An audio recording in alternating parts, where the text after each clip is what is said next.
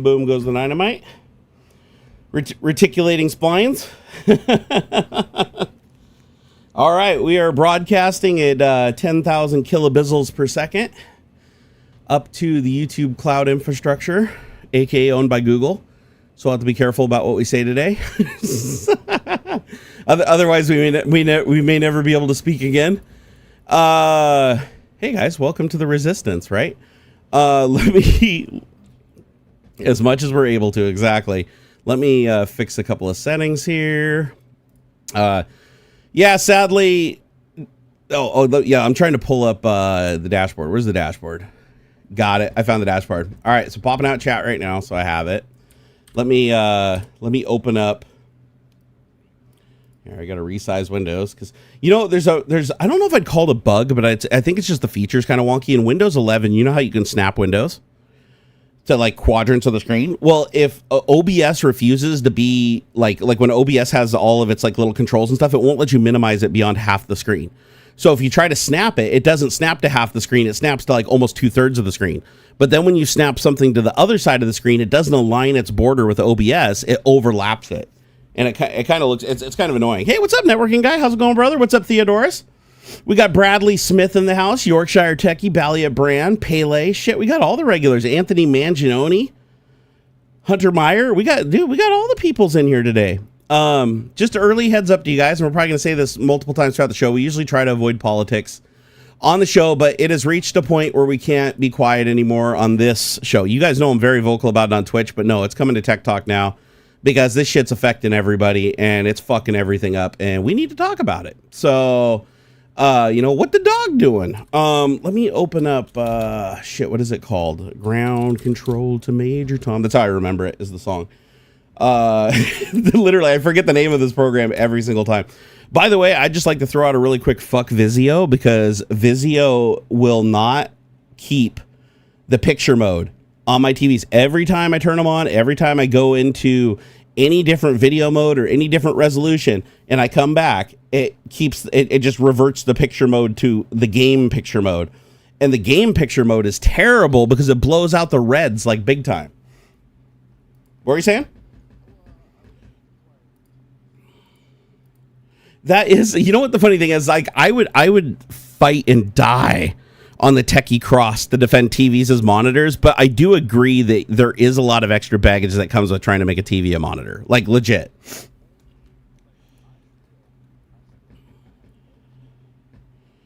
Yep.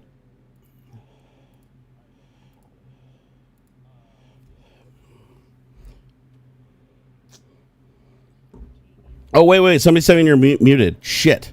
Hold on. Oh, shit.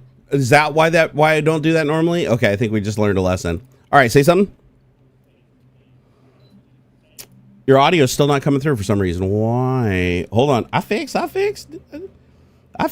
a weird thing. I hear you twice. Okay, hold on. We're trying to fix him right now. So let me grab his here. I'm going to click on Control Audio via OBS. Okay, say something. Say things. Say something again. I'm saying more things. Okay, they should be able to hear you. Some stuff. I got some things to say. Okay, keep talking. Haven't heard AuxX's whole. Well, they're delayed, of course. So we're just gonna. There we go. It's fixed. Okay. It's fixed. For some reason, crying in a bucket. For some reason, it wasn't mixing you into the desktop audio like it normally does. So I had to break you out to your own audio channel. I've never had to do that before. I wonder if that's something that got changed in the latest OBS because I just updated OBS recently. So, sure. Normally what I do is in Video Ninja, I pull in Aux. And then he gets mixed into the desktop audio feed because he's basically coming through a web page. Yep. And for some reason, the audio coming through the web page was not mixing into the desktop channel for OBS. Weird. I don't know why. So that... Because China is trying to stop us. China's trying to stop us, man. They're shutting us down, bro. Everything's getting shut down. Yeah, Tech Talk isn't Tech Talk without tech issues. It's absolutely true. It's absolutely true. You cannot have a Tech Talk episode without some tech issues. All right, so I got my viewer activity up. Oh, yeah, I should probably tell people we're streaming. If you guys wouldn't mind doing that, we'd really appreciate it. Yeah, go tell your mom. So go tell your mom. Oh, hey, Anthony Mangione already on it, man. Good job. That's right. Bro. He already he's already putting it out there. Hey, live, come and join everything. He put the whole shebang in there. You know what? I'm gonna directly steal that. I did too. Weird. I tried to copy it and it's pasting as HTML. Why is... What the hell? What is going on with stuff today? This is weird, dude. All right, we're done. Thanks everybody for stopping by. Take it easy. It was great seeing you. Everything's broken. No, this is so freaking weird. Like I pasted it. Like normally you just grab it and you copy in the text, from the browser. Just grab and drag, copy, and then take it in a notepad, paste it or whatever, and then it's just the text, right? Yeah. This time I copied it and I pasted it. It's the HTML with like all the CSS and everything embedded. I'm like, did they just recently change something in Microsoft Edge to do that? I was like, I ain't never seen that before. That's bizarre. It's a little bizarre. Okay, let me make sure this link works though, because I think it may have been shortened by the Twitters. Let me see. Is it? Okay, cool. It works. Cool. All right, so stand up for democracy. Bad. Let's see here. Bad. Tariff effects. Google withdrawing AI pledge. Oh, it got truncated. And then what was the last thing? Oh yeah, Stargate AI program. I'll do satellite. All right, there we go. Now we've got okay, our live come and join. Let's see here. Tech Talk is live. Come and join. All right, cool. All right, so I created a tweet. I'm going to send that out right now, and then I'm going to go over to Blue Sky. By the way, if you guys aren't on Blue Sky, would you please get on Blue Sky? bsky.app. Seriously, we need to get the fuck away from X as fast as possible. I can't leave X until I get my audience moved over. About 105,000 people. I've only moved about 3,500 so far. It's a slow process to move people from one platform to another, but Elon has been doing so much damage lately that people are really receptive to the idea now. So it's like a good idea to start moving people. So I'm gonna work on getting more people to come over. So you're gonna see a lot of the stuff that I post on X moving forward is going to be to move people to this platform, like clever and creative ways to work around the filters that Elon's put in place to prevent people from promoting any other network or linking to any other thing he doesn't like. So we just have to outsmart his AI, which isn't really hard to do because his AI is so far behind everybody else's in every single possible way. Grok is such a piece of shit. I'm not even just saying that. Like, just use it yourself. You'll come to the same conclusion. Grok is garbage. It's absolutely garbage. It's like in last place of all the mainstream cloud AIs. Most of the AIs you can download in LM Studio and run locally on your own computer, including the China, what's the China one? DeepSeek. So even DeepSeek can run locally on your computer. Yep. And DeepSeek kicks the ever-living shit out of most of the cloud AIs, which is pretty crazy. However, I will make a distinction that a lot of YouTubers haven't been, that's been confusing people, is the DeepSeek AI that you use in the cloud is 450 gigabytes. The actual training data is 450-ish gigabytes. When you download the local model, it's only about 8 gigabytes for the big one, and then some of the other ones are smaller. So don't expect the same level of performance, okay? Like the one in the cloud is like infinitely more powerful and more well-trained than the local ones. However, you'll be pleasantly surprised with the local ones. I've been doing some coding with them. Not bad. Not bad. But I would not recommend, and I can't iterate this enough, will not recommend. I have to give an advisory. Do not put anything of value into the cloud DeepSeek AI, okay? The DeepSeek AI is there for one reason and only one reason, and that is to gather information for their training. If you put in personal shit, they're going to use it to train their stuff. So just know that. Or Aux, who thinks everybody has everything. The whole world's falling apart. They do, though. Come on, man. Not everything. Come on. Yes. Some of us are a little sneakier than others. Come on. Well, you think incognito's hiding you? You think your VPN is actually saving you and actually hiding your information? Yes, actually. You know why? Because I picked the one VPN based in Panama that hates the United States of America, and they hate China too. So it's still gotta get from here to there, right? And how many bounces does it take to get to the VPN server you're attacked? No. To be fair, but it's encrypted. So, and as far as I know, well, actually, if the government, let's be honest. Hold on. I want to be clear here. If they broke SSL encryption already, like in real time, like where they could just do deep packet inspection on every single bit of traffic going over the internet, if they had that capability right now, I would already be arrested. I would already been killed a long time ago. Like just for my shit that I say in Signal and stuff like that. Like there's so I'm pretty confident they haven't broken SSL encryption yet. At least not in real time. I'm sure with that. I'm sure with enough resources and stuff, if they're targeted and they suspect you and they gather packets specifically from something you're doing that they know that you're doing, and with a little bit of magic and a little bit of stuff here, and honestly, it's probably easier for them to just backdoor your computer. Let's be honest, like 90% of the computers in the United States, like from people that aren't major geeks that understand exactly how everything in a computer works, they could have a backdoor on their computer and not even know it. Yeah. Like, do you remember when I can't remember the name of the operation, but I think it was like Anonymous or something leaked. This was years ago. They leaked like 13 exploits in Windows that have been there since Windows XP that the government actively had tools, and they released the source code to those tools. It's on GitHub somewhere still, even to this day, where they released the source code for all 13 exploits, and they still worked, even in the latest version of Windows. And this was all the way up to Windows 10. This is before Windows 11. But all the way up to Windows 10, every one of these Windows XP exploits still worked, and like 5 of the exploits gave the remote person who used that code full access of your machine, like being completely masked. So if you're telling me that these tools have been sitting there for, like, I think at the time they said it was like 13 years or something like that, these tools existed on the share inside this government agency, inside, I think it was the CIA. Do you really think that nobody used that tool inside that agency to like go surveil and backdoor their friends' machines and people's machines at random, and just some person on the internet that beat them at Halo that they got pissed at? So the fact that Windows was so vulnerable for that period of time and had so many backdoors, there's no way that China had full access to review the Microsoft source code. Microsoft source code gets released to all the heads of government. I believe Russia, China, who was our other big company? I think it was Japan. All these countries that use Windows in their governments require that Microsoft hand over the full source code, like nothing redacted. They have to hand over the full source code, and the government signs an NDA saying that they're not going to divulge any of it, blah, blah, blah, blah, blah.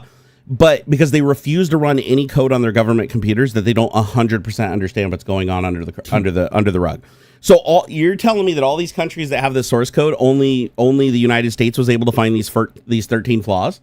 I don't believe it. Right. I believe if the U.S. was capable of finding those flaws, so is everybody else. So what I'm getting at is, don't be surprised if your computer isn't already backdoored and you're not already being monitored. I mean, there's a very good chance that you probably are.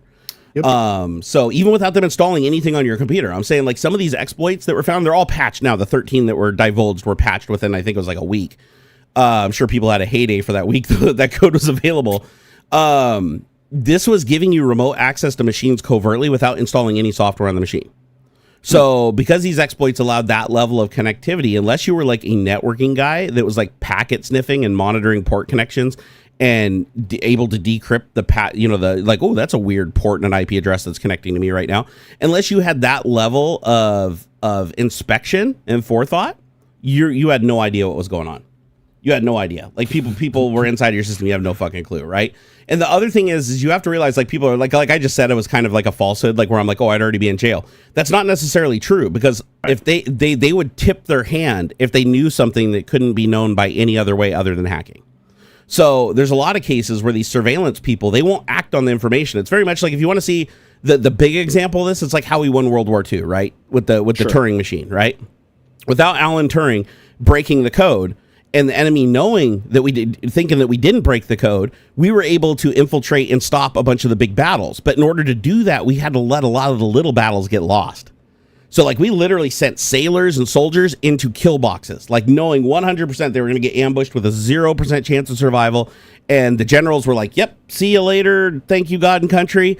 And they went into these battles thinking that they were really going to survive and they were going to win and prosper. And the reason they did that was so that the enemy would be like, well, if they had our codes, there's no way they would just let their people get slaughtered. Right. So because we did that, we were able to stop the bigger battles, right? We were able to pick our battles. And it sounds fucking terrible. Like, every time I hear about it or I read about it, I'm like, man, that's disgusting. Like, we've done some really disgusting shit. But if we didn't do that, we wouldn't have won the war.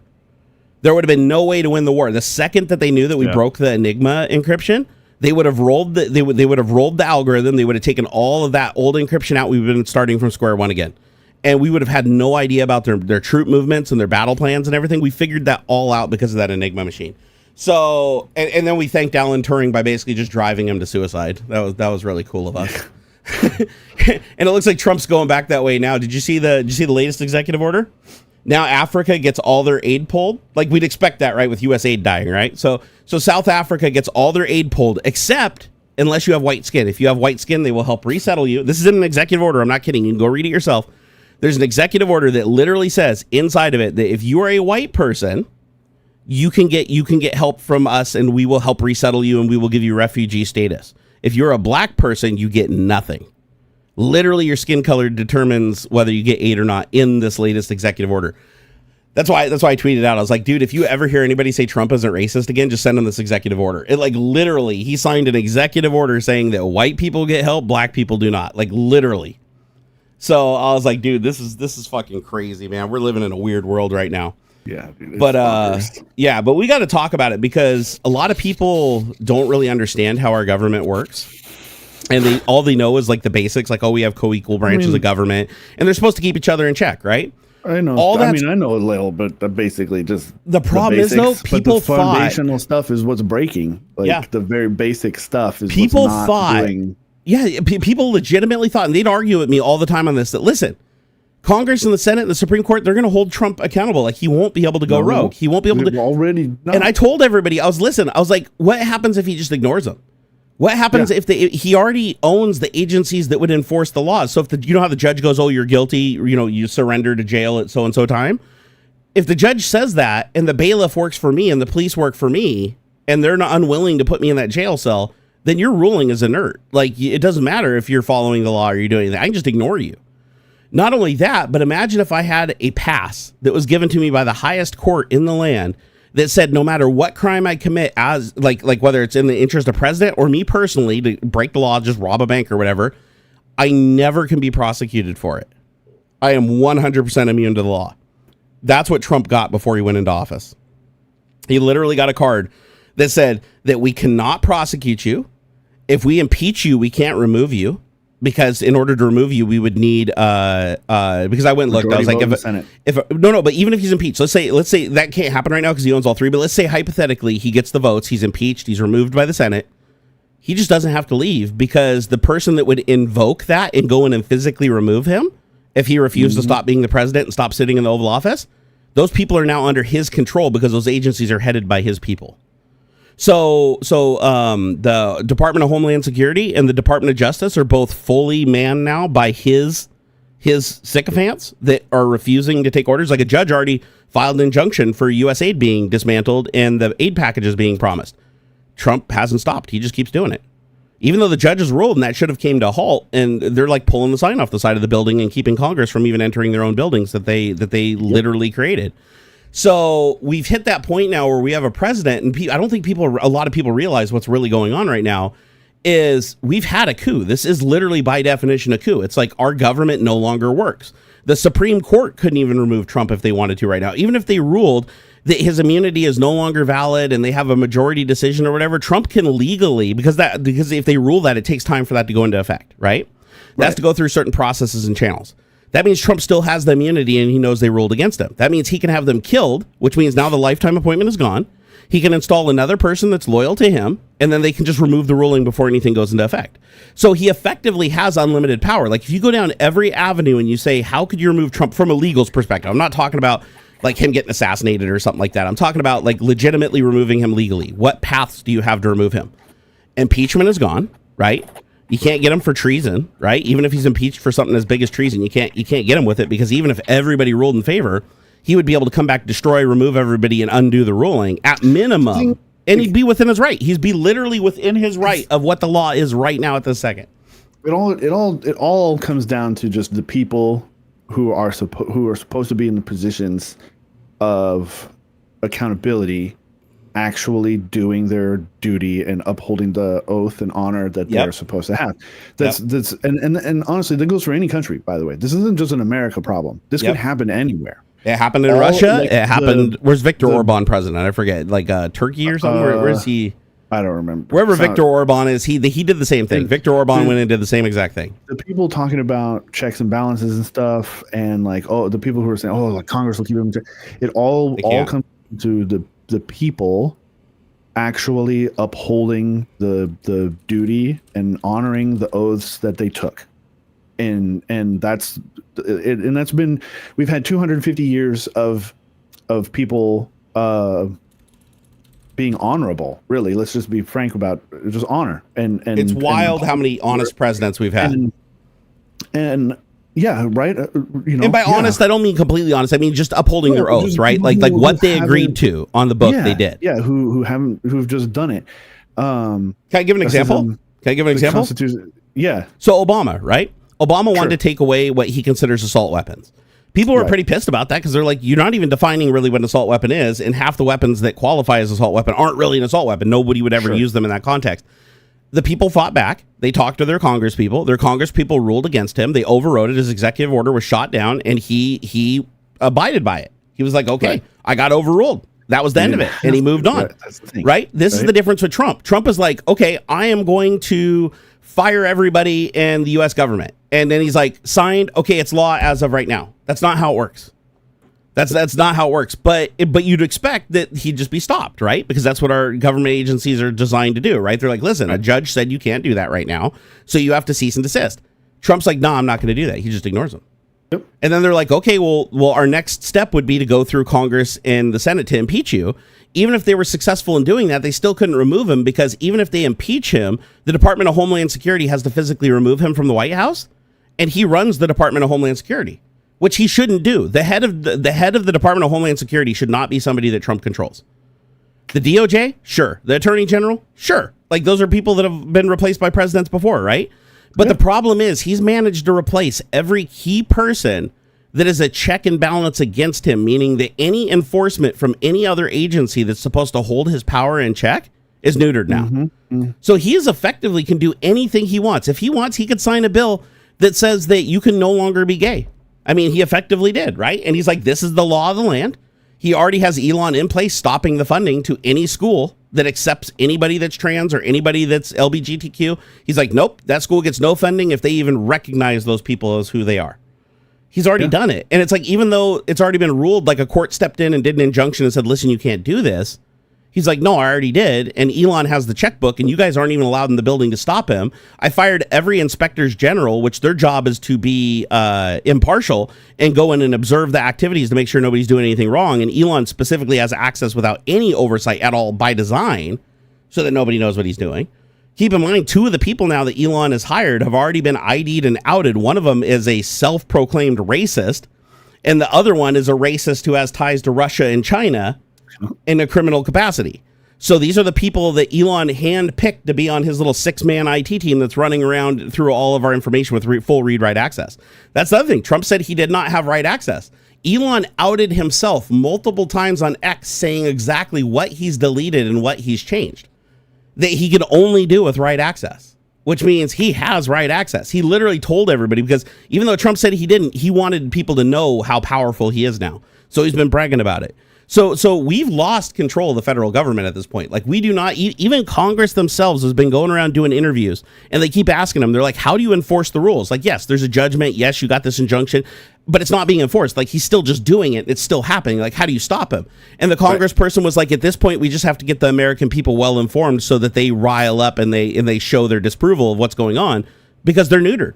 They can't raise any bills in Congress or the Senate. Like, I don't know if you saw, but like one of the candidates was like, I'd like to bring in Elon Musk. As soon as they said his name, everybody was on the microphones. Rob, shut up, you can't say that, blah, blah, blah, like trying to overpower her speech for like 5 minutes. Oh, because they will not take anything that has to do with Trump or like the only bills that they're willing to even entertain. And even in the committees, just any subject they're willing to entertain are things in favor of Project 2025. If it's not in favor of Project 2025 and advancing Trump's agenda, they're not interested. They won't touch anything. And it's very hypocritical. So, but we expect that, right? Depending on whoever the majority is, usually the majority pulls power and tries to shut down the other side a little bit, right? That's always historically been the case. The problem is there's no power. Like, Congress and the Senate are doing nothing. They're purposefully just sitting there on their hands, and all they do is just stand up in front of the microphone and talk about how good Trump is, and then when somebody else stands up, they just ignore him, right? And then they do nothing. They do nothing. They can't do anything. They've done zero legislation since he's been in office, because he can just executive order everything and the Supreme Court just ignores it and it goes into law 10 seconds later. Like, that's not how that's supposed to work either. But like, so fucked up, man. It's so fucked up. Oops, I meant to say something. No worries. The male mind. Well, it's just I tagged somebody in the chat and then hit enter without actually finishing my typing. But it all just comes back to the people, man. It comes back like they can complain and yell and scream all they want. Like the one dude standing in front of whatever building that was, the Department of Education or something. It's one dude. It's one guy just standing there. Why didn't anybody just push him out of the way and walk inside? Like, what is really stopping these people? To be fair, Department of Homeland Security was literally behind the door with armed agents. Okay. Are they going to start shooting senators? Yes. I do believe that if Trump has controlled them enough that they've abandoned. That's what I'm saying. That's what I'm saying. If the Department of Homeland Security, the people that are supposed to uphold all of our laws, all of our federal laws and our constitutional laws, and the Supreme Court, when they make a ruling, they're the ones that enforce it, right? If it's against another agent of the federal government. So they're all working for Elon now. Like literally the Department of Homeland Security, fully armed Department of Homeland Security people are inside the building, keeping out the senators that are the ones that legally have access to that building because Elon doesn't want to be disturbed while him and his guys go flipping through all of our data and changing shit without telling anybody what they're doing. We just have to trust Elon in whatever Elon tweets is what he's doing because we have no way to see what he's actually doing. He has no oversight at all. Drives me nuts that there are people out there who are like, oh, you don't want somebody holding these people accountable and blah, blah, blah, and like all this stuff. And it's like, why do you trust this guy over anybody else? Yeah. What is the definition of the deep state? It's happening right now. Your definition of the deep state is the swamp and the deep state. That's exactly what you're seeing right now. Your definition of that has come true now. To its fullest extent, by every possible word of the meaning of what you think it is, like that you've said in the past that you've defended, everything that Trump said, he lied about. He just got power, and as soon as he got power, he fucked everybody. Like he is not doing anything he promised to do, not a damn thing. Oh, by the way, you know the mass deportations? Did you see the numbers? So the mass deportations that he promised everybody, to get all the racist people to vote for him. Yeah, they're on par with Biden's numbers. He still hasn't even exceeded Biden's daily numbers for exporting people. So he's claiming it's the biggest mass deportation in history, and he can go and say that because he's allowed to lie to the American public. Like that's something the president actually does have an ability to do. Like he can say anything he wants. So he's telling everybody there's this mass deportation thing, and they're going and ripping all these people out of it. It's like no, they've been highly unsuccessful, and it's crazy. It's absolutely crazy. The dog's like, rah, rah, rah, rah, rah. Oh, this is going to feel good. Hold on here. We'll do we want to do 24 hours? No, hold on. Somebody's message got hidden, but they think other people can see it, but they can't. There we go. Hide user on this channel. They're gone. Okay. Yeah, no, we're modding with an iron fist today. Fuck that. You put a dictator in office. Well, our stream just became a dictatorship. So if we don't want you here, you can fuck the hell off. It's that simple. No, I just banned somebody. Their message was hidden from everybody, but they said some fucked up shit. So I was like, you're out of here. That's one. Okay, there's somebody else too. I want to see. Yeah, no. If anybody steps out, nuke them today. Same thing goes for mods. If anybody steps out, go ahead and nuke them today because these fucking Trump voters put us into this situation, and I'm not going to tolerate them at all anymore. They're not useful. There's something interesting I encountered when I was in South Africa for a bit. Right. Oh, that's right. You were just there. Holy shit. It was like in August. No, but August, but yeah, like last month. So interesting thing. So I've learned I haven't been very many places. I've been to Mexico a bunch of times. I've been to South Africa. We spent a little bit of time in Europe. What I've found, all governments are corrupt to a certain level. Okay, from your local fucking city people all the way up to the very top. 100% agree. 100% agree. Everywhere. Everywhere's a little bit corrupt to a lot of it corrupt. Yeah. Okay. I think it's just something you accept as part of government. There's going to be some corruption. Agreed. It was interesting thing to learn in South Africa. So this is in two parts. So when we were in South Africa, it's the actual country, South Africa, we hired a guy to take us around on a little private tour of different places and things. And we were talking about, of course it comes up because this is just prior to the election, government stuff comes up. And he had it was interesting to hear his perspective on his local government, the country's government. He said that he would prefer the white people, racist people, the white people in power, because despite them being corrupt, they were corrupt in a way that still benefited everybody. Yeah. He's like just recently before, when there was a lot of white people in power, they were corrupt in the sense that like they would give like contracts to their buddies and things like that and that kind of a thing, right? Yep. But the thing is, their buddies would still actually do the shit that they were contracted to do, right? Like, okay, so you give preferential choice to my cousin's uncle construction company to build the hospital. The hospital still... I'm so sorry. No, you're fine.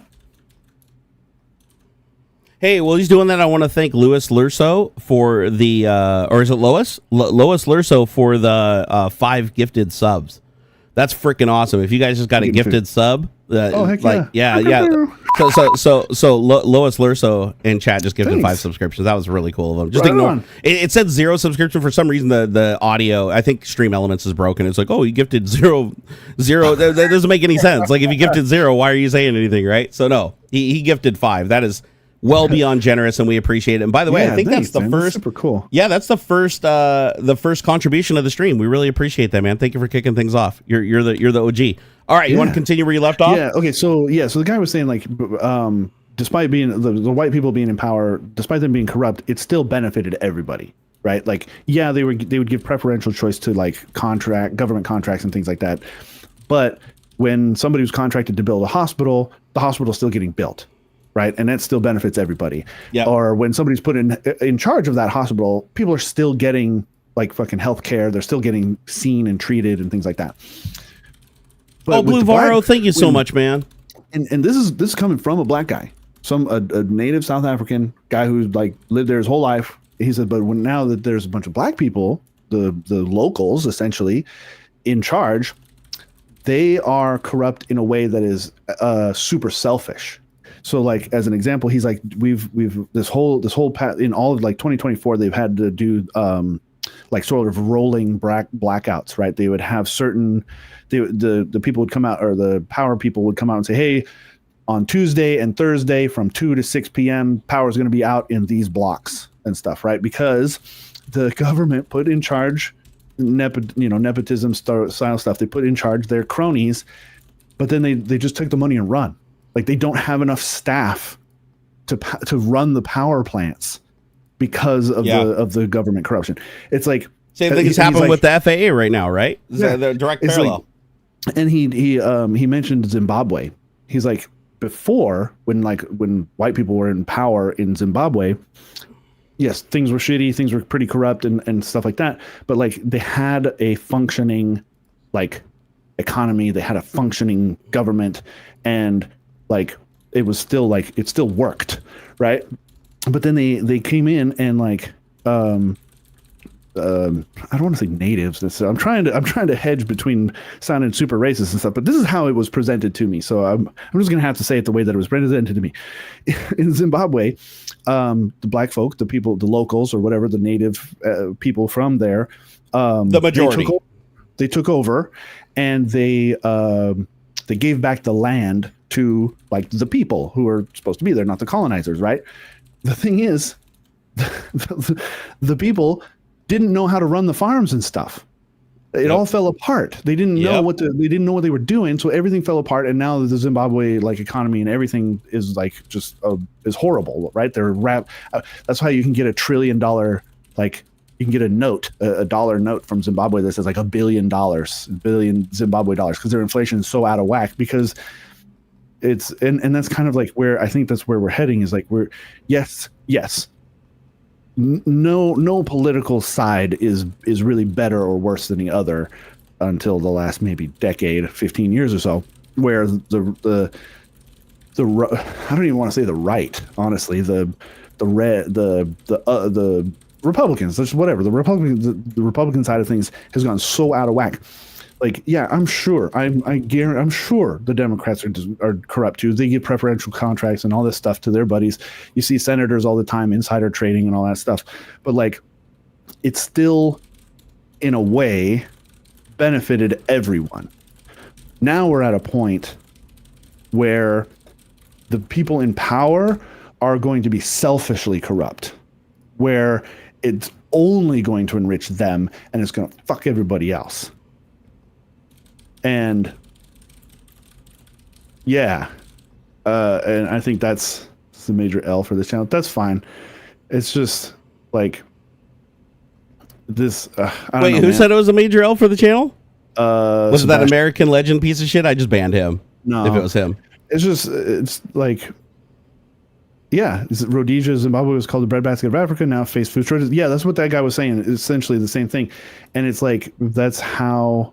And he said like it's because like the people in a sense kind of took it all back and tried to and gave the land that was taken by colonizers and stuff. They gave it back to the people, but the people didn't know what to do with it.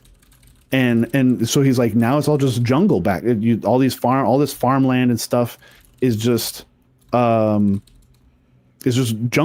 and stuff, and the whole place is just all falling apart because, and it's like there is a point where, and it's funny, we went to Namibia, which is really close to South Africa as well. They joked around and said it's like the 12th province of South Africa. It's basically like culturally the same. There's really no difference between Namibia and South Africa. But even in South Africa, it's the same kind of deal. As whack and corrupt as maybe the white people were, when these other people have come into power, they just are like sucking it dry, like, and it's not. It doesn't help anybody but the people in power. Yep. And I feel like that's kind of where we're at now. Is like, yeah, it's been pretty corrupt. It's been pretty whack. The government's been in the pocket of the military industrial complex and all this stuff and lobbyists and the billionaires and all this stuff for decades. Like, let's be real. Like, I agree. It hasn't been really good one way or the other. I mean, one side has tried to be a little progressive in the sense of in social stuff and whatnot. Anytime people have power, there'll be corruption, but that's why we have the government we do. That's why we did the experiment that we did, right? That's why we did things a little bit differently for these last 200 or so years, right? The reason that we do it the way we do it is to make sure that if any one or two branches become corrupt, you always have a third and actually technically a fourth that can rein it in, right? So we never anticipated that we would have a president that could use his first term to completely dismantle that system from the inside to the point where his second term, within a week, he could finish it off. Trump has replaced people he legally can't replace. Like, he's literally installed people he literally can't install. Like the Constitution forbids it, but the Supreme Court will not bring it to the floor, no matter what. They won't. The Congress won't bring it to the floor, and the Senate won't bring it to the floor because he owns all three. A president isn't supposed to have control of everything, right? And even if they do have control of everything, they shouldn't have control of the justice departments that enforce the laws, right? Because the laws of the people, whether I agree with them or disagree with them, they're the laws of the people when they're formed by our representatives, right? If the majority of our representatives rule in favor of something and we elected those representatives, yeah, that's on us. Fair point, right? Fair play. We vote them out next time if they're a shithead. However, in the case of the president is supposed to execute the laws that are created in Congress and the Senate. Like, the president's job isn't to create law. This president, though, has bypassed and replaced the heads of the departments that would hold him accountable so that nobody can hold him accountable. And by doing that, he doesn't have to listen to any court ruling. He doesn't have to listen to any legal filings. He can't be sued. He literally can't be sued. He's unsuable now. Like, you can file a lawsuit against him, but the end result is you will get nothing, and he will never spend a single day in court.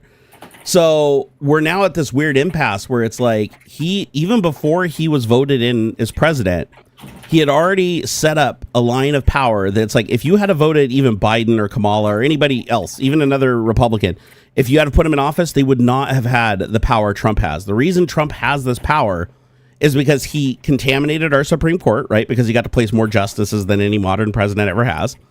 And he used that majority that he created that was loyal to him, made up of people that shouldn't have been there and never should have been confirmed. If you watch the confirmation hearing, none of them are even remotely qualified to be there. And so they are there for one reason, and that is to do what Trump tells them to do. And Trump was like, tie up all my personal federal cases against me, make sure that they can't do the case until the last possible minute, make sure they can't do the ruling till the last possible minute, and grant me immunity. And they gave him all of those things. Mm-hmm. Like uncontested. They're just like, here, have them. Even though all of the other justices that didn't have a conflict of interest were like, this is a problem. We probably shouldn't give him this level of power because a president needs to know that he can still be held accountable for things, right? He still needs to know that impeachment means something. He needs to know that there are punishments for treason. Like, a president does have to have some fear that he can't just become a dictator in a democracy, right? So as soon as they granted him that immunity, it was gone. Like, he can now just choose to ignore anything. He can choose to do anything he wants. And anybody that refuses his order gets removed because he owns the departments that enforce rules. So he'll have the Department of Homeland Security or the DOJ walk in and remove you from your post when Congress is the only person that can hire or fire you. And so what are you going to do? Fight the fucking armed guard that comes in that Trump owns? You're not going to, right? So, and then he installs this person. It's all just comes back to the people who are in the positions to actually do something, If it comes down to, like you were saying, the Homeland Security people, armed security in the lobby, are they really going to shoot somebody coming through that door? Are they really going to shoot a senator who's coming in to the building? Are they really going to start blasting citizens? It's going to come down to the individuals who are there to start making choices.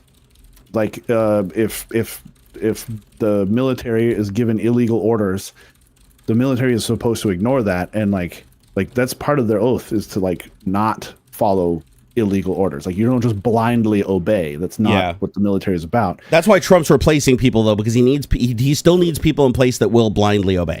Yeah, like without that, he can't do what he wants. That's why I'm glad I'm seeing there is a lot of people not listening to these letters of being fired and things like that, because that's not how it's supposed to work. Like, there are rules in place that are supposed to remove, like the FEC chair lady, right? Like, you don't just send a letter and say, "Oh, you're fired." This isn't The Fucking Apprentice. There is a process, and again, who's going to do it? Who's going to stop her? Who's going to stop her? If you're going to follow the rules that is being told by this way, I don't know, man. You know what I found weird is if you go back and study pre-World War II politics in Germany, he's literally like step by step. Like, the Project 2025 is basically Hitler's manifesto, just swapping out Jews with everybody else that's not white, right? And if you look at what Trump's done by dismantling the government, by taking down all these agencies out of step, that's exactly what Hitler did too. You want to know what department Hitler targeted immediately? Their education department. Like, literally, the education system in Germany was like his priority target, because he knew that children need to follow the curriculum that made them raised to believe he was a god leader. And now you have Trump saying that he's only going to allow funding for schools that do his curriculum. He didn't say a curriculum that's scientific or a curriculum that's accurate. He said he's going to approve the curriculum. The dumbest guy in the fucking world who's a criminal is going to approve the curriculum that our kids have to be educated on? That's the thing. The Department of Education doesn't set curriculum. Right, they don't. They never have. It's a local thing. It's always been a state thing. But now it is. What, like, state testing. Texas doesn't have the same fucking state standardized tests that Washington does.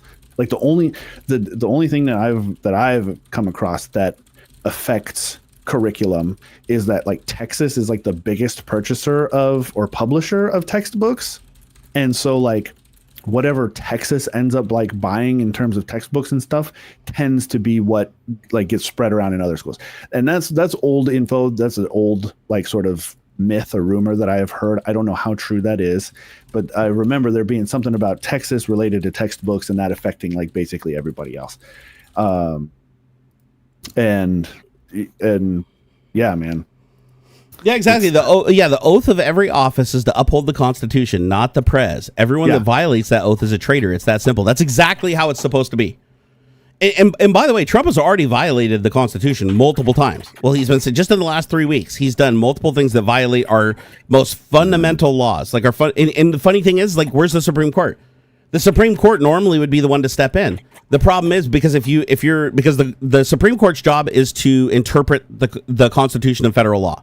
And that's why they were able to give Trump unlimited immunity, because they just misinterpreted the Constitution, right? The Constitution literally says a president should not have godlike powers.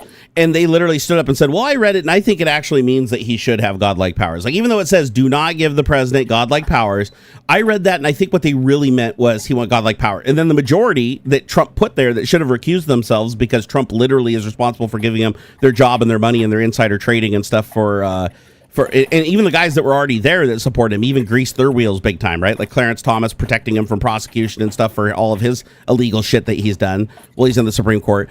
But these guys all go, oh, I agree. We all agree that the Constitution says that Trump should basically be a god. Well, then why do we even have a Constitution? What's the point of having a Constitution if we're just going to have one leader that dictates everything and changes the federal law at will?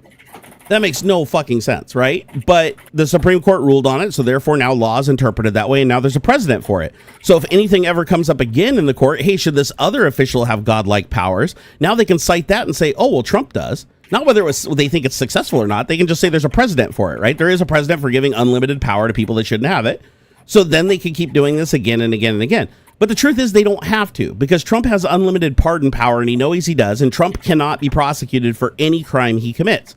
That means that he can make anybody do anything, or he can compel anybody to do anything in the government or outside of the government with no punishment to himself legally whatsoever, right? And he can preemptively pardon the people that are committing the crimes. Imagine if you had that level of power. Imagine if you could just imagine you're in a country where a guy runs against you named Alexei Navalny, and he's actually pretty successful, right? And he's actually kind of gaining on your coattails, and he becomes the people's hero. Now, all of a sudden, you just have him picked up and thrown in jail and called a traitor, and then he suddenly slips and falls and dies, right? Like that's how you handle that. And then everybody's like, well, it's clear you murdered him, because we have like 20 other cases where you've murdered people and thrown them out windows in other past elections. So, and Putin just smiles and looks at the camera and goes, oh, no, I didn't do it. No, I didn't do it. He's proud of it, right? He's like, oh, it doesn't matter if I did or didn't. Ha, lol, you can't prove anything. So he can't be charged because he has unlimited control of his government, and everybody rules in favor of him. Because if they don't, they go to jail or they lose their seat. See, the funny thing is people think that, just because Russia isn't a democratic government, that they didn't have any kind of democracy on anything. It's not true. They actually vote on a lot of things. There's a lot of things that are voted on in government, or at least there were before Putin, started changing that. But now they all vote with Putin. Nobody's ever voted against Putin en masse, ever. Anything Putin wants to do, it doesn't matter. If he wants to go to war with another country, all the equivalent of the Joint Chiefs and all the equivalent of their Congress, or I forget what they call it in Russia, they all just vote with Putin because they're afraid of being killed. They're afraid of having their families thrown in jail. So even though there's the illusion of democracy, there is no democracy. The democracy is long dead, right? The people have no power.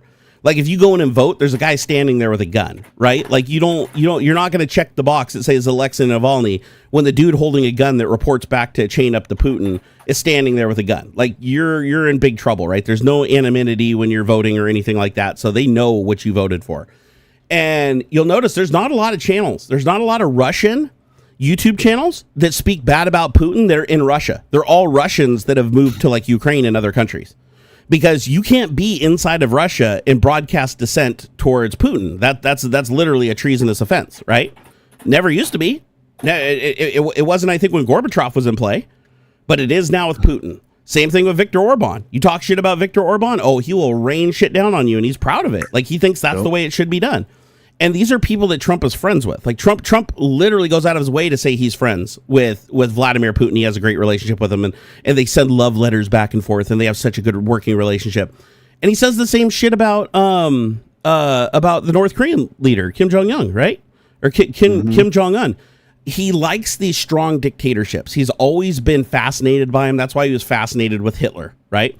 That's why the only book he's really read wasn't the Holy Bible. It was Mein Kampf, right? He liked Hitler's speech writing. He liked that he was this really, one thing Hitler is known for is being very emotive, right? He's very animated when he speaks. He's very hyperbolic when he speaks. He speaks in like absolutes with absolute confidence. These are things that Trump does at his rallies, right? And always has. He's mirrored that. Like he's learned that directly from what he takes from Hitler's speeches. He loves it. He thinks it's great. And it's worked well for him. It's riled up the people, and it did the exact same thing it did for Hitler, right? Turning neighbors against each other, dividing the nation, and creating a distraction while he grabs power. And that's exactly what he did. Do you think Hitler was elected? No, he lost the election. He absolutely lost the election. He actually got power because he convinced the person that beat him in the election to give him power because a lot of the people liked him and thought, they liked his ideas. They liked the way he talked, right? And when he got just enough power, he punted the other guy and took control. And then he killed everybody else that was in opposition to him in the government that could step in and potentially stop him. once you do that, you really can't do much. Like the good news is we have a different situation here. It's not a 1-to-1, right? What Trump is doing, trying to mimic Hitler in the federal government, is very similar. Like there's the parallels are like uncanny, right? However, the difference is that we have a lot of states that have different political alignment, right? And these states have their own governments and their own laws, and these states even house the military.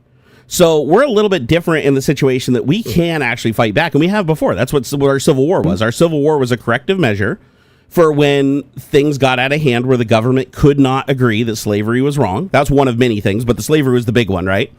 They couldn't agree it was wrong, so we couldn't get on the same page. We couldn't find a compromise. We went to war. The victor of that war won, and democracy was restored. And then they compromised. Then they compromised. Burned it all, and that's part of what's got us to this point. Is it should have been wiped off the map, the way the Germans did it. Exactly. Oh man, you got him before I could. Was that you that got the D guy? I responded to him. Oh, it said I didn't. It said his message got deleted, and then I did it again, and then I hit him from the channel, but somebody else got him before I did. Good. So well, yeah, it wasn't me. Yeah, no, mods, knock yourself out today. If you see people in here, like, honestly, I don't give a flying fuck what you say if you support Trump right now. There is if you support Trump, you are anti-democracy. You lied about every fucking thing you did about patriotism and thinking that you value our Constitution. No, you are a traitor at this point if you still support that fucker. The core of it is like, it used to be that there was disagreements in policy, right? Like, oh, we shouldn't spend money on this thing, or we shouldn't spend money on that thing, or whatever. Like I remember early, late 90s, early 2000s and stuff like that. One popular vote electoral. Okay, so but nobody's arguing that.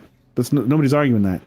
It's now. I want to be clear. Trump is not leaving office. He can't. He physically can't. Like, you sit down with me and tell me how he can leave office without being punished for treason at this point.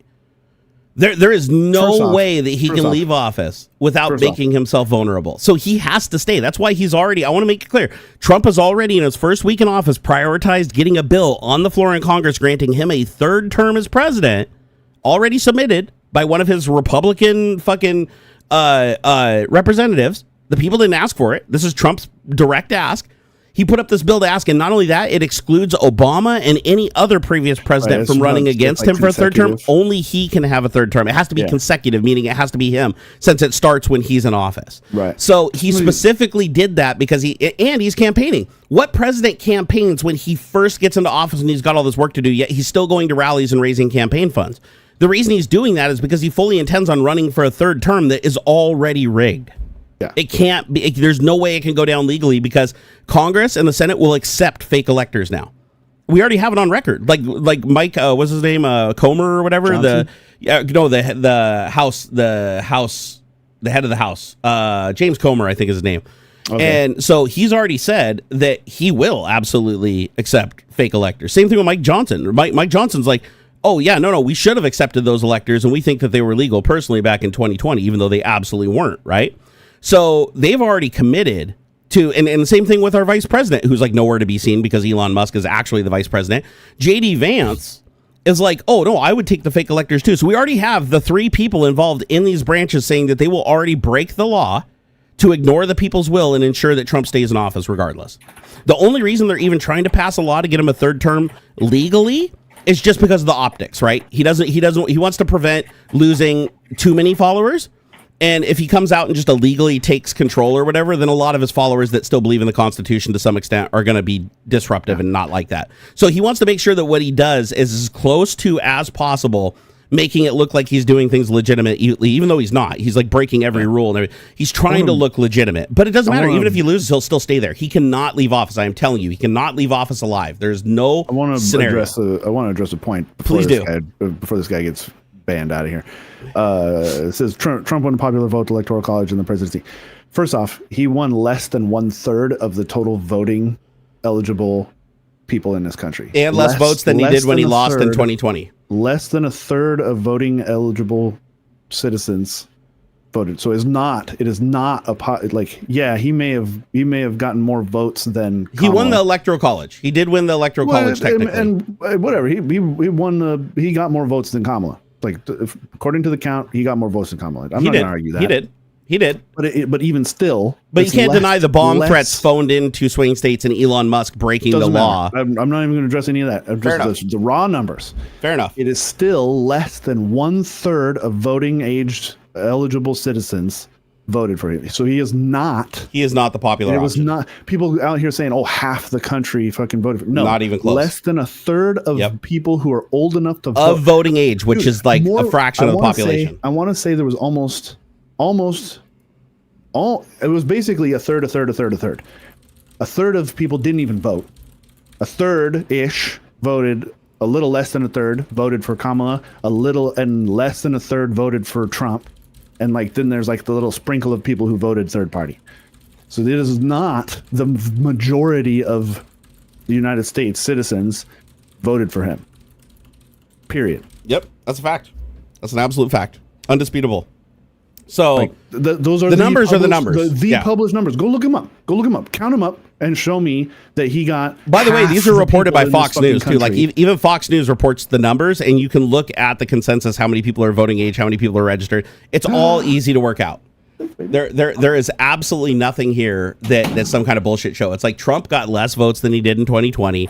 He did not even come close to winning the majority. And the states that usually decide the election when it's close were contaminated by Elon Musk fucking around. And he knew it too. Elon even said, do you guys not remember when Elon, during 2 interviews and a post on X, he said, and I quote, "If Trump doesn't win, I'm going to jail." Yeah. He literally said that because he knew he crossed the line, because he was even warned. The federal government warned him multiple times and said, listen, buying votes is illegal. The fact that you're only doing this in swing states and you're specifically only targeting these specific areas and you're doing a lottery, which is giving a person a chance to win in exchange for changing their mind in your favor. That's scary. That's like, you can't fucking do that. So Elon knew that he was going to jail. So Elon doubled down. That's why he was like, $1 million a day. We're going to do this. And he was like on every network, doing every interview, paying for every ad spot he could in those areas. He needed to get Trump to win. And he did. And I'm not going to say that Elon made him win by like a huge margin or anything like that. I'm just saying Elon did tilt a scale in a very close election, right? He did put his thumb on it. But the problem that I have is not that Trump won the election. My problem is that Trump is not following the constitutional law and the oath that he agreed to. Even though you could argue he didn't put his hand on the Bible, and maybe he purposefully didn't do that because he knew he fully intended on breaking the law. And plus, I don't think he'd want to touch a Bible because he's atheist. He's not Christian. He's never been religious. He doesn't believe in the 10 Commandments. I mean, clearly. So he just uses it as a vehicle to bypass people's common sense, right? Religion largely allows you to use faith to replace common sense. That's what you do. You say, hey, God picked me. Now people are all of a sudden like, you know what? It doesn't have to make sense anymore because now he's in the faith lane. So he knew that was, and by the way, Elon Musk is hugely against Christianity and is like a massive fucking atheist. And now even Elon Musk is like, oh yeah, we're going back to a Christian nation. That's fantastic. That's a great idea. And he wants to destroy the Department of Education. That's funny. What did Hitler do when he took control? Oh, he pushed Christianity as the religion of the land. What does Trump do? Sign a bill saying bringing Christianity back as the religion of the United States. We don't have a religion. We're an immigrant nation. Like the whole point is freedom of religion. He just literally signs an executive order. It's like, no, Christianity is the religion of the land and every other religion can be persecuted now. I was like, holy shit, what's going on? And Elon's just like sitting back like, oh, now I agree with this shit that I totally didn't agree with before because he's a fucking liar. But my problem, again, I want to be clear. My problem isn't that Trump is president. I didn't want Trump to be president. That's clear. But my problem isn't with him being president. My problem is with him completely circumventing the entire Constitution, not following any of the federal laws, completely ignoring the will of the people and the people's representatives, and causing so much damage so fast because we can't enforce any of these laws at all against him. Like he has deconstructed the part of the government that is required to hold him in check. Which, by the way, his first term, he was held in check because he knew when he came out of office, he would face consequences. People in the cabinet and stuff like that and all that jazz were like at least whispering in his ear to knock it off. What I get pissed is when people tell me, oh, he already did this the first time. Like, he's just doing the same thing again. No, he isn't. This is nothing like the first time at all. If you go back and you look at his first term, what he's doing now is nothing like the first time.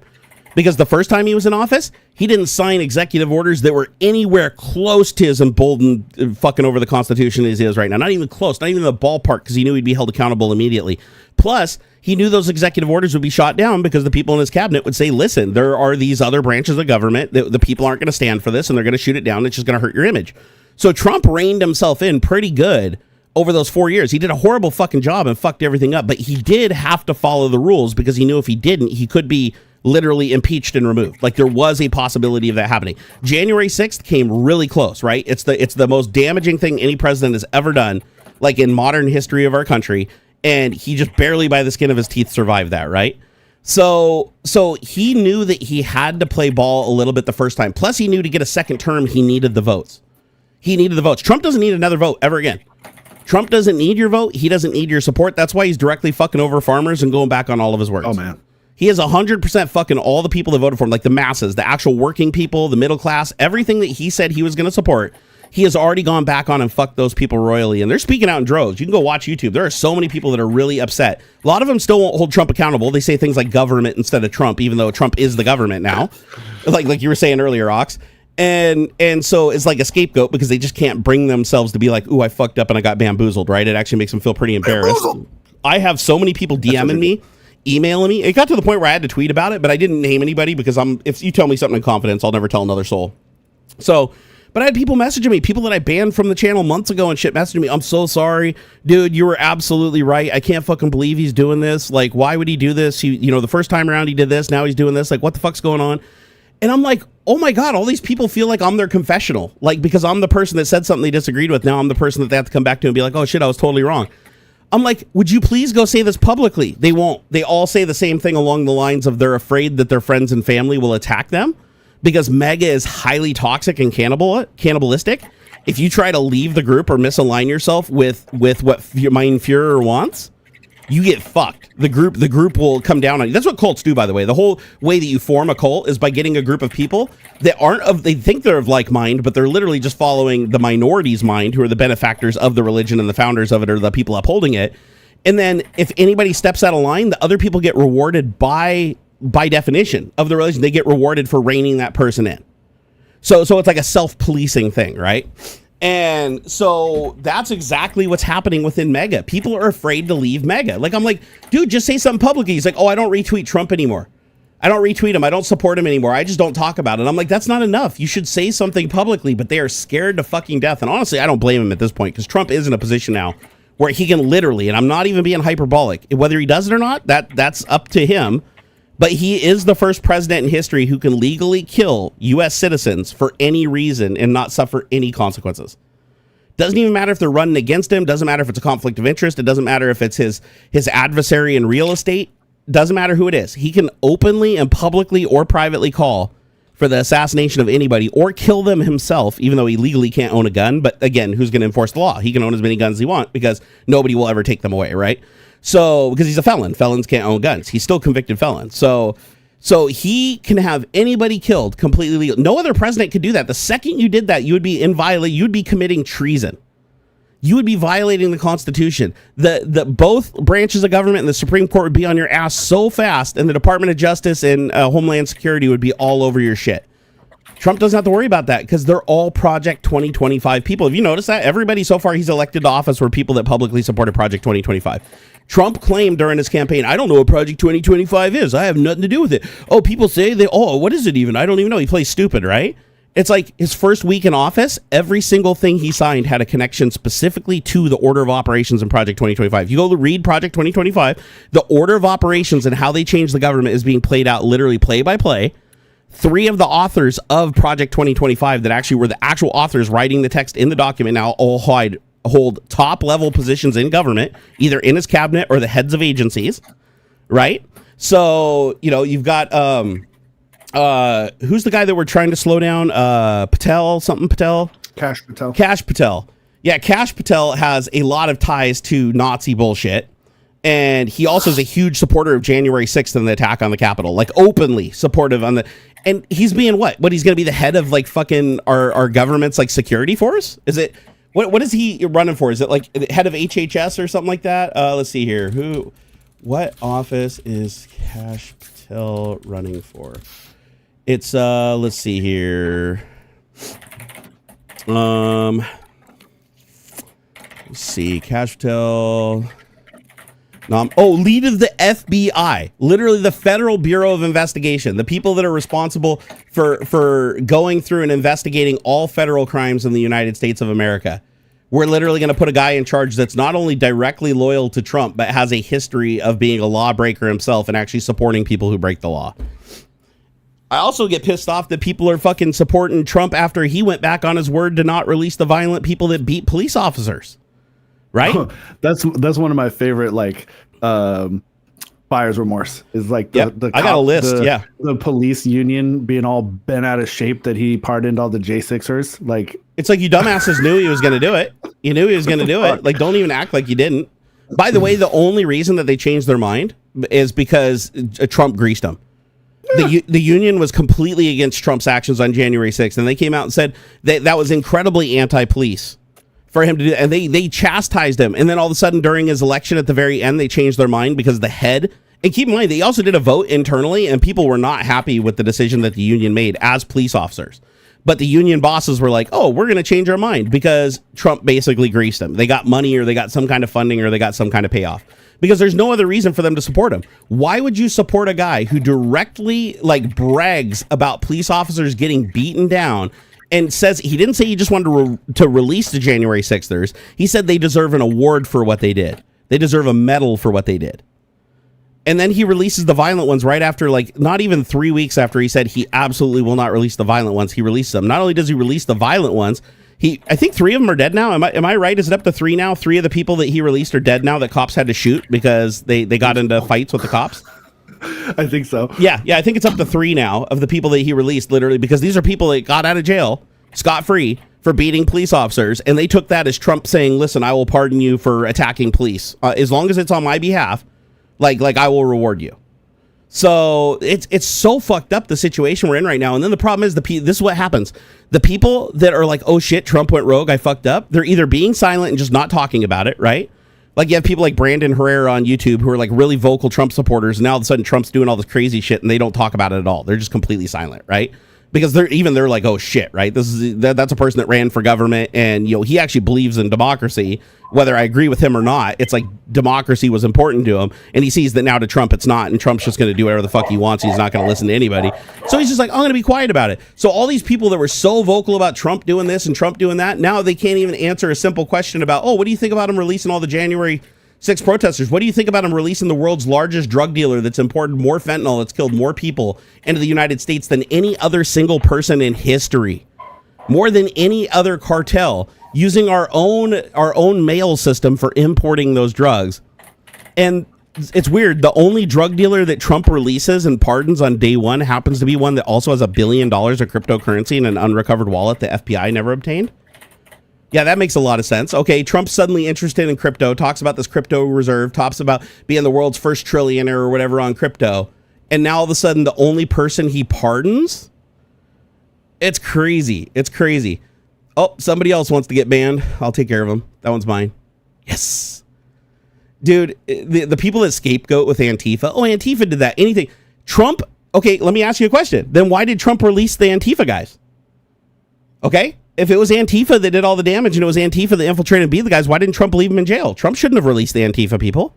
He said they should be released and get a reward. I thought they were FBI spies and stuff. None of those people were actually Republicans or supporters, right? Yeah, here's the thing I don't get is they want to have their cake and eat it too. They're like, oh no, those people were Antifa. Well, then why did Trump release them? Trump wouldn't release Antifa, right? Why would he want to give Antifa awards? Why would he do songs at his rallies that they wrote? And the Patrick guy was talking about, I think, during the BLM riots and stuff. And at a certain point, peaceful protest doesn't work. I can't remember the exact quote, but like, riots are the last resort of like a silenced people. Okay, when you had people being personally attacked and like threatened for peaceful protesting, taking a knee, for just calling out the injustice that has happened, that has systemically been happening, there's been a lot of peace. There's been a lot of peaceful protests, and nothing has changed. At a certain point, there's nothing left to do but fight back. Yeah. And it's different than what happened on January 6th, because those people are not being systematically oppressed. They are not being literally just randomly murdered in the streets. Okay? When a woman is shot and killed in her apartment because the cops showed up to the wrong place and her boyfriend defended themselves from a random no-knock warrant. If somebody breaks into my house and fucking starts jackbooting around and I had a gun available, I may have done the exact same thing. And It doesn't make it any more right that they killed them because they fucked up. And that's not even the first time. That's happened a lot. That happens. They bust down doors of the wrong place a lot. Like, in fact, it happens so much that it barely even gets spoken about unless someone dies. You know? So like there's kind of a difference there. You know? Yep. No, yeah, Kaepernick was fired for having integrity, for barely even standing up, for like doing. Do you remember what Trump said exactly? Trump said that he should have his literal citizen revoked. He's like, oh, because he's shitting on the U.S. flag, he should be fired and have his citizenship revoked. It's like, bro, what are you talking about? You defend other people that are doing way worse shit than that. Yeah. Like, what the hell are you talking about? Like, all the dude's doing is taking a knee because of something that's actually not against America, but against actually like police breaking the law. Yeah. And doing bad things and attacking people they don't need to attack. Happens a bunch. Happens a ton. Happens an absolute ton. Because again, just like what Trump's doing inside of our government, the same thing happens in police districts too, where you get the bro guys that all gather together. They push out everybody out of the precinct that isn't willing to play ball and turn a blind eye.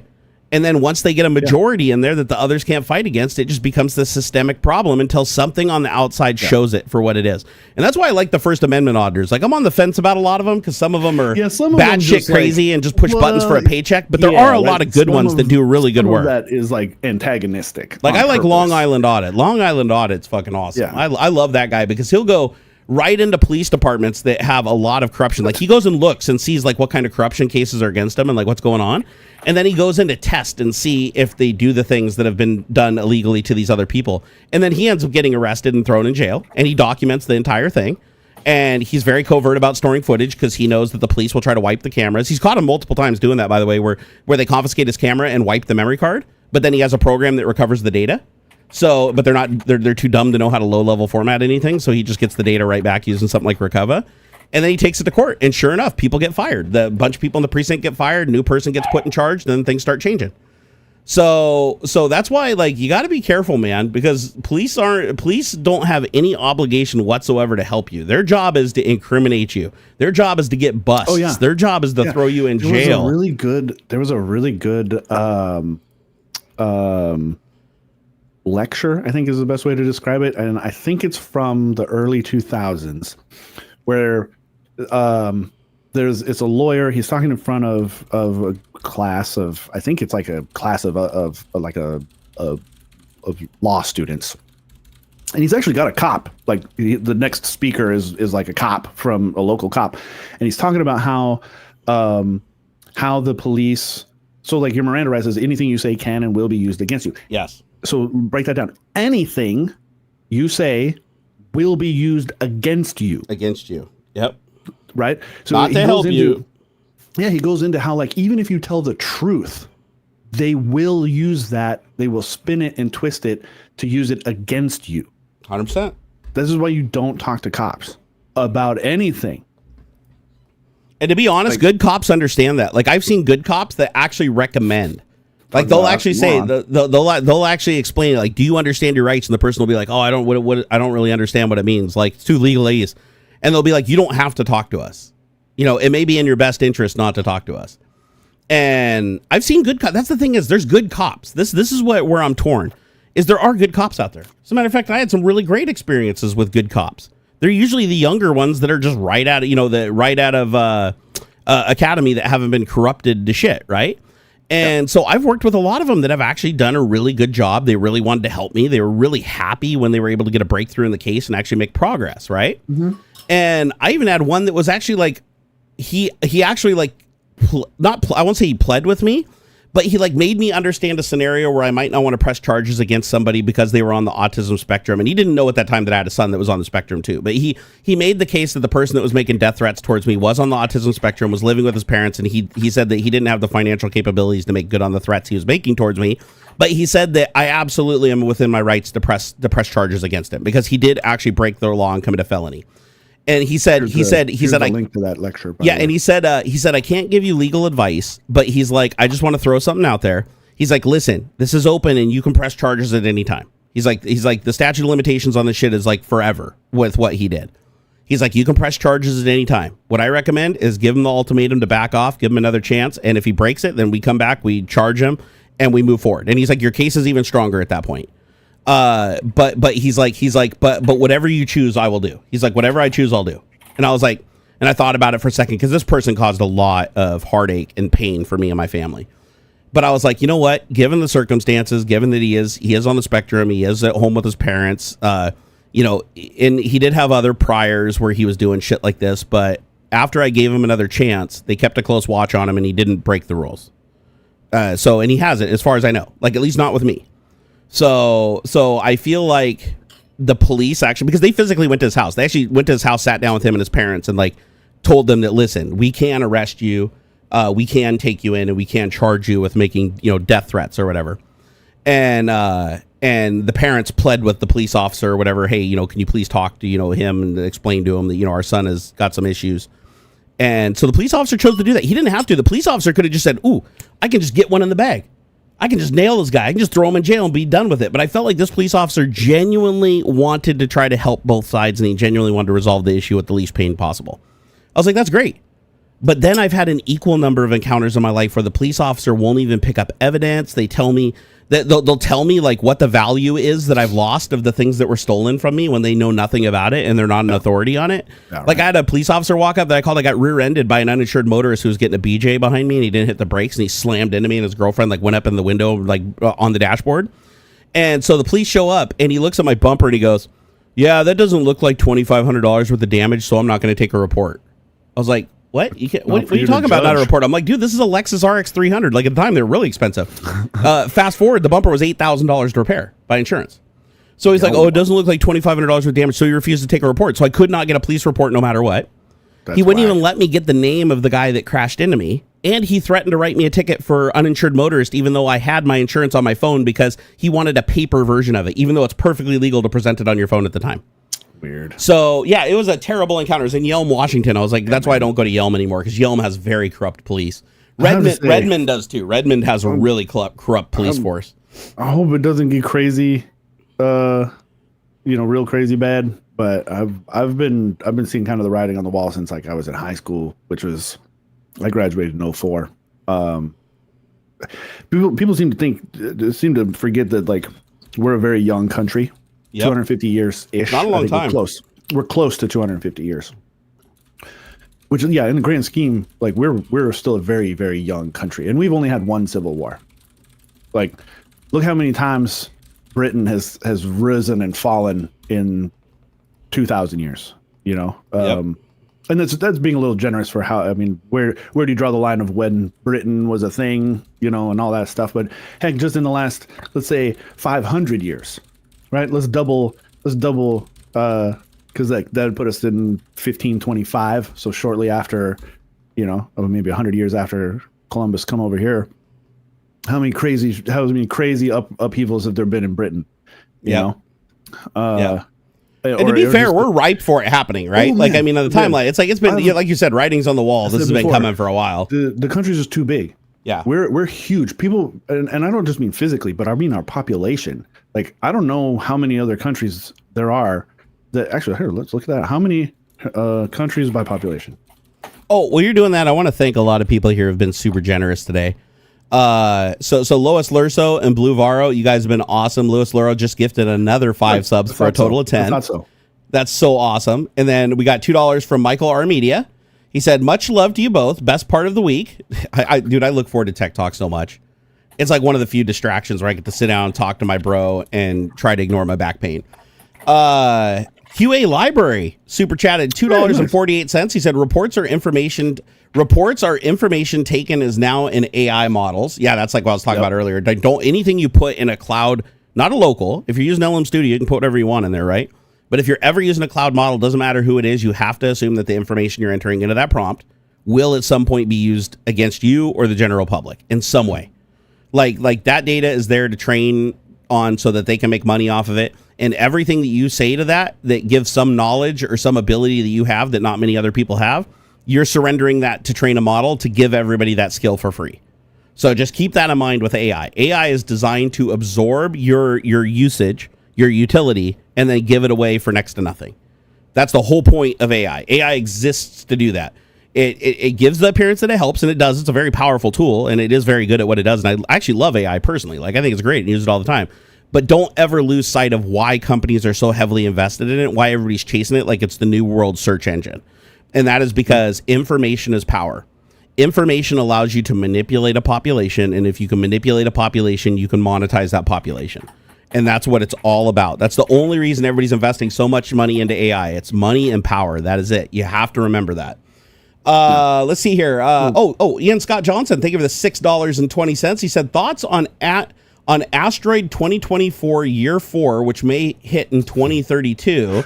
Right 10K trajectories calculated from current. Oh, it got cut off. Hold on. It's still like a 3% chance that it'll actually impact Earth. Like, I think they recently reran some simulations and stuff, and it went up like 1.5% or something. But how big of an asteroid is it? Oh, I'm not sure.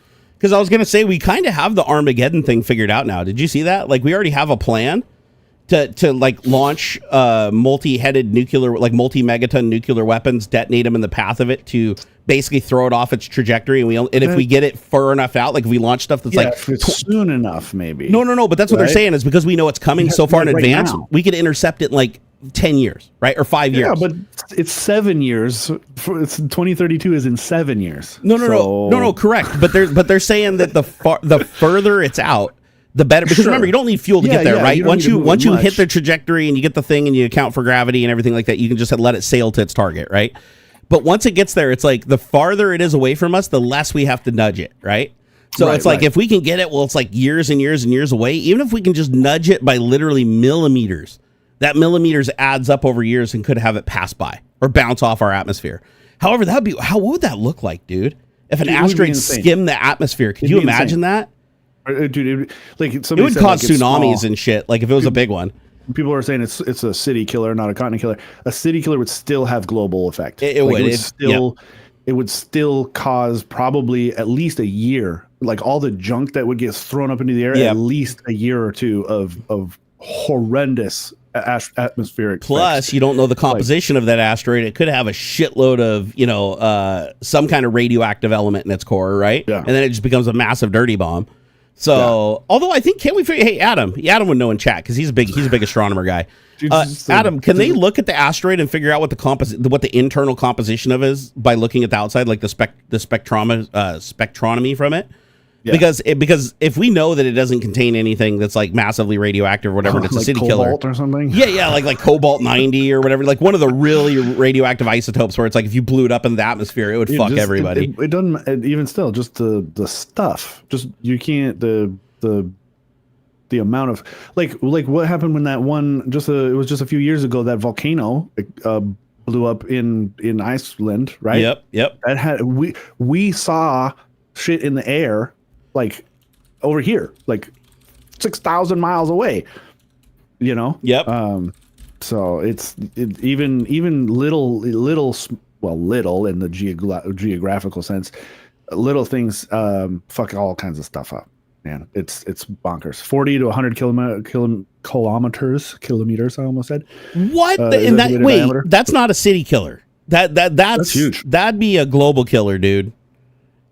40 kilometers across, that would fuck shit up. Yeah. Like that's not a city killer. That's way beyond a city killer.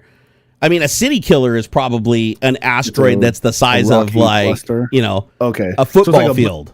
It's like a big mush of rocks. It's not. Well, I mean, that's good because it could break up, right? Right? Maybe as it accelerates towards Earth and the gravity picks up or whatever, maybe our atmosphere just blows it in a bunch of little junk that burns up. Maybe it's regular meters, not kilometers. Meters, not kilometers. Okay, no, that makes a lot more sense. I was going to say kilometers. I was like, holy shit, dude. That's 100 kilometers is pretty fucking big. I was going to say the asteroid that killed the dinosaurs probably wasn't even that big. It's not. And iron solid rock, it's a cluster of... so it's just cloud. A loose mass of pebbles. Okay. Yeah. Well, that's the thing. Did you see... Pebbles. That almost makes it worse. Like, if any of that shit actually gets through, man, shotgun style. Okay, if it's hardcore, like, if it's tungsten, if the whole thing's made of tungsten, we're fucked, right? It's a giant shotgun shell. It's basically birdshot for planets, right? The iron is I thought iron burns up. I thought iron burns up in our atmosphere. Pretty dense. If it's a big enough chunk, like... Because I thought that like when you're re-entering, you hit like over 10,000 degrees or something like that, like where like it just turns into liquid at that point, vaporizes then it becomes one of those like armor piercing. They use those copper cones. Oh yeah, the shape charges. Great, we're gonna have a bunch of molten hard. You guys should watch that video. It's an old MythBusters video where they test an RPG. You know those like that? The shoulder mounted rockets like from the Russians and shit. Mm-hmm. The way they work, and I never knew this before. They don't blow up when they hit the target. It just looks like they do because it happens so fast, right? What they do is they blow up like 2 feet away from the target, and then it creates a shape charge, takes this copper inside of it and creates this molten spear of copper, basically. And this copper is going so fast that the mass of the copper just goes right through the armor, like just punches right through it, and then once it punches through the armor, it solidifies and spalls inside and just tears everything up like a blender. So that's how you're able to take a tank out with like a single shoulder mounted like little RPG, is because it'll punch through shitloads of armor. So cool. Dude, they showed it like what was the plate? They used like a plate. I swear it was like 2 plates that were like this thick and it just went right through it. Like butter. The hole was like perfectly clean. It looked like you drilled the damn thing. I mean, it was like, I looked at that and I was like, wait, would that happen from just a stream of molten copper? Yes. And then the thing is, it's already moving fast to begin with. So when it explodes and launches that copper, it's like, imagine having like a wrist rocket, but you're launching it from like a fucking, SR-71 spy plane going full out, right? It's like you're just adding that much more momentum to it. It's crazy. Yeah, so you should watch that. Yeah, Slow-Mo guys actually didn't... What was the channel where the dude almost died firing an RPG? Did you remember that? Like recently, within the last year or two, there was a guy...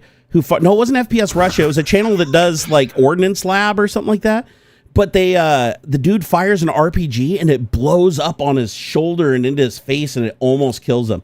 If you watch the video's out there of it happening too. It looks like it killed him. Like you look at it and you're like, there's no way he survived. Like that had to just like fucking blow. But he actually survived and he looks fine now. Like with plastic surgery and everything, it looks like it never happened. It is wild. But yeah, if you watch the video, they're testing these RPGs. And he puts one on his shoulder, and he'd already fired a couple before that, but he fires when it overpressures the barrel, and the whole thing just explodes. And Robert Rittenhouse saw it. It was gnarly, dude. When I first saw it, I was like, how the hell did that guy live? That dude must have the densest skull in the history of skulls, because it's brutal. I'll send you a link later, Ox. It is... Nope, not Kentucky Ballistics. He had a 50 cal blow up on him. Jeez, man. This was... Here, you guys will get a kick out of this. It's because it's wild. Like you're like, how did this guy survive? Let's see here. RPG blows up in face. Yep, already found it. It's Ballistic High Speed. That's the channel, Ballistic High Speed. And here, I'll share a link here for you guys so you guys can watch it later. There it is in chat. So he sits down and he talks about what happened. And in this one, he's still kind of fucked up. Like his arms are still bandaged and stuff like that. But his face looks really good. But yeah, if you watch the video of it happening, his entire like head and everything is just engulfed in flames. Like it happens. It's like boom, and then it clears like almost instantly, and then you just see his lifeless body just fall to the ground. And it's like, wait, he lived? Like how did that dude live? Like, and not only lived, but he's fine and he's back to doing the same shit again. It's the difference between a firecracker going off in your palm, exactly, and a firecracker going off in your fist. Yeah, right? Dude, that's from Armageddon. It's crazy, man. It's absolutely crazy. LGRFBS said, what subjects have we done? Oh, we're still on the subject of our federal government getting dismantled and democracy going away and how we're going to resist and all that shit. I do want to thank a couple more people, though. They've been super, super generous today. Sir Deluxe, thank you for that $10 super chat. We salute you. Thank you, sir. Thank you for your love of democracy. Lewis Russo, again, that 5 gifted subs for a total of 10. And then, oh my God, Pele coming in clutch, deciding he just wants to be the big guy on campus. Yeah, we could give him a little clappy there. Woo! Actually, you guys probably can't hear that. Let me turn desktop audio on. Hold on here. I heard it. There we go. Okay. He said, love watching and listening to my favorite guys. Aw, Pele, we love you, dude. You've always been a huge supporter, and we really do appreciate it, brother. Serious business, yeah, man. Adam said, and that was just the motor blowing up, not the high explosives. Yeah, just to be clear, the RPG payload itself didn't blow up because obviously that would have just vaporized him, right? But the motor blew up. Like the actual motor that propels the rocket towards the target blew up, and it breached the entire canister. Like the pressure vessel that's supposed to hold that and project it forward just I mean, it was like it wasn't even there. It was wild. But yeah, it's nuts. That guy, he even says himself in the video, he's like he has no idea how he survived that. Oh, is he echoing? Hold on, let me fix it. No. Oh yeah, I accidentally. Oh, now. Oh man. Okay, explain this. Explain this. You explain it. No, you explain it. You explain it, you son of a no. So I didn't change anything. All I did was hit the bug in the browser where it says you're out of memory. You know, the YouTube out of memory bug that we talk about every week. No, I don't. I feel like you guys are just making that. No, dude, you're the only one not hitting it. An out of memory, and I don't even have that much memory. I have actually, I do. I do have quite a bit of memory. I have 64 gigs of memory, but that's hardly the point. Dude, I've got 98 and I still hit it. So what else? So check it out. Check it out. I hit this bug. I hit refresh like I always do. As soon as I hit refresh, your audio is now coming through desktop audio. So something about hitting the little refresh thing to like reload the window, even though it was the YouTube window and not the VDO window, somehow corrected it and put your audio feed back into desktop audio. So that's so weird, man. It's like a J-class rocket motor. I mean, the rocket motors, well, they're proprietary, are they not? Or are you just saying it's like equivalent? Probably similar to, but even still, that gives me ideas. I know. I was gonna say, dude, you could make your own little RPG, right? If you can just slap a little hobby motor on that's little satire, by the way. Yeah, we're joking. I'm just kidding. Everything. Yeah. Disclaimer: everything we said up to this point and after this point is all satire and cannot be used against us in a court of law. And please do not kill us. Yeah, it's not just Chrome. Yeah. I use Chrome all the time, and I mean, we've been over this before. I have the video thing open. I've had multiple YouTube channels open. It's put it this way: YouTube can't fix it. Google acknowledges the bug, right? Microsoft acknowledges the bug because I filed it in both places and they were both already filed. Like they basically told me, oh, here's the thread. It already is on. So this is happening to a lot of people. Neither side can figure out what it is. This is some super magic unicorn thing in the world that they cannot figure out what specific combo is causing this to happen to some people and not others. Why it's so transient. By the way, transient bugs are the hardest ones to debug. Transient meaning that they just show up and disappear at will. Like there's no rhyme or reason, right? They just happen when they happen. And those are the hardest bugs to debug because what you do, the first step, I was a career software developer at Microsoft for most of my life. Right. And whenever you hit a bug, the very first thing that you want is the repro steps, right? To reproduce the issue. And when you file a bug, the very first thing you're supposed to put in is the repro steps, right? You say, I should say second thing. First thing is like, here's the bug, here's what I observed, here's what happened. And then you put in the steps that you did to recreate that scenario so that the developer can, set up a debugger, attach it, set some breakpoints, and then run through the scenario to hit the breakpoints. The hardest bugs to debug are the ones where, hey, this is what I was doing, and then you do those things and it doesn't happen. And then you do those things on 20 computers, 100,000 iterations, and it doesn't happen. Like, there's been times where I've had to set up automation on an entire lab of 600 machines, just pounding through step by step by step, reproducing steps, just to hit one instance of a bug while I was on a debugger. And that's wild. That was like, I mean, it didn't happen like every single day, but it was pretty common occurrence where you'd hit these bugs where they're just like, hey, I got all the screenshots, I got the dump files, it clearly shows the end result of the bug happening, but the repro steps that they gave us can never produce that issue. So we just have to keep tweaking them and keep running them ad nauseum until it eventually produces a hit. And then once it produces a hit, you make sure you go lock that machine down off the network, make sure the keyboard's not attached to it, disconnect it from the KVM, make sure there is absolutely no chance that anybody can reclaim or recycle that machine while you're debugging it, because the amount of time it takes to get another hit is like astronomical. And then in very rare situations, because of legal issues, we would live triage customers' machines over the internet. So like if somebody hit a very unique bug out in the wild that was considered like a showstopper, like if this bug ever happens in a critical system, it could lead to death, you know, like Microsoft gives it a higher priority, and we can't recreate that in-house because we don't have the ecosystem to do it. Like the bug is very specific to a huge ecosystem deployed out in the, you know, out in the boonies. What we'll do is that person can actually hold the machine in that broken state. We can say, hey, enable a debugger, let the machine crash, and then it'll hold that state, and then we can connect to it remotely and debug it. Go through and triage, basically run a bunch of commands, look at the stack traces, look at all the variables, load the symbols, and we can basically figure out like what happened and how we can fix it by just looking at their remote infrastructure. But that's why you rely on big companies that hit the shit. This isn't stuff we do for individuals. We'd only do it for companies.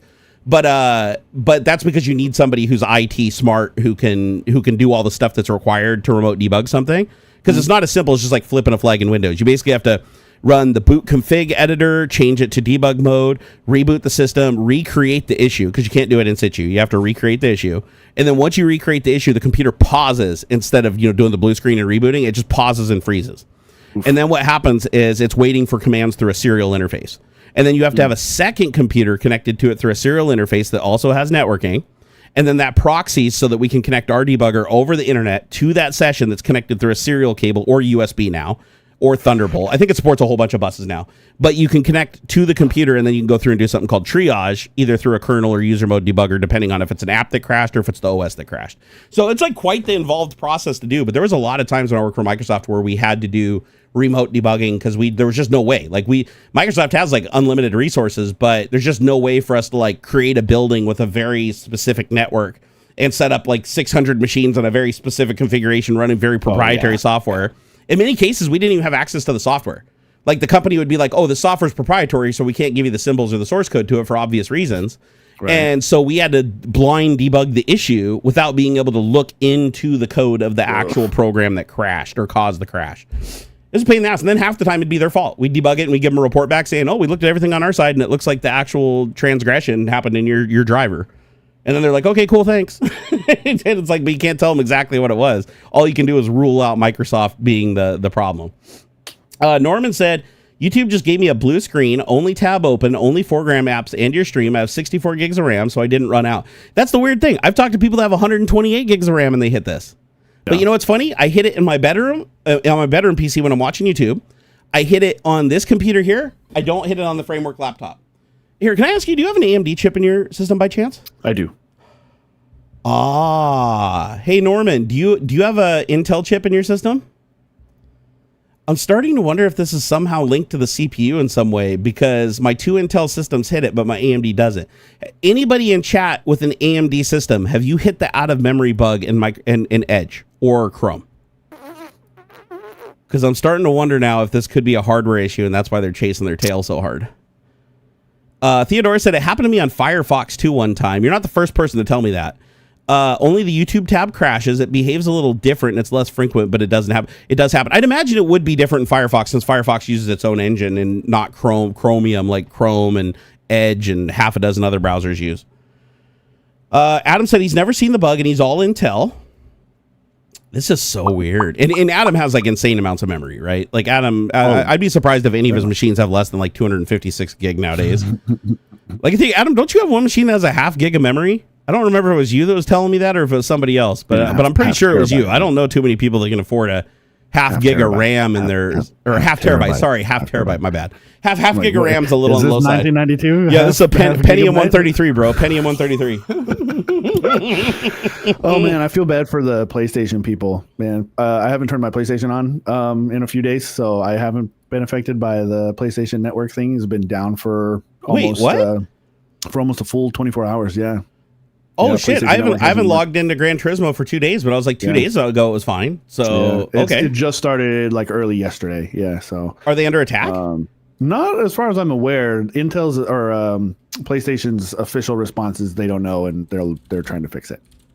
Oh, interesting. Well, that sucks because what I usually do after Tech Talk is I go rest my back, eat some lunch, and then go play some Gran Turismo. So. Yeah, I need more discs. I need more. I have a disc version of the PlayStation, and I need actual discs. I need people to. Yeah. You know what I really want though is I've been playing Gran Turismo so much that I've now hit the limits of my steering wheel. Like my Thrustmaster T300 RS, it's a fantastic wheel, but it doesn't have the Newton meters to recover fast enough when I'm drifting to let the wheel free spin in my hands. So one of these days, not until I get financially stable again, but one of these days, I think I'm going to just get that Fanatec or whatever PS5 rig. I know there's ways to use third-party rigs. Like apparently you can use PC simulator stuff on PlayStation, but you need like this intermediate thing that tricks it into thinking it's a Logitech wheel. And apparently it has a lot of little bugs and niggles with it. But as much as I hate paying the Fanatec tax, I think getting what do they call that? A direct drive wheel would be awesome, because I want to do the drifting stuff. I've never been able to drift. I watch all these videos of people drifting on the internet. I cannot drift with a cogged wheel. I cannot do it. I tried. I've been trying to play Dirt 5 with some buddies of mine. And dude, Dirt is so fun. I love it. Hate the menu, love the game. I have Dirt Rally. I have one of the other Dirt games. Hold on. Dirt Rally is probably the best one. Dirt Rally and the new WRC game are probably the most realistic. Yeah, that's the thing. I'm not into simulators. If I'm gonna drive realistically, I need all of the feedback and stuff that comes along with actually driving. I agree. Without the feedback, it sucks. I've driven yours. I mean, it was a decade ago, but like I drove your car. I'm fantastic. I am a great driver, despite what my wife and kids might say. I can drive, like capital D. I can drive, but like when it comes to like video game sims, like Forza and stuff like that, I can't do it, because so much of it is like a feel. You feel the car. I agree. You know the lean of it. Have you played Forza Horizon 5? No, you love it. You would love it by your definition. Grabbing it on a sale. It was on sale. I think at the winter sale just recently, and I fucking missed it. What you're discussing, what you like, is exactly what Forza Horizon is, and that's why I love Need for Speed and stuff. I like a little bit more of an arcadey driver. Yeah, when I'm playing for video games, and so Dirt Rally, very much a sim. I'm terrible. Dirt 5, much more arcade. I can feel that it's much more of it's a rally Need for Speed, right? Yep. And so I'm still trying to learn. I'm doing okay, but I'm not that good at it. But it is a lot of fun, and that's where I was. But I should have. I missed grabbing. Forza Horizon 5 was on. Well, like I said, it was on sale. I saw Forza 5 is now on PS5. Yeah, it got me thinking about you, actually, Jerry. Third Shifter said there's a new Thrustmaster direct drive wheel. Does it work with the PlayStation? Because it's got to work with PS5. That's the thing, is I want a wheel that natively works with PS5. Yeah. But I may try to adapt, because here's the thing that sucks is I'm in a weird situation. Here's what I mean by weird situation is I have the best, like the single most world renowned best direct drive wheel setup that money can buy, sitting behind me in a box that has never been plugged in or used in like 6 years. It's the Simucube Ultimate 2, which is like basically like a 5 horsepower direct drive motor that you use for like robotic arms in the auto industry, right? Damn. But it weighs a gajillion pounds, so it can't be mounted to like a Wheel Stand Pro, where I do most of my racing now is in my bedroom because my back's so fucked up. I have to sit in a camping chair just to even get some amount of comfort.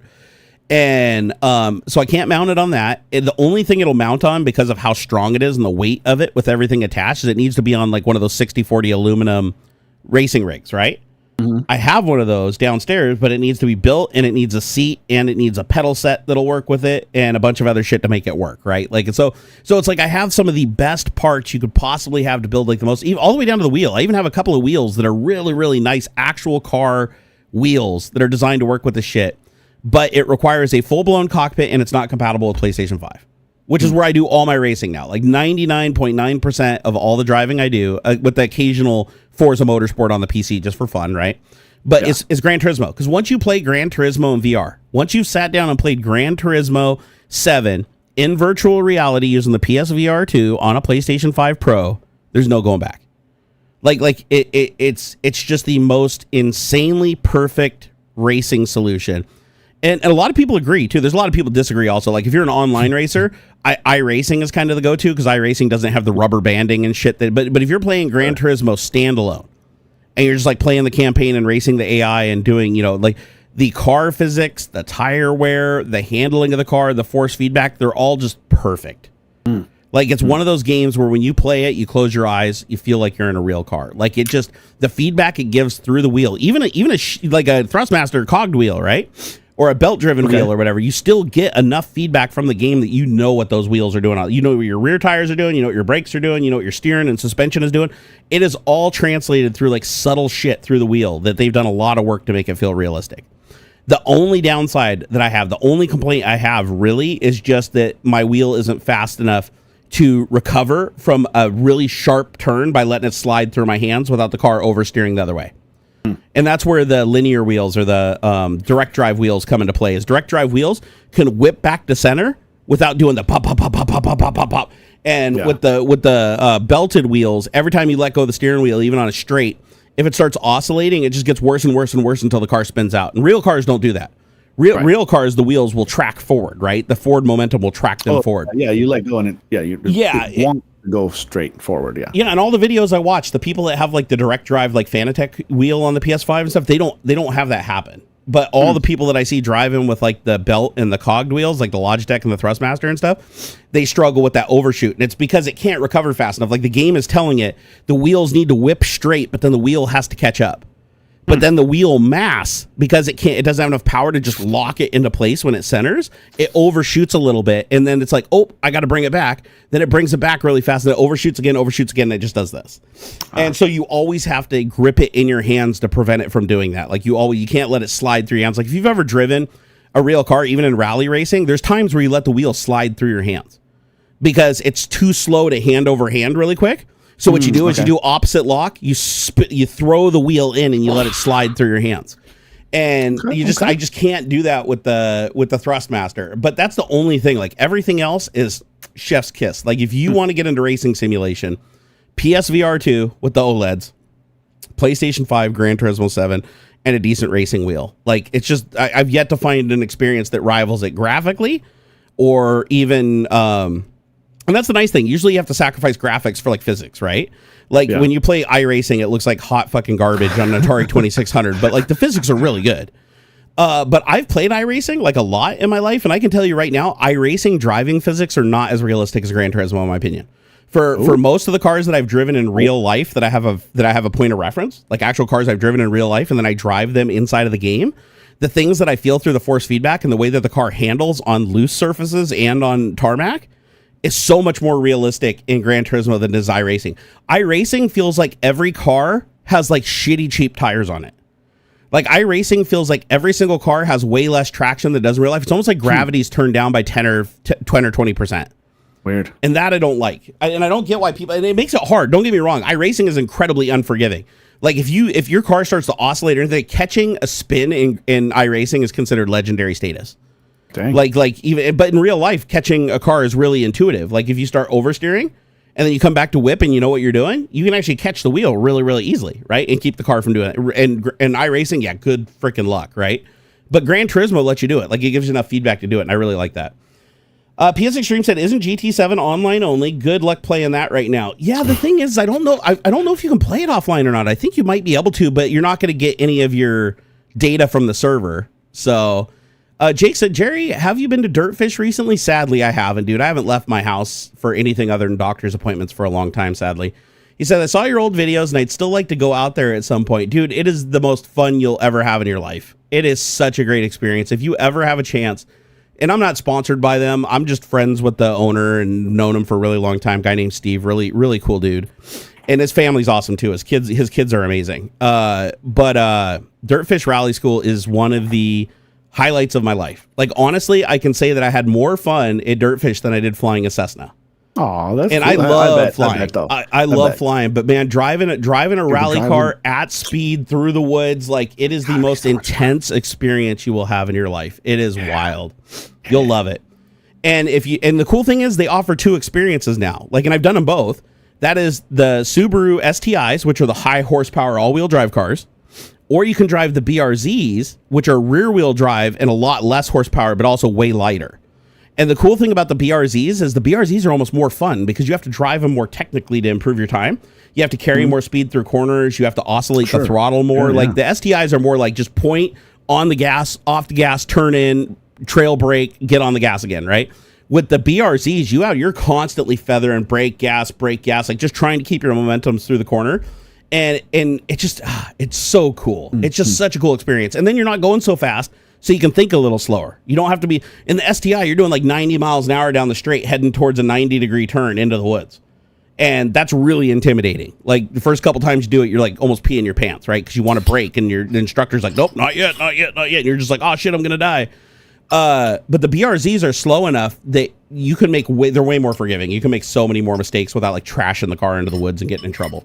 But yeah, if you're ever in Washington State, up near the Snoqualmie area, like hit them up, man. Dirtfish Rally School, one of the best experiences I've ever had. Tell them you know me too, because they all know me over there. So if you say say Barnacules sent me. Maybe they'll give you those. They used to give a 10% discount to people who said Barnacules sent me. See if they'll still honor that. And if they won't, tell them Steve said they would. and see if they'll just do it instead of checking with them first. That would actually be funny. Plus the instructors, they're really stand-up guys too. I love all their instructors. They're great. Let's see here. I want to go back to Oh, you okay there, bro? Yeah, just a little. Don't die on me, bro. Don't die on me, bro. I need you, bro. Today. I think did I lose my dashboard? I lost my dashboard, bro. It's gone. Bro, you killed my dashboard. Not me. Why'd you do that? Sorry, my dashboard is fell. Elon did it. I bet you Elon did it. Yep. Fuck Elon, though. I'm just going to say that out loud because at some point he's probably going to order my assassination since he has unlimited immunity too. But fuck that guy. Like, seriously. What is it? And you know what? What really pissed me off too is like Elon. I used to like worship that dude. I used to support that dude. I used to fight for him. Be like, oh, he's the real Iron Man and everything. Blah blah blah blah blah. It pisses me off so bad that I was so easily pulled into his bullshit like so many others. Like, you do any amount of research. It's not even like deep research. Any amount of research. His entire origin story is a lie. His gaming history is a lie. Everything about him is a lie. His story is completely fabricated. Every single business that he has was taken over by somebody else that did the work. Hey, Car Wash, brother. There he is. Woo! Said, hey, buddy, had a nice bonus. Wanted to share something with you. Hope you're doing well. Oh, thank you so much, man. Really appreciate it. I hope everything's going great for you, dude. Yeah. The Car Wash. Check out his channel, by the way. The car wash of of Northern PA and Ohio. The car wash channel of Northern PA, Ohio. Dude, it's great. It's cool just to sit back and just go through car washes and hear about car washes. It's very fascinating. It is actually really neat. Yeah, no, it's a great departure from like the other content on YouTube. It's very unique. Yeah. So, Anthony said I love the Dirtfish racing video you did. Yeah, that was all. Dude, I did so many of them. I just want to say because it's super neat. I think more people should be willing to do content that is super niche like that. Something that people I don't know. I think it's the same kind of thing. It's the same concept as you'll see like these lawn care channels. People who own like lawn like landscape businesses, they'll do like time lapse of them fucking mowing these crazy lawns and stuff and that kind of deal. People love watching that stuff. And I think in just a broad sense, there is always a place for people to talk about the stuff that you get really jazzed about. Like this is something I enjoy doing, that I don't know how I could like make it a thing, but I really love, kind of analyzing video games, and sort of dissecting the genre influences. Yep. Because like we're so deep into like of mixing and matching of genres, or like blending of genres in video games, that like it's almost unfair to try and pigeonhole them into different single genres, right? Like it's very rare that anything is like just a pure FPS, right? There's always going to be some there's always still like RPG elements, or actually I think Call of Duty is probably still the most pure like FPS. There's like not a whole lot of else in there but shooting. I mean, you might have like different loadouts and stuff in the campaign. You can sometimes choose like what guns and stuff you start to keep the mission in, but you're not like leveling up or getting extra stuff and things like that. It's pretty much, but I love looking at video games and seeing the different influences and stuff. It's a lot of fun. James said, "Are you all right? You look like you're crying almost." I'm in a lot of pain and I do tear up, but no, I'm fine. I'm fine. It's not. These aren't emotional tears. These are pain-induced tears. So they're the preferred tears. Adam said pressure washer simulator. Enough said. I do like pressure washing simulator. That is pretty fun. Yeah. Do you play it in VR? I haven't tried yet. If they have VR, I'm totally trying it in VR. They do? Oh, I'm totally getting that for Quest, dude. I'm totally getting that on Quest. What were you talking about? Phantom Pro? Do it for the love and fun of it, not to make money. Yeah, that's how it has to start. Like you can always everybody wants to make a little bit of money off of their. Oh, you're talking about YouTube channels? Yeah, okay. But it should be the start of it. The start should be the love of the heck, not even the I like live content because I don't have to think about the creation part. Like I'm not good with pre-recorded content because I think too much about what I'm doing. And then I don't like video editing. I don't like all of the stuff that comes along with pre-recorded content. You don't even have to really love the creation part of it, but the content itself should always be stuff that you like, stuff that you love to talk about.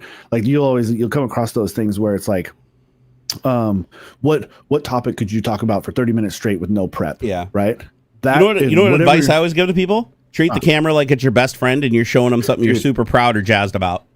This is if you're weird about even live streaming or pre-recorded content, do this to your camera. Yep. As a matter of fact, I wish I could show you mine right now, but mine has googly eyes also. It helps. I put googly. It does. It totally does. It really does. Yeah, it has two little rubber feet, and for the eyeball or for the dots, I did a Sharpie. It's funny, and it helps with the focus too. Like you look at the eyes. You don't have to stare at the lens, but even still, like I'm looking at that googly-eyed camera right now. You can tell that I'm not looking directly at the camera that's recording me. Yep. But like it helps with that. It does. It's just fun. Or like. You could put the programmers do the rubber ducky thing. You can do that kind of a thing too. Like put a rubber duck on there or like have like a teddy bear or something holding the camera and you talk to the thing.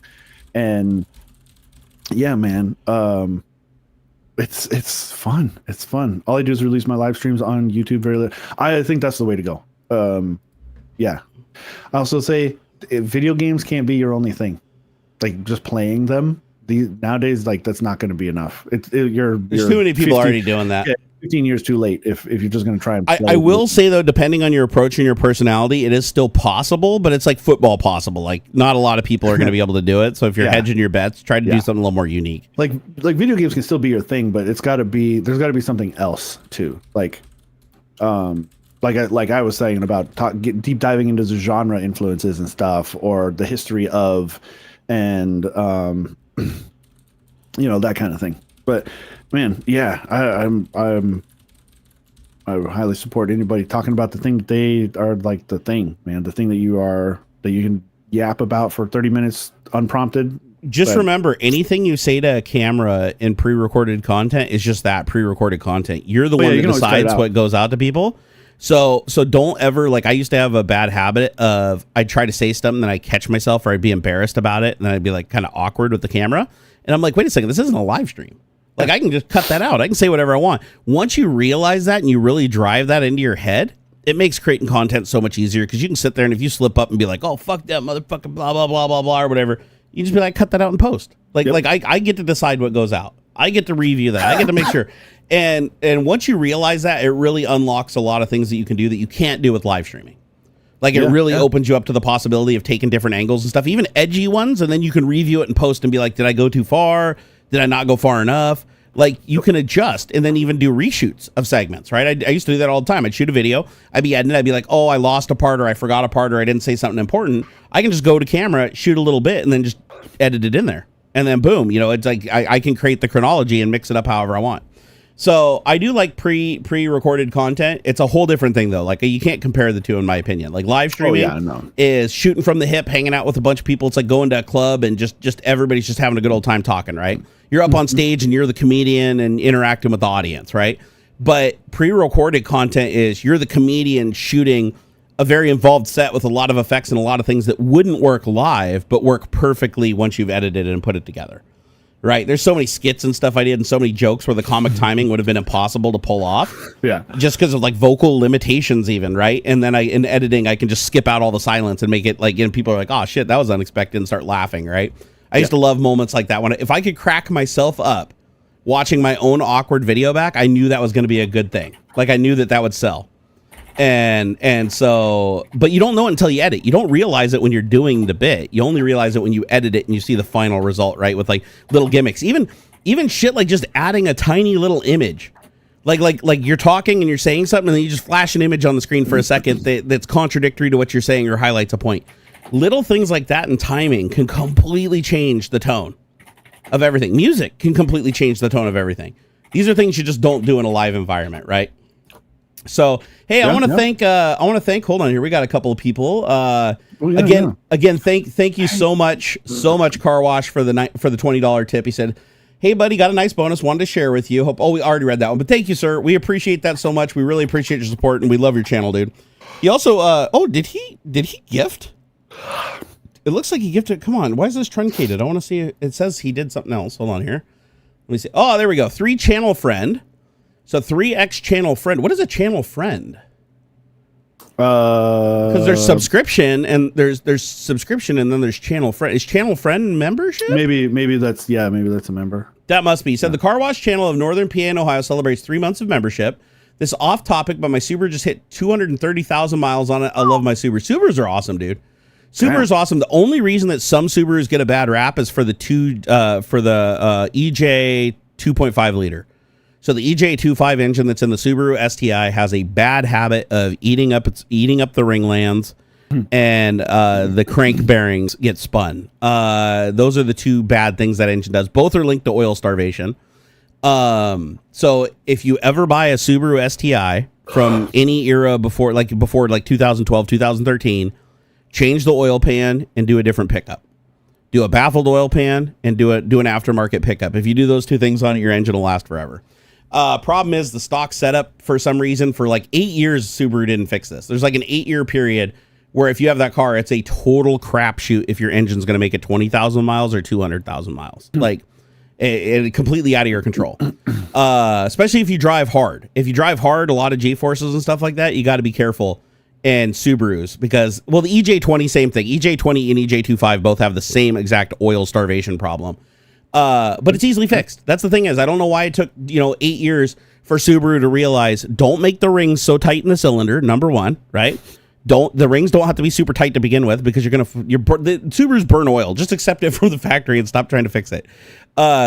Loosen up the rings, new baffled oil pan, and a pickup. That would cost Subaru a whole whopping maybe $50 more for a $30,000 vehicle to produce. And if they just did that, the engines would last and they wouldn't be like replacing them like crazy.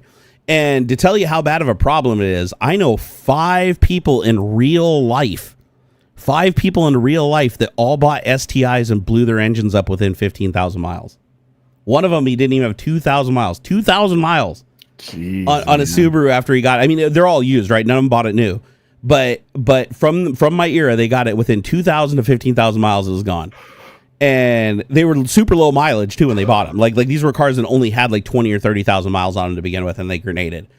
And the only thing I can think of is the previous owner that had the car just didn't drive it really spiritedly enough to starve it of oil. Because the problem is with the engines, if you're just curious, is when you go into a corner really hard and you get a lot of G-force because you have sticky tires and a good surface, all the oil sloshes to one side of the oil pan, and the oil pickup can't get the oil, so it sucks air. And then you have oil starvation into the motor, and with those EJs, man, you starve them for oil for like 3 seconds, they're done. Like they do not survive oil starvation at all. There's some additives that you can add that can like soak into the metal and give it like some extra lubrication, but as far as I know, none of them have been successful in saving these engines from blowing up. The best thing to do it, just put a freaking better pickup in the oil pan and get a baffled oil pan, so when you go into a corner, the baffle closes and keeps the oil from sloshing one side or the other. Adam said, professional yapper, that is what I do. I will tell you, this is not the job for you if you can't talk. If you are a quiet person and a timid person that doesn't like to speak, this is not the job for you. Yeah, I'd say like live streaming or even YouTube and stuff might not be quite right, but there are other ways.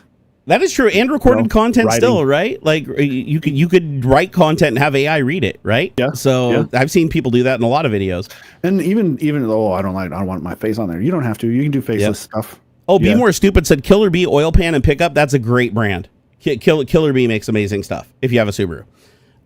Wait, the EJ207 engine didn't have any of these problems. It was the perfect engine. Yeah, but when did that come out? Be More Stupid. Wasn't that like after 2012? Because I thought that the range of engines that had this problem were like 2012 and before the EJs, and then they finally found out that the rings were too tight, which was one of the big problems because they were eating the rings. But the crank bearings spinning was also a really big problem.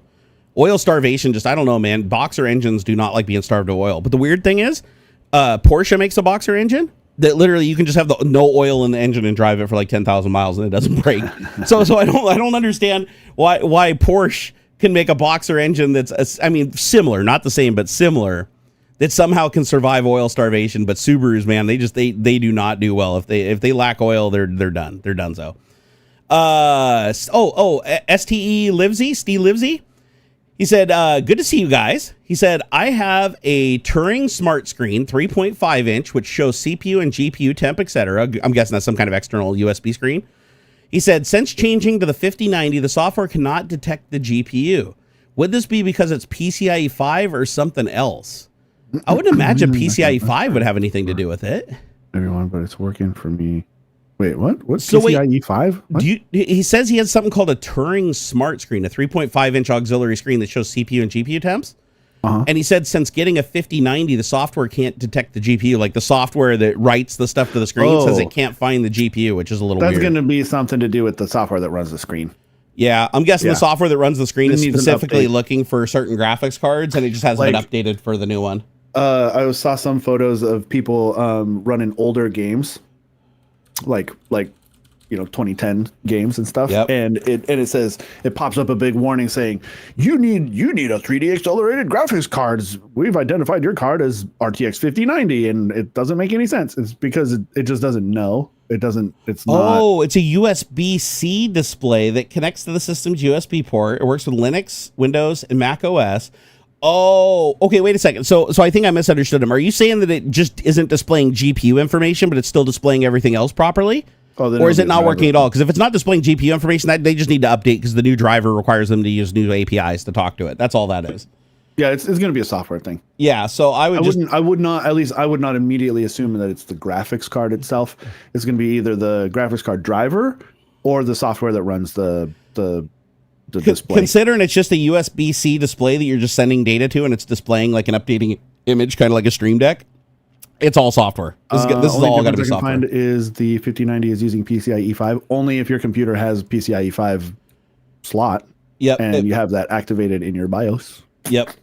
And honestly, I don't even think the 5090 has enough performance to warrant PCIe 5. Like, I know it uses PCIe 5, but I think PCIe 4 is still within bounds. Didn't saturate PCIe 4. No, not even close. And I think the 5090 is only, what they say, 30% faster, like in the best benchmark, like in the under the best scenario. So I don't think you're going to saturate even the 4, let alone the 5. I don't know what other benefits there are to using 5 though. I don't know if 5 gives you like a faster memory bandwidth that could take advantage of or something. Because that could in theory be good. I'm still betting that it's the software, whatever the software that puts out that data isn't able to talk to the card properly. I would reach out to the people who made the screen or whoever it is that makes the software that runs the screen, or in their forums or something. There's probably an update that they need to push out for it. Yeah, because I'm looking at it right now. I really wouldn't suspect that it's a PCIe 5 particular issue. I mean, but hey, man, gremlins are everywhere, so it's certainly a possibility. But I would say it's a lower on the list. The thing is all PCIe revisions are backwards compatible with the previous one. Mm-hmm. So no APIs would change for pulling data from a PCIe 5 device. They would just add more functionality that wasn't available in the previous version. So everything should still be there that was there before. The only thing I can think of is that this device, the software is looking for specific graphics cards to to query them, because each graphics card is non-standard, so you have to query it in different ways to get information. So my guess is they just have a lookup and they're like, oh, you're not in the list, so we're just not going to display any information and say we can't talk to it. Yep. So they'll eventually update the software to add the 5090. It probably, and honestly, it uses the same APIs as the 4090. I bet you this is a soft block. I bet you this is literally them just looking up a list of graphics cards, and if your graphics card isn't in there, they assume they don't know how to talk to it. They don't even try to use the methods. Because if they were smart, they would just go through all the methods to communicate with it and see which one yields actual usable data. Yeah. Because then they wouldn't have to do a check and specifically say, oh, we have to put in every graphics card that's ever existed and keep re-releasing the software. Yeah, no, why couldn't you just query the hardware itself? You could. And if the query doesn't come back, you're good. Hardware ID and stuff. 100%. 100%. And because then that's weird. Yeah, it's more and more just thinking it's a software thing. It's the software of the device. Not as a career software developer, I agree with AuxxZillary 100%. This is a software issue. Let me look it up on Amazon. How much is this? Had to be updated for 50 series. Yeah, no doubt. Yeah. Which, it's why like Nvidia will put out day one, like when different games and stuff come out and you put out different drivers and things. That's coming from the other end, right? The other end of the pipeline or whatever. But like, this looks like they don't even sell it anymore. So this is out of production. So they may not even update their software. Also, if you're really hardcore about your stability and stuff, use studio drivers.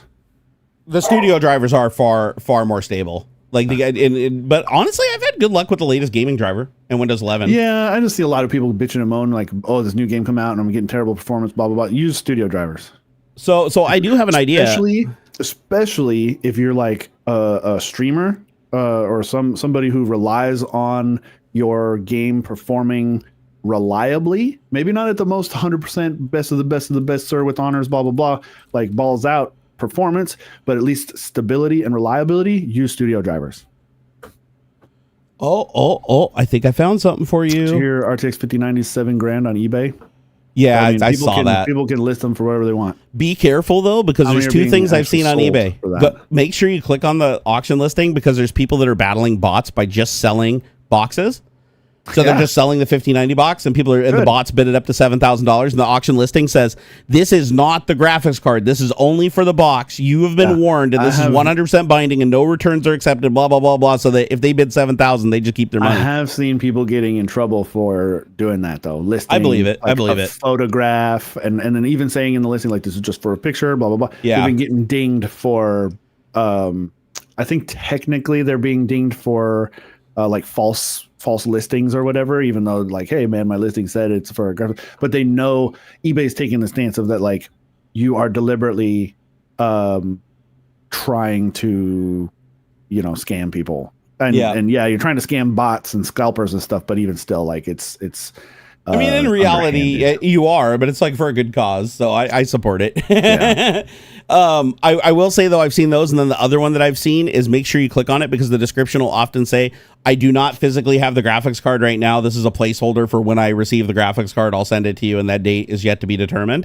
So what people are doing is they're basically pre-ordering a graphics card, and then they're just selling the pre-order spot on eBay. Oh, sure. So make sure you read the descriptions, because I've been seeing a lot of that lately, where people go buy a card on eBay for crazy amounts of money, and then they read the description and realize, oh shit, I bid on something that's actually not available. Because you can do that. Like, apparently eBay allows you to do that, where you can sell a pre-order. Like, if you have a pre-order spot, you can sell the pre-order, and that's what people do. So just make sure you keep an eye on that.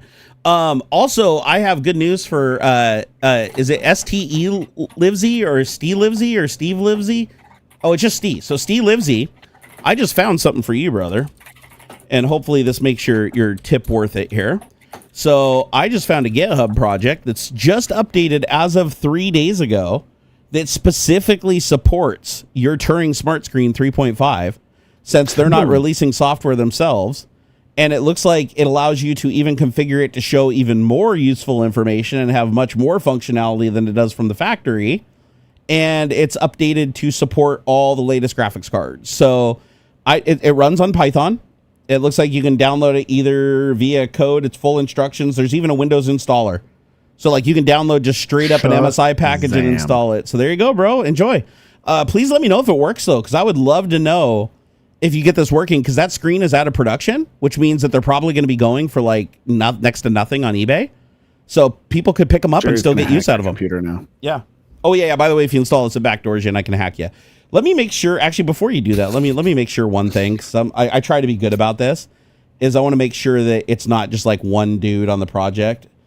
It has 850 commits from, let's see, so 9 branches, 39 tags, multiple people active, 33 releases. Oh, yeah, this thing's been around forever.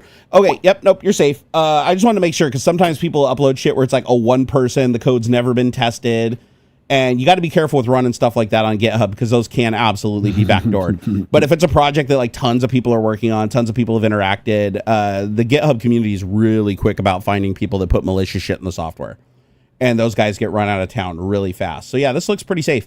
But yeah, it looks like this thing does a lot of shit. You can display custom pictures, custom text, display horizontal and radial progress bars, screen rotation, clear the screen, turn the screen on and off, display soft reset, set the brightness, and set the backplate RGB and LED lights all through this Python script.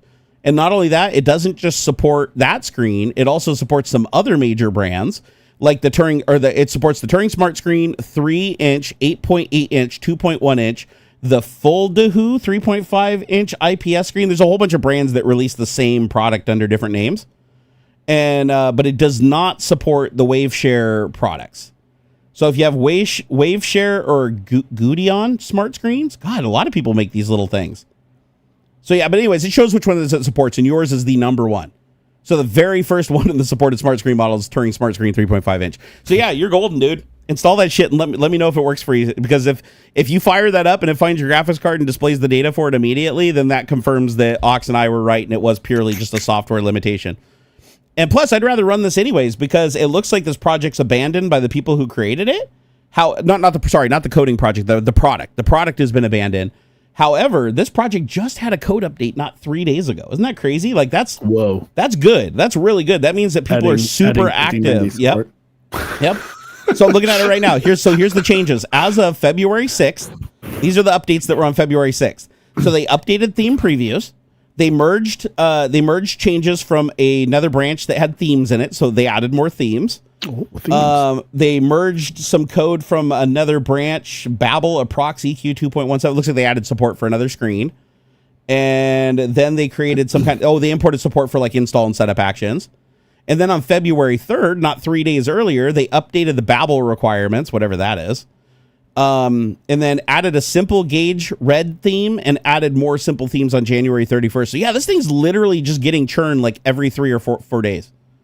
So this is a great project. So yeah, if you can find yourself, how much are those going on eBay? I might grab one of those if they're super cheap. Man, I've been thinking, so like the prompter from Elgato, it's like a teleprompter thing. It's got a little screen in it. It's so cool. It's like a thing. It's super cool.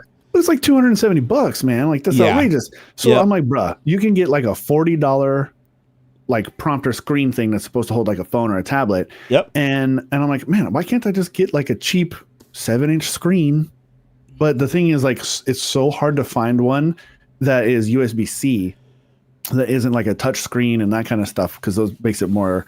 Dude, no way. Makes it more expensive. Because I'm like, Bren, I think I could put this together for like less than $100, but it's like I'm having a hard time finding a screen that is only USB-C, because I find bunches of them that are micro USB, but then they have like another power source as well, or they need the micro HDMI.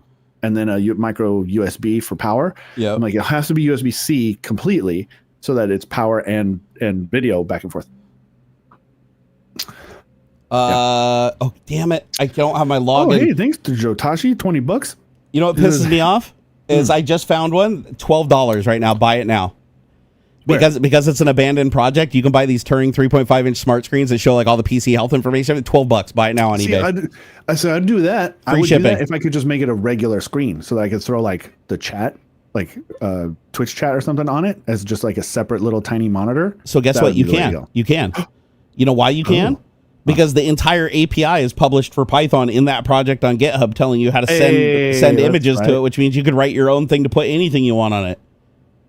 The whole API is exposed. They created their own library for it, so you could just use their library to put anything you want on that screen. Oh man, that'd be an interesting project. But I can't log in right now. Hey, do you have your eBay handy? Yeah. Go buy that sumbitch, dude. I'll come pick it up from you. What's it called? Turing. It's called Turing 3.5-inch smart screen, and just put in that, and it'll be the top listing. That is if somebody in chat doesn't snipe me right now. If you guys do though, no hard feelings. I understand. $12, buy it now. $12, buy it now. Yeah, buy that. I've seen these a bunch. Buy that sumbitch, and I'll give you the $12 to come pick it up. Huh. Because I don't have my login. I haven't logged into eBay for like a year, so I got to go figure all that out. But I want to get it because it's the last one and it's at the top, and I don't see any other ones for sale right now. Not that cheap. The rest of them yeah. The next one's $20. $30. Yep. There's a one for $20. Yeah, that's an open box for $12 for a USB-C screen that I have a full API control of because it's abandoned from the company. Hells yeah, I'll take that. That's fun. Dude, it looks like it comes with like a bunch of shit too. Like, what are all these other little trinkets that it's sitting next to? It looks like it's got like a USB header cable and some power cable and some external USB dock thing. So you could have it like inside your case. You could plug it directly into the USB header. Oh, that's what it's for. Okay, and I think this is just the screen only. It doesn't look like he's giving you the extra shit with it, but that's okay. $12, I'll take it for a 3.5-inch screen that I can control with anything I want. Hell yeah, I'll take that for $12. Are you kidding me? There's a bear shit in the woods. Did you get it? Were you able to snipe it?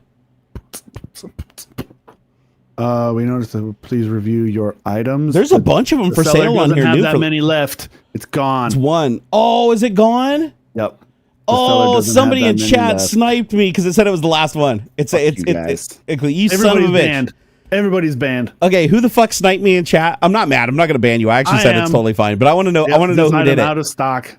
I want to know who did it because I know for a fact one of you fuckers did it because there's no way in like 2 minutes somebody bought that. I will fucking kill you. It's gonna be in your PO box in a couple days. Oh, dude, I would be so happy. Dude. Somebody else bought it for you. I bet. Did you see what Steve just said? He just tipped $12 again. He just tipped $12 again, and he said, "Legend, it works." He said, I can't get the theme editor to work yet, but the GPU info is now working. Thank you. Tweeted you a pic.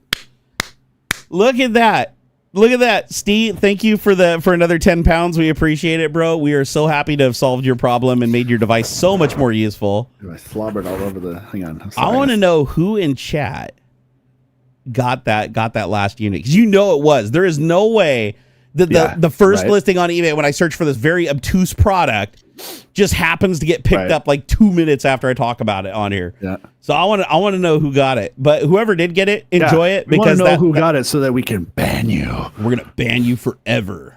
No, but that's crazy. I mean, even at $20, this is totally worth it. Like I'd even pay $20 for this. Originally, it looks like these things were like $60+. So $12. Whoever got that for $12. You can go to like Temu or Alibaba and they're like $12 all day long. I've seen this exact photograph a bunch. And by the way, there's a bunch of different brands. So I'll look at the other brands because I bet you the other brands are even less known.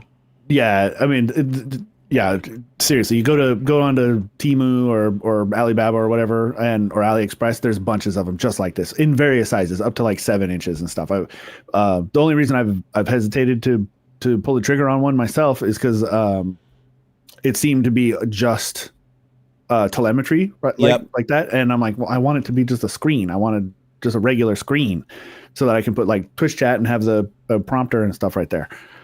Yeah, the thing is, it doesn't work like a regular screen. Like it doesn't use like standard graphics APIs.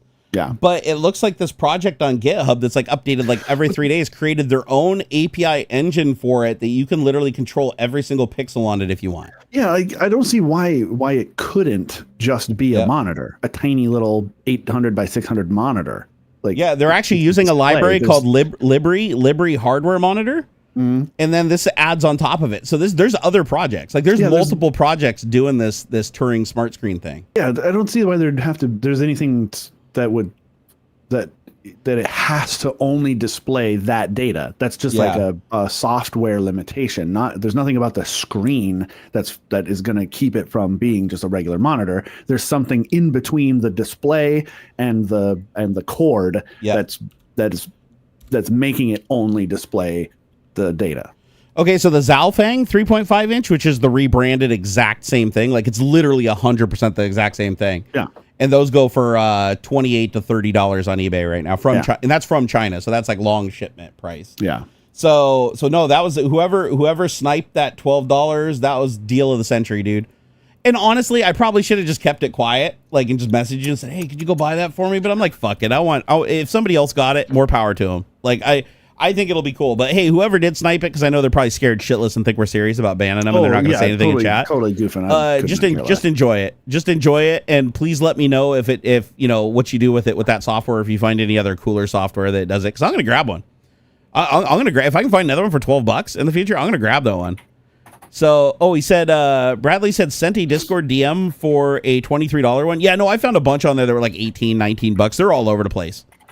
But it looks like, he got it. Michael R. Media got it. Yes. Dude, rock on, dude. No, Michael R. Media, he's always been a huge supporter. I'm glad he got it. I'm glad you got it, bro. He said, it was me. Sorry, guys. Love you. Please don't ban me. No. No, I really, I'm glad somebody else got it, because to be honest, I'm broke and I shouldn't be spending any money right now. So actually, you did me a favor. So it's just at $12, it's really hard not to buy something that I can physically program to do anything I want that normally would cost like 60 or $80 or whatever. So, but yeah, no, enjoy it, Michael, because that's going to be badass. Because not only does it actually has better third-party open source software support now than the company ever gave it directly. Yeah. So back when you bought it for $60, you were incredibly limited to using only that company's software and driver. I mean, but now you have full support. I'm looking at one on Temu. It looks almost the same. And if it looks the same, it is. It is for if it looks the same. $17.72.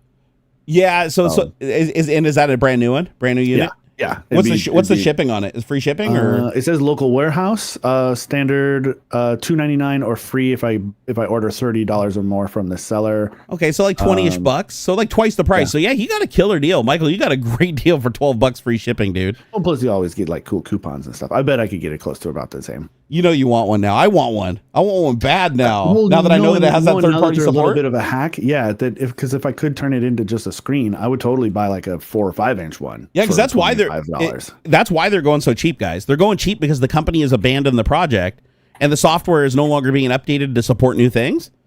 But people don't know about GitHub. 99% of people in the world don't know about these GitHub projects that take advantage and hack in this shit. So these people that are selling this stuff are like, it no longer works with my GPU, so they throw it on eBay for a couple bucks, right? Mm-hmm. But then you know about GitHub and you know about a project. Now it has more software support than it ever did. Like, it is a more capable device than it ever was brand new, even when it came out. Yeah. So look up Linamp. So Retro My Bit said on look up LINAMP. Is that another brand? Sounds like Winamp. Linamp. Here, let me go. Linamp is a standalone music player that aims to be easy to use, have great sound quality, and look good. What was that? The Spotify car thing. A bunch of people are hacking those since they abandoned support for them. Yeah, Spotify basically dropped full support for a really expensive device they sold to a lot of people. People were super fucking mad about it, but yeah, they hacked it. So now you can use it for all kinds of shit. It's basically Winamp for Linux. One of my favorite hacks of all time, though, was, do you remember when Xbox had HD DVD? You remember HD DVD? Yeah. So HD DVD, they had this external USB HD DVD player that had external power supply. Everything was really nice. It was a great player. It was fantastic. But most people didn't realize you could plug it into a computer and Windows would recognize it as a full-blown HD DVD drive with like 48x read or whatever on regular DVDs. And so I bought like 3 or 4 of them. I don't know where they're at now. I think they're buried in my garage. But I loved them because I could put my CD drive right on my desk. Back when I used a bunch of optical media, and then I could put the computer under my desk, and I didn't have to reach down to put CDs in it. Everything was on my desk, and it was really high build quality, but you could buy them everywhere all day long for $5. Brand new, in box, never been touched, $5 because the HD DVD thing died. It lost out to Blu-ray. So when it died, those drives went on sale, but everybody thought they were for just Xbox only because it said right on the box it was an Xbox HD DVD, and it was even styled after the Xbox. So everybody only thought they could use these things with the Xbox for like a style of video that nobody ever used, right? But no, they were full-blown DVD drives that worked perfectly with Windows. You just plugged it into your Windows PC and it just worked. So yeah, people were like scooping those up for like $5 all day long, brand new. Because the Xbox was basically just a Windows XP machine anyway. It was basically.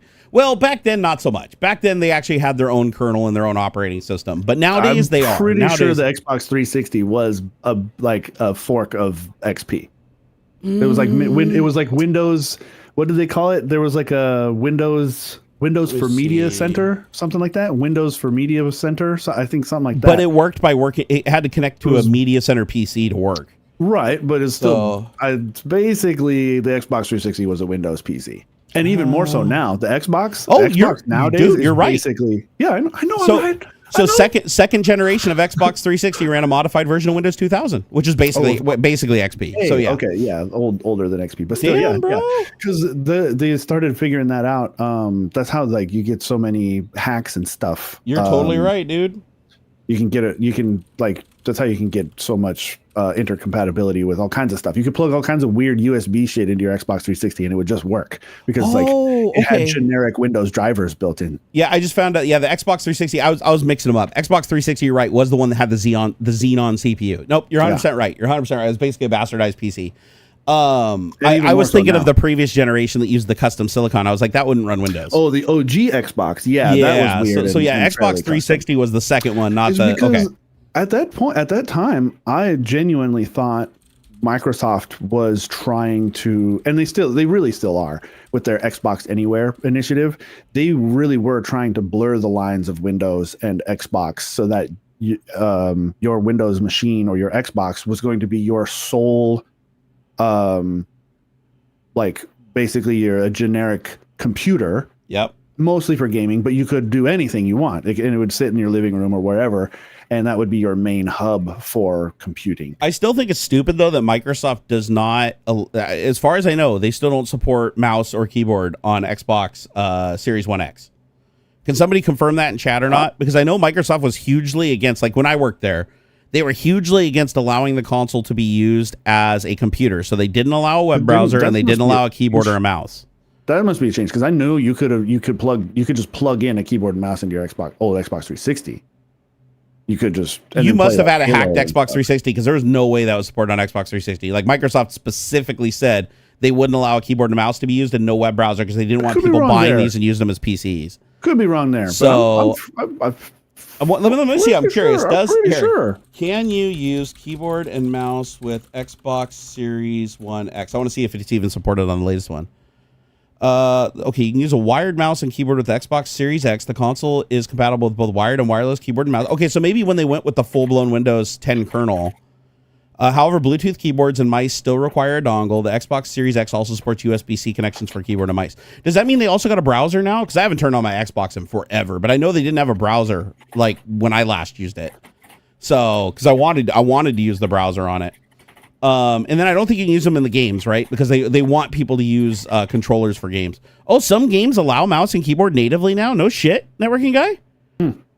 Oh, wow. So Microsoft caved big time. Because, yeah, I remember Microsoft, man. We go to the ship parties. And they would talk about, this is not a PC. We don't want people using it as a PC. Because even internally, we're like, why don't you give us mouse and keyboard support? Like, why can't we play games with mouse and keyboard? Like, I had to buy a little hack tool that would convert my keyboard and mouse into controller movements. I was going to say the PlayStation had that. Crap. I can't remember what it's called. Because now using one of those will get you banned. Because, like, you can spoof inputs and stuff or, like, make them too fast. Yep. Yeah, no, I actually got one of my boxes got completely bricked. It's completely useless now. Okay, so Xbox One has a built-in web browser called Internet Explorer. However, it does not come with a traditional web browser like Google Chrome or Mozilla Firefox. That's fine. Internet Explorer, well, it's still, I don't know if it supports HTML5 or not, though. But you know what? The fact that the Xbox One has a browser, what the fuck was that? That was weird. I don't know if you heard that or not. It's like artificial intelligence. No, something just like popped into my ear. I was like, what the hell? There's no video on my screen. So, yeah, no, it looks like the Xbox One did have a web browser. I'll be damned. But I know Microsoft, when I was working there from 2015 and before, they were hugely against having consoles used as PCs. And Sony saw that as like a big boon, and they allowed mice and keyboard on their systems. And they had a browser. And so it was like their shot across Microsoft's bow. I wonder if that's why Microsoft did it. I wonder if Microsoft was like, oh, shit, everybody else is doing it, so we have to do it now. Probably. And plus, it's easy to do now because the original Xbox was custom silicon. The next Xbox did run a bastardized version of Windows 2000, but no Explorer, different driver model. Everything under the curtains was still a lot different. I know that for a fact. Then the next version of the Xbox, I believe, was custom silicon again. Wasn't it the Xbox One? Not the Series 1X, but the Xbox One. And then the next Xbox is basically just a PC, right? Like, I mean, it's literally running Windows 10. Yeah, I think it's like a AMD APU. Yeah, and that one is using like just straight up Windows 10 straight up drivers. Because I remember before the layoffs at Microsoft in 2015 when they merged all three groups together. So it used to be Xbox, Windows, and Windows Phone. And then they took Xbox and Windows Phone and merged them into Windows. And they all used the same kernel and driver model from that point on. Because they thought it was silly that they had to keep modifying shit to bring code over. Because it's really hard to do integrations where you basically pull code from somebody else's branch when your shit's incompatible and you have to make a bunch of changes every time. It slows it down, right? Yeah. So by unifying them all, they were trying to do kind of what Apple was already doing. Because Apple has a different operating system running on the iPad than it does on the laptop than it does on the phone. But Apple at some point was like, you know what? These things would talk a whole lot better if they ran like the same basic kernel and the same base OS. And so then they did. So now like your iPhone, your MacBook Pro, your iPad Pro, all of these things now run the same basic foundational OS, and then just the GUI shit on top of it's different. So, and it makes compatibility a breeze, right? Because now you can have an app that uses all their, Objective-C and Cocoa APIs and all that shit just automatically just ports over and works on the other devices.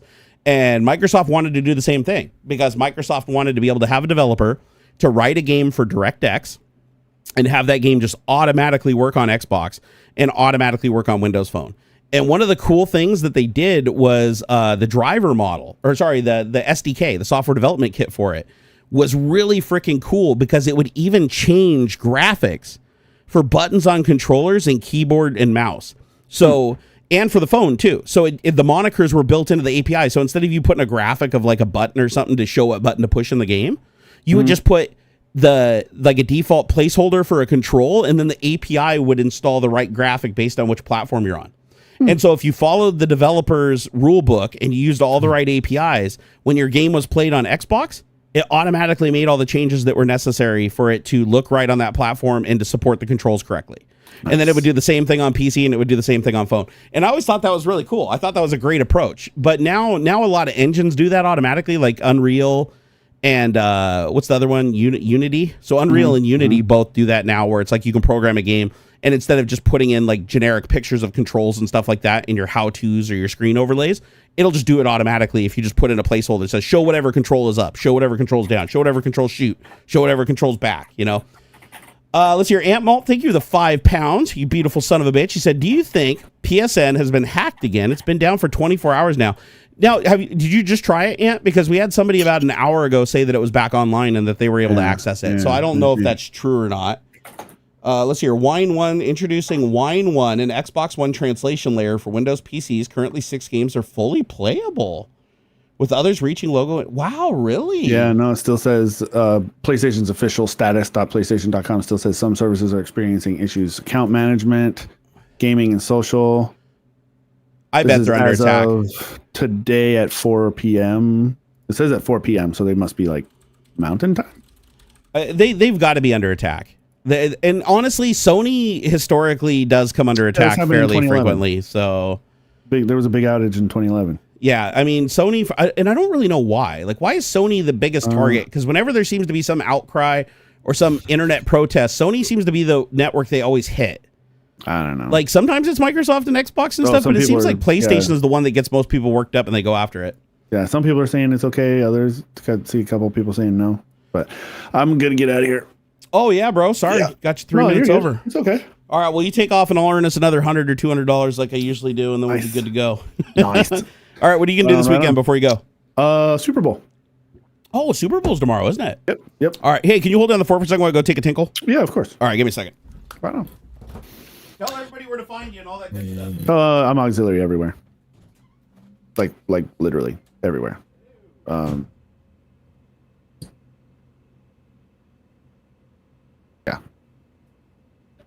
Trying to think of some place where I'm not, and I'm AuxxZillary everywhere. See, Instagram, I'm AuxxZillary.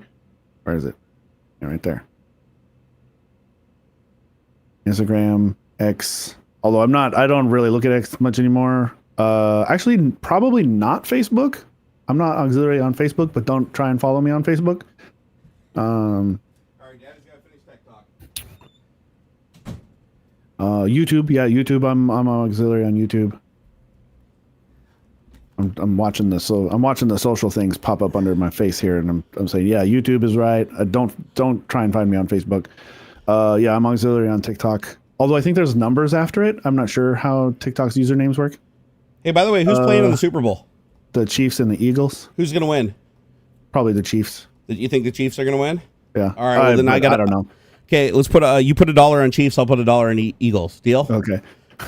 We can take it out of our proceeds. I owe you. Actually, am I not on OnlyFans? I just historically, guys, I always have picked the loser. I have never once won. Like, no shit. Every Super Bowl, every single year, because I know nothing about football, I always just pick a team at random and that team loses. For like 10 years in a row, I have done this where I bet my friend Greg and he always wins and I always lose every year. So whoever I say is going to win is definitely not going to win. So if it's the Chiefs and the Eagles and I just picked the Eagles, that means the Eagles have to lose for me to maintain my streak. Yep. So, and the universe hates me right now. So you'd be smart not to bet on the Eagles tomorrow. I'm just saying. So did you confirm as a Chiefs and Eagles? Uh-huh. Chiefs and Eagles? Okay. Okay, so you're Chiefs, I'm Eagles, $1 bet. You guys all heard it here. Yeah. So we're hardcore gambling now, boys. All right, bro. You can get out of here whenever you want. All right. Thanks, everybody. Appreciate your help. Bye. Have a good weekend. See ya. Later, bro. He's got to go get his weekend on. And then there was one. Hey, I want to thank Joe Taji for the $20 super chat. Holy shit, I can't believe I missed that earlier. I so apologize, Joe. I really do. That was, I cannot believe I missed that. He said, hey there, bearded purple shirt dude and green shirt dude. Have you ever played... Sorry, he left before I read that. Have either of you played any Lego recently? Also, Jerry, how's the Proxmox service? Also, did you get VNC and RDP working better for streaming? Hope that all makes sense. Okay, so we'll start out with, have I played with any Lego recently? I have not, but my son has. My son is really into Lego, and he shows me all his little Lego creations, and he creates like the craziest stuff. He's got the best imagination ever. So he's loving it. But I should play more Lego with him. Honestly, it'd be good for my brain. But the problem I have is the dexterity in my hands has been really affected by the nerve problem that I have. And so it's really hard to hold the little pieces and put them together and pull them apart. But he has some tools to make that all easier. So I got to just start using those. He said, how is the Proxmox server going? I have not touched the Proxmox server since I created it, so that should be a testament to how well it's working. It's literally sitting in the network closet running on my old PF Sense hardware that I had. It's running Proxmox, and then it's hosting Home Assistant underneath it, and Home Assistant has been working just flawlessly with no problems. However, you just reminded me that I probably should log into it since I haven't logged into it in about 2 weeks and make sure that it's all updated and everything. And then the last one was, did you get VNC and RDP working better for streaming? I haven't tried it yet, honestly. I haven't tried it yet. I still need to set up my other system over here. I was going to use a VM for doing all of my like programming and stuff on screen for the Twitch streams. But the VM has been giving me a lot of problems they're just a pain in the ass to stream. So using RDP and VNC to improve the performance of like the graphics projection from another computer on my network using 10G or whatever, I think that's the best bet for me streaming in the future. Joseph said, did you hear about Google and Samsung teaming up to make a VR headset to come out later this year? I have not, but I don't believe anything Google says with VR. Google has had like 5 false starts now where they said they were creating a VR product and it was really far along. I even got hired in 2015. I got hired by Google to go and join their VR division because I was making a lot of YouTube content on VR at the time. And so they wanted to bring me in and have me work with their VR team. And they essentially hired me, and I was supposed to go in for like an interview, an unofficial interview. They'd already said I have the job if I want it. Unofficial interview, and I was supposed to meet the team. And 2 days before I was supposed to do that, the whole project got canceled, and I got an email saying, "Oh, sorry, don't bother. The project's gone." Like literally, like not even a week after they said I got the job. So I really don't believe Google at all when they say that they're releasing a VR product. However, if they're working with Samsung, then maybe there's a little bit more credibility there because Samsung already has created a VR headset. And honestly, Samsung's VR headset was really good. Like, it was a really decent headset for the money. What caused it to fail was the fact that it was a Windows VR headset that had a lot of compatibility issues and a lot of quality issues, and the controller sucked absolute donkey balls. But the actual VR itself was really good. Really, really good. Ant Malt said, do you think PSN has been hacked again? It's been down for 24 hours now. I think they're getting attacked. I mean, it's completely speculative on my part. But the fact that it's like spotty access and some people can access it and some people can't, and some servers are up and some servers are down, and PSN's only thing they're saying publicly is they don't know what the fuck's going on. I'm going to say it's most likely them getting attacked for some reason. I don't know, but I can't remember anything that Sony did recently that should have enraged the world and made them a target. But You never know. Sony seems to be the target of attacks all the time. Let's see here. LG RFBS said, it is for you, bet in a wrong sport. Bet on soccer and all will work out. I try not to bet on anything. Gambling isn't something that you should do. Gambling is something like, if you're going to do it, just set aside the money, expect to lose it, and do it for fun, right? Don't ever expect to win when you're gambling. The second you start trying to convince yourself, doesn't matter what it is you're gambling on. Doesn't matter what it is you're gambling on. The second that you start to convince yourself that you have some kind of edge or you have some kind of system, you know, just get out. The second you start thinking that you have a system or you figured out some kind of pattern or something like that, no, you're the person that's going to be like, you know, behind the dumpster, you know, doing a little sucky, blowy, just to break even and have a place to stay at night. You know, just don't go down that avenue. Keep your money, use it for something productive. And if you have extra money, either give it to me or another content creator if you really want to burn it and send it far away. Or use it for something fun. Use it for something where it's like you get the value for the money. Like the money's gone, but you got something that was of equal value. I don't care how gambling makes you feel. It is never worth how much people lose. It's not. Losing $1, fine. $5, hey, $20, even $100 to some people. Like no big deal, right? But when you get to the point where you're starting to bet thousands of dollars, it will not end well, because you will just keep doubling down, trying to get your money back. And then even if you do get your money back, then you feel lucky and you feel like, wow, I'm not in any predicament anymore. And then you just repeat the same thing and lose it again. There's a reason why Las Vegas is so profitable. Let's just put it that way. Let's see here. I can get on now, but I could not get on before the show. Okay, so it sounds like the PSN thing is starting to clear up a little bit, so that's good. Maybe they figured out what the problem is. If it was an attack, I don't know if they'll say something publicly, because a lot of companies don't announce attacks anymore unless they have to, because when you announce an attack, you give credibility to the attacker, and then you embolden them and other people to attack again so that they can get fame for attacking you. But if you just ignore it, which is like what I do too. Like when I used to get DDoS attacked, I just wouldn't even acknowledge it. I'd just be like, oh, we got a little networking issue, and I just figure it out. Because people want to see, like, yes, I'm affecting this person, I'm hurting their life, and I'm causing them pain and suffering, and that's how they get off and jerk themselves off and, you know, have a really good time. And I don't want to give it to them, right? I don't want to give it to them. They can just sit there and be like, okay, well, they can see that it's happening, but nobody else gets the satisfaction. They don't get the satisfaction of other people knowing about their work, which is good. Yep, Bradley Smith said the house always wins. That is correct. In gambling, the house always wins. The odds are literally rigged to ensure that the house always gets a fixed amount of money. And even if you win, you still lose, because whenever you win at a casino, it just emboldens you to gamble more. Because you're like, even if you're ahead, you're like, wow, I just made all this free money. And then you're like, in your brain, the natural process is, oh, I can repeat this, even though technically you can't, because when you go back, the house odds, you know, you got lucky. You know, there's a difference between having a system and being lucky. But the second you convince yourself you have a system in any kind of betting or any kind of environment where the odds are stacked against you, yeah, it's bad.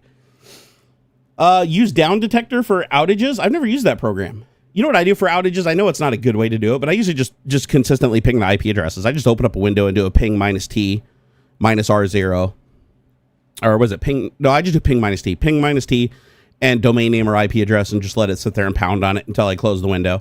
Sometimes I'll reroute it to a file. Sometimes I'll add it with a compound find string for ping timeout, so that it'll only print the ping timeouts to the window and not all the other pings, so that I just see when something bad happened. But pings aren't a really good way to measure uptimes, because a lot of servers will reject pings every once in a while because they don't have to respond to all of them. Don't gambo, just crypto mine. Well, the nice thing about crypto mine is you always get something back. You still lose money, but you always get something back, right? It's like yeah, you might spend $10 in power to get, you know, 50 cents of currency, but at least you're guaranteed to get something for the money you lost, instead of just losing the money outright. However, I don't think crypto mining is profitable for anybody that isn't running huge ASIC mines right now. As far as I know, there's no... The days of just doing micro mining at home and being profitable just off of your house electricity, those days are long gone. Too many people spooled up and too many people started mining with ASICs. GPU mining is pretty much dead as far as I know. Let's see here. Down Detector is a website that keeps track of them for you. Oh, really? Is it just downdetector.com? I'll check it out.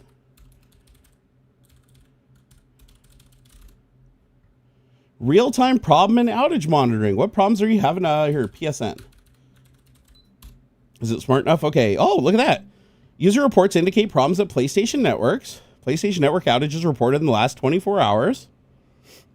I mean, there's still in the thousands of people reporting downtime. So yeah, it's not down to zero. And it usually is zero. Like before the reports started coming in, it was like between 0 and 14 reports an hour or like every 10 minutes. Now it's in the thousands every like 10 minutes. Yeah. Yeah, it's still a problem. It's not as bad as it was though. It looks like at its peak when it started, over 70,000 people reported outages in a 10-minute window. So it is improving. It definitely is improving, but it's still within the same trend it's been in. And then I guess at 2 a.m. it was at 2 a.m. it had more uptime than it does right now. It was like twice the uptime it has right now. So I don't know, take it or leave it. It looks like they're still getting attacked. Because I have to imagine it's an attack, because if it was something internally, they would have figured it out by now. Like something that just randomly happens out of the blue, they would have attributed it to a change and rolled that change back by now. It wouldn't have just happened out of the blue. So my guess is they're being attacked. They're just not telling anybody. Hey, Car Wash, thank you for the $5 super chat. I really appreciate that support, brother. He said, yeah, I love my MacBook and my iPhone. I can text and answer my phone calls right from my Mac. It makes it easy. You know what's nice is I can do the same thing now with Windows. Windows has a program called Phone Link. I don't know if any of you guys are using it, but it's pretty cool. Works with Android and iPhone.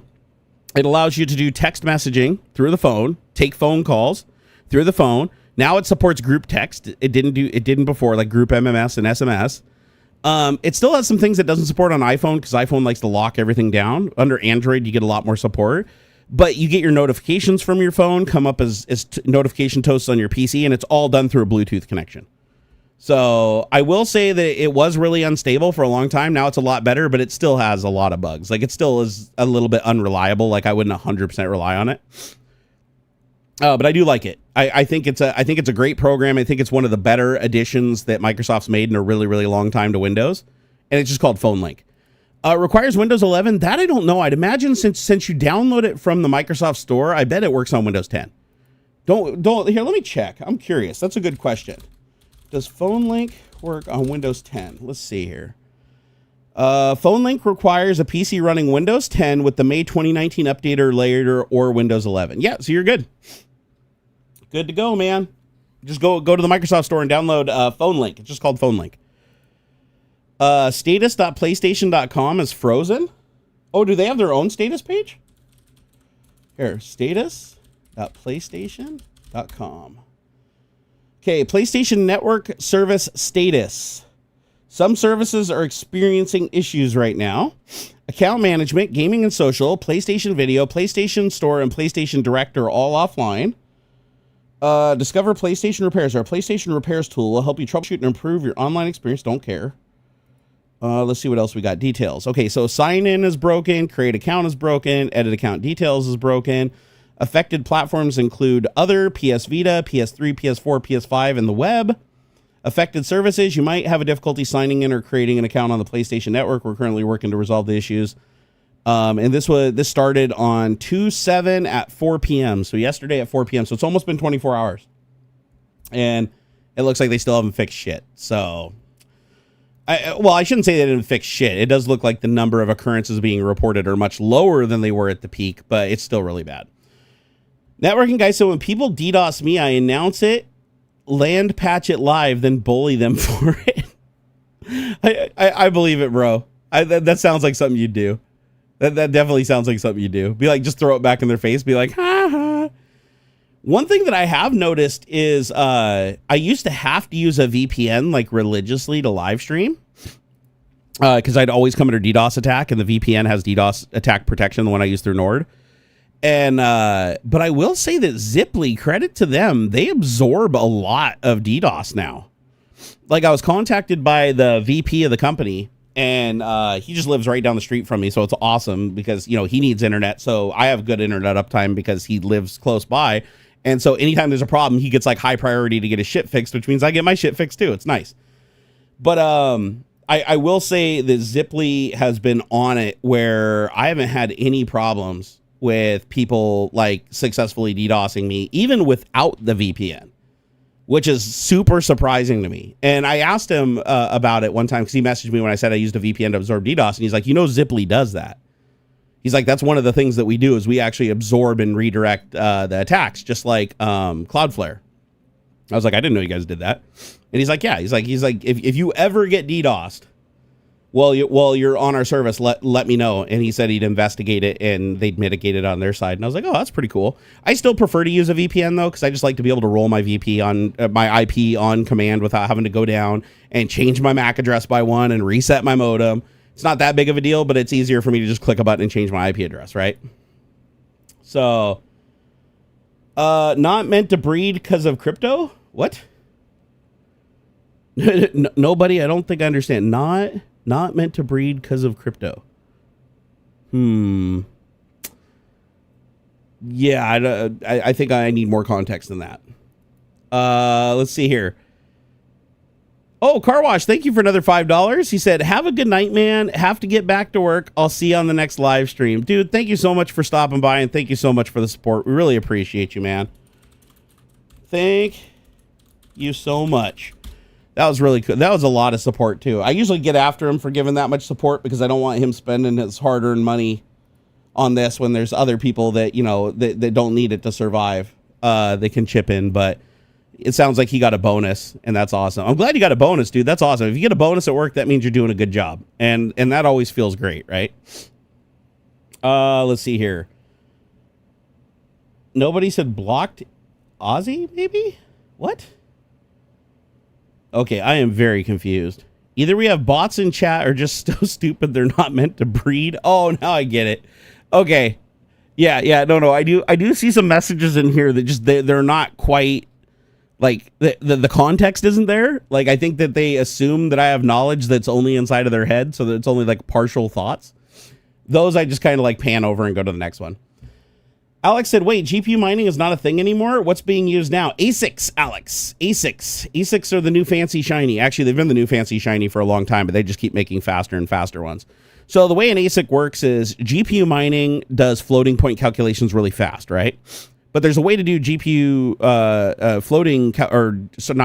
do float calculations a lot faster if that's all you do. And that's ASICs. ASICs are purposefully built circuits that just do one computational thing.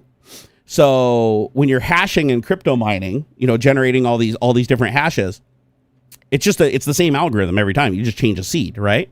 So you create an ASIC where you basically put in the seed and you put in some other supporting data, and boom, it craps out a hash. It doesn't have to have all the overhead of using APIs and stacks and the operating system and all that other overhead that has to go through to do all that math and all that workload. It just does it directly. And that's all it does. It's absolutely useless. Once the algorithm changes, if it's a different crypto that uses a different hashing algorithm, they're useless. Throw them in the garbage. Like grind them up and recycle them. There's no use for them anymore. So ASICs but they're cheaper. They're way cheaper. Like you can buy an ASIC that can mine, 10 to 100 times faster than the best GPU in the world for like a fraction of the price. And that's why you have all these mines in China that have literally hundreds of thousands of these things deployed, just eating up, freaking megawatts of power, just cranking out heat to generate these numbers that, ultimately become paid out coins. Absence of Logic said, to be fair, nature doesn't seem to care if stupid people breed. Well, that's actually, that's a funny topic. Oh, sorry I'm sniffing so much. I've got like a bad sinus thing going on here. I wish I had something to blow my nose on. Oh, I do. Blow my nose on this dirty shirt. Oh, it's much better. So as far as stupid people being able to breed, that's something we did to ourselves. Sadly, that is the one downside of science and technology. When you use science and technology to save stupid people so they can continue to be stupid, well, then they continue to breed and create more stupid people. And that's just an unfortunate side effect of trying to help good people and smart people, right? It's like you can't just help one side. You end up helping the other too. And it's truly something that you just have to live with because there's really no way around it. But yeah, the best display of this is in a movie called Idiocracy. One of my all-time favorite movies from Mike Judge, the creator of Beavis and Butthead. And there's basically a whole running scene where they show as time goes by, smart people stop reproducing because the world's becoming a worse place, money's becoming scarce, job stability isn't there. So the smart people aren't creating any more kids. They're like, oh, this isn't a safe time to create kids. This isn't a good environment to raise kids. We need to focus on fixing problems. But then the dumb people are just cranking out kids, cheating on their girlfriends, fucking everybody in sight, having 1,000 kids, and they don't care, right? They just, and then in the future, when you follow that trend where the smart people aren't breeding, they're just keeping the dumb people who keep breeding alive to keep breeding. You end up with the problem where you ultimately in the end have more stupid people than smart people, and you created that problem by being smart, which is funny. It's kind of like a little bit of a backwards oxymoron kind of thing. So survival of the fittest doesn't exist anymore. Survival of the fittest is like, way down the list of things that determine your survival. You can be an absolute dumbass that is a threat to yourself in every single possible way, and you can thrive in the world that we've created, right? So Ben said, how are services like Amazon Video able to see that I am on a VPN? Because of things called VPN lists. So what happens is companies keep track of a bunch of different accounts connecting from the same IP addresses and the same pools. And if enough people do it, they can identify that as a proxy, and they put it on these proxy lists, a suspected proxy list, and then they deny anybody that comes through them. And they ultimately end up recording all of the IP addresses because ultimately more than one person uses every IP with a VPN. And so unless you set up your own private VPN where you're the only one using it, you're going to end up on one of those lists. And when the IP ends up on that list, you're rejected. However, the way around it is you just use a DNS server that changes the route. It like changes some routing thing, as I understand it, based on whether you're connecting to like YouTube or a service that doesn't allow VPN connections. And then it tricks the service into thinking you're not on a VPN, but then it sends the data to you through the VPN. I'm not really sure how it works. It's like called DNS masking or something like that. I don't know. The networking guy probably knows more than I do about this. But there's like a server that you connect to, a DNS server that you have to put in that specifically belongs to your VPN provider. And then depending on which service you're connecting to stream video, it basically changes the route so that it doesn't think you're on a VPN, or you're literally not on a VPN when you're connecting to that specific thing while everything else is. It's something like that. Easier than that, they block a lot of the ASN numbers for IP addresses. Netflix is bad for that. Oh, interesting. So not even lists. Oh, man. God, my sinuses are so bad. If you log into a service using a VPN and you have been off VPN or other IPs, they can't track that to label you. Wait, also, if you log into a service using a VPN and you have been off VPN and or other IPs, they can track that to label you. Oh, that is true. That is true. Like, for instance, that's happened quite a few times with people I've had trouble with on Twitch before. I love that Twitch handles this, by the way. YouTube doesn't. Twitch absolutely does. So if somebody creates an account and they use a VPN to do it, and then they go log into their original account without turning off the VPN, Twitch sees that and goes, oh, the person with the original IP there had a different IP when they logged in here, and that matches the IP of the troubled account they logged in under. And what that allows them to do is go back and retroactively ban them off of every account they have. So even though they went through a VPN to try to create a new account and trick Twitch into thinking they're a different entity, the second they fuck up even once and accidentally open an app or open the web page or click on or log onto that account without forgetting to disable that VPN just once, and now the link is established and they can take out the other accounts, which is awesome. And it's worked so many times where I've had people do that, where they've come back and the partner manager I had said that they actually did find their true IP address and went back and wiped all their accounts with the true IP address associated. Sadly, it does create problems sometimes. They've accidentally banned people before for using a VPN because another person did a bad thing through the same IP address on that VPN. But in that case, you just open a ticket with Twitch and they resolve it instantly. But that's rare. Does a VPN make your internet speeds faster, or is it a hoax? No, they don't make your internet speed faster at all. Actually, here, let me clarify. If the path that it goes through the VPN to the entity is faster than the native route, which is slower than your internet bandwidth, your total internet bandwidth, then yes, a VPN technically can be faster. A great example of this is I actually get much faster bandwidth through a VPN to Microsoft's gaming servers for like downloading games with the Microsoft Game Pass. For some reason, when I just go through Ziply directly, I get like 50 megabit. When I go there through a VPN, I get 900 megabit. So it's a huge difference. However, in general, a VPN actually costs you bandwidth. If both paths are created equal, The VPN has an overhead, whereas direct does not. So if the paths yield the same bandwidth potential, you're going to have a slower ping over VPN. You're going to have slightly less bandwidth. However, depending on where you're connecting, a VPN actually can speed up your connection, but it depends on if the route is shorter or not, or the equipment you're going through is better or not. So yeah, there are times where a VPN can make you faster, but there's really no way to know ahead of time. It's one of those things where you just kind of find out when you have the VPN. As far as I know, there's no way to like go to a VPN and say, hey, VPN, how fast do you connect to this specific server from my IP address, and what's the bandwidth like before you buy into it? So that's why most VPNs offer a 30-day money-back guarantee. Nord does, private internet access, all those guys do, right? So they offer that because you may find out that the closest VPN server to you to enter their network is so far away that it just slows everything down, and you don't like it. In my case, I lucked out because NordVPN actually has a server bank that's sitting right next to Ziply in Seattle where they enter the internet backbone.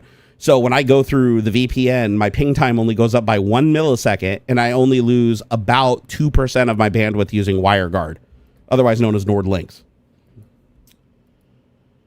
DigiBrat said, but if I were in the other side of the world using Starlink, doing a VPN to my home connection, it will be significantly slower. Well, I mean, it depends on the routes. It depends on the routes. If Starlink can jump a bunch of the slow routes that you'd normally go through with your regular internet connection in Ukraine or on the other side of the world or whatever, again, it just depends, right? It depends on if it's faster or slower for that specific route. And like I said, there are some big differences. Like I said, for some reason through my VPN, I get so much more bandwidth when downloading games from Microsoft. The other thing I've noticed too is you can do some cool things with VPNs. A lot of people don't know about. Like for instance, Windows, Microsoft will sometimes roll out updates to one country first versus another country. I don't know why the hell they do this, but they do. And so if you want to get that update, you want it to show up in Windows Update, you connect to the VPN in that region, and then they check the IP range when you come into the server, and they're like, oh, you're in this area where we're rolling it out, and then they offer you the update. So I've had times where I've connected to a VPN, didn't even realize I was connected to a VPN other than Seattle. Like I'm just, I accidentally clicked Norway or whatever.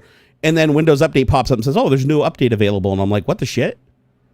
And then I turn it off and the update's gone.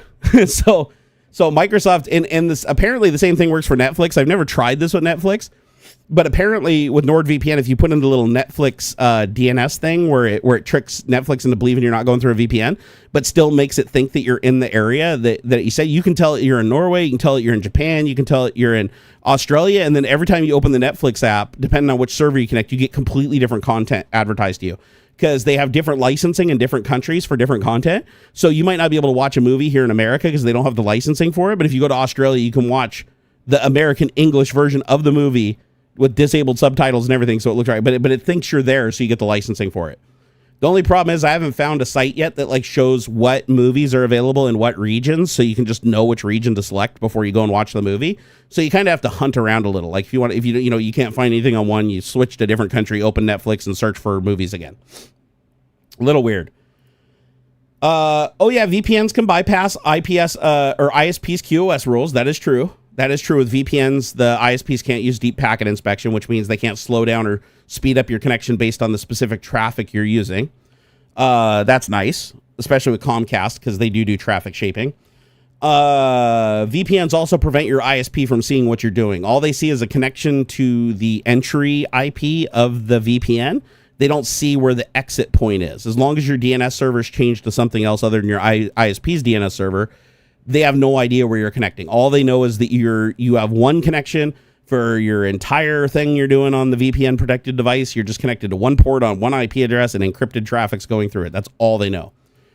Now, NordVPN has a new feature. I still haven't tried it yet that I just discovered. I guess it just rolled out, called like Whisper. It's like a protocol that like mimics web traffic to trick your ISP into thinking that you're just surfing web pages and not actually using a VPN.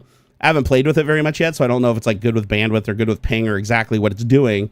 But it looked interesting. I'm gonna play with it. But what I do like on Nord is Nord has a thing called double VPN, which I like, which is like you can connect to a VPN and then connect to another VPN.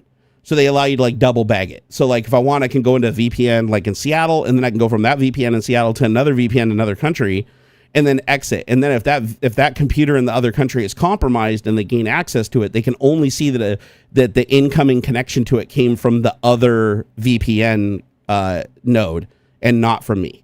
So they would basically have to have physical access to both machines in both countries to figure out like who I am.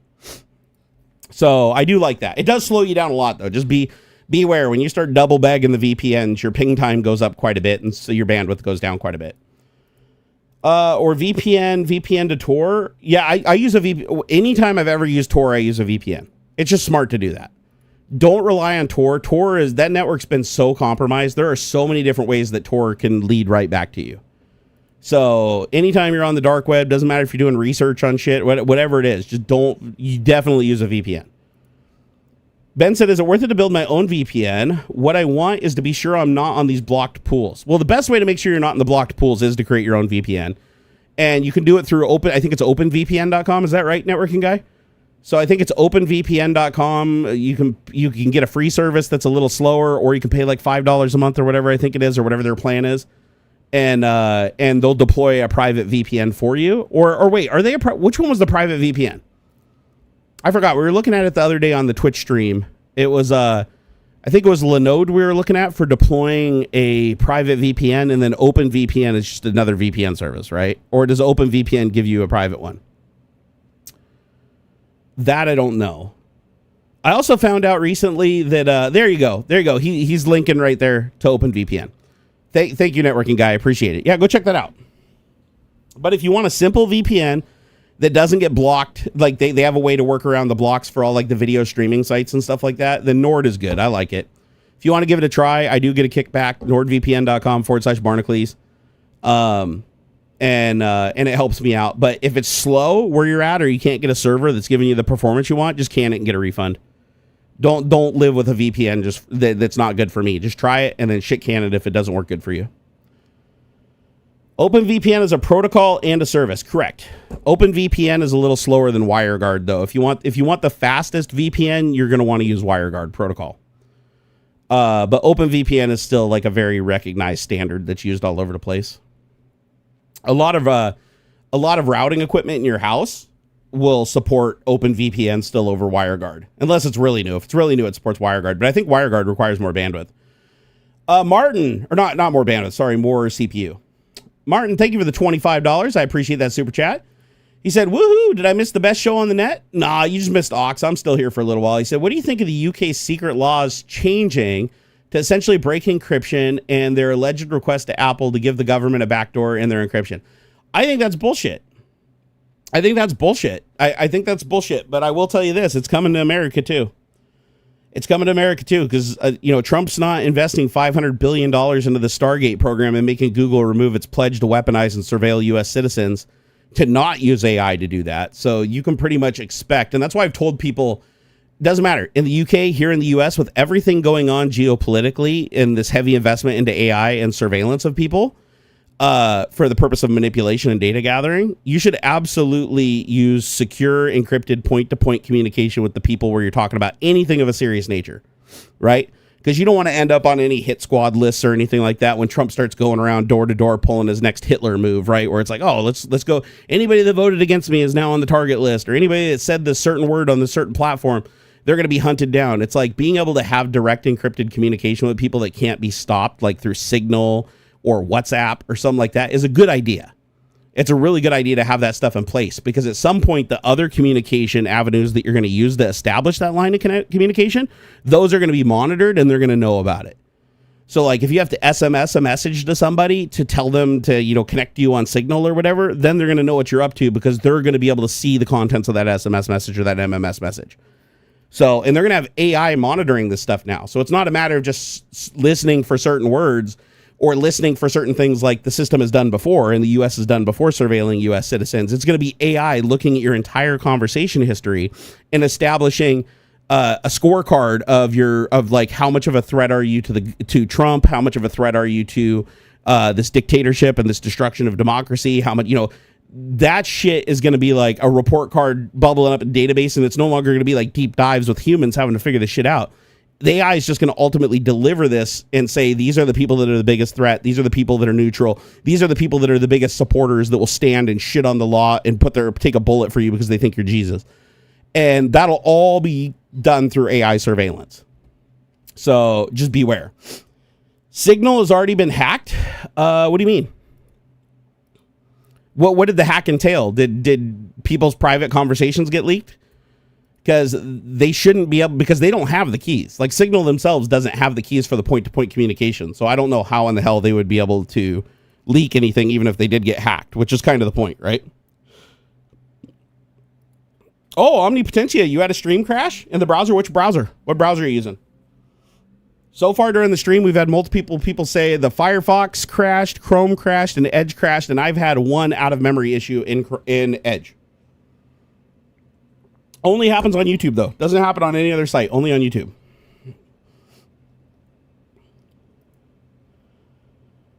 Let's see here. I have lots of live stream chats on YouTube and Twitch for fun info as well. Oh, you log them. That's actually smart. It's actually smart to log stuff. Internet Archive is going to become a huge target, by the way.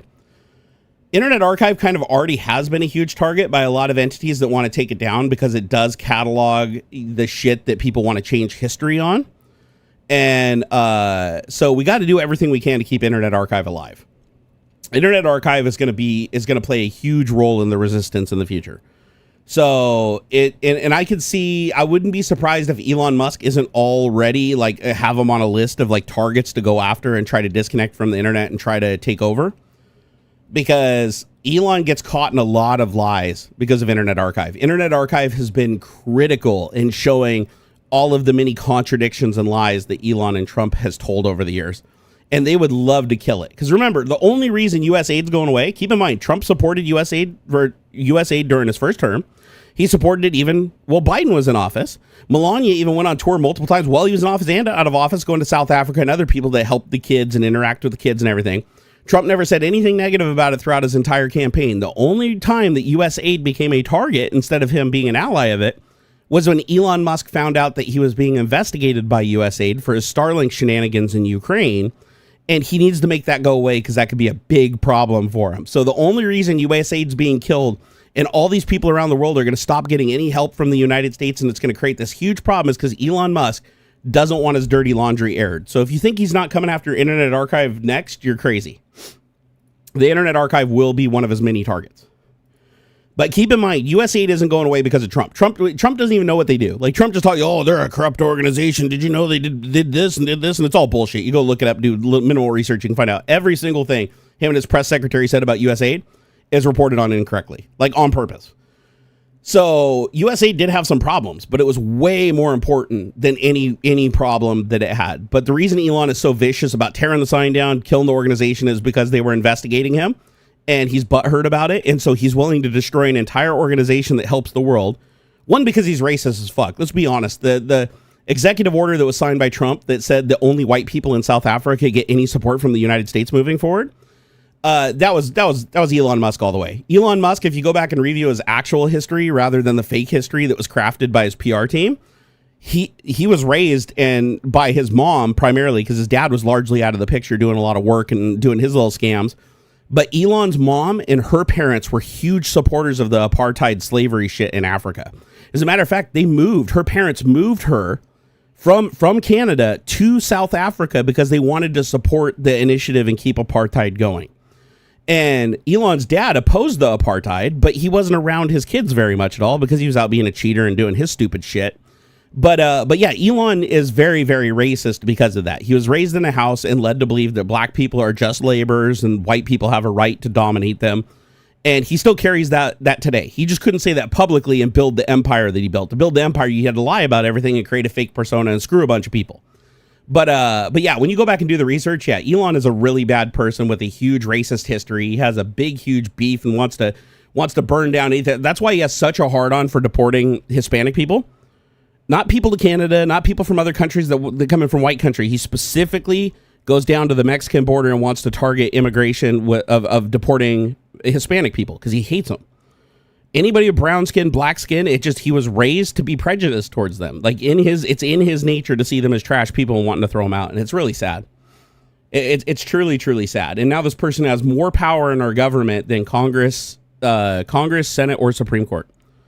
Because we can't kick him out because Trump owns the two law enforcement agencies that would enact the judge's orders. So you can't stop him.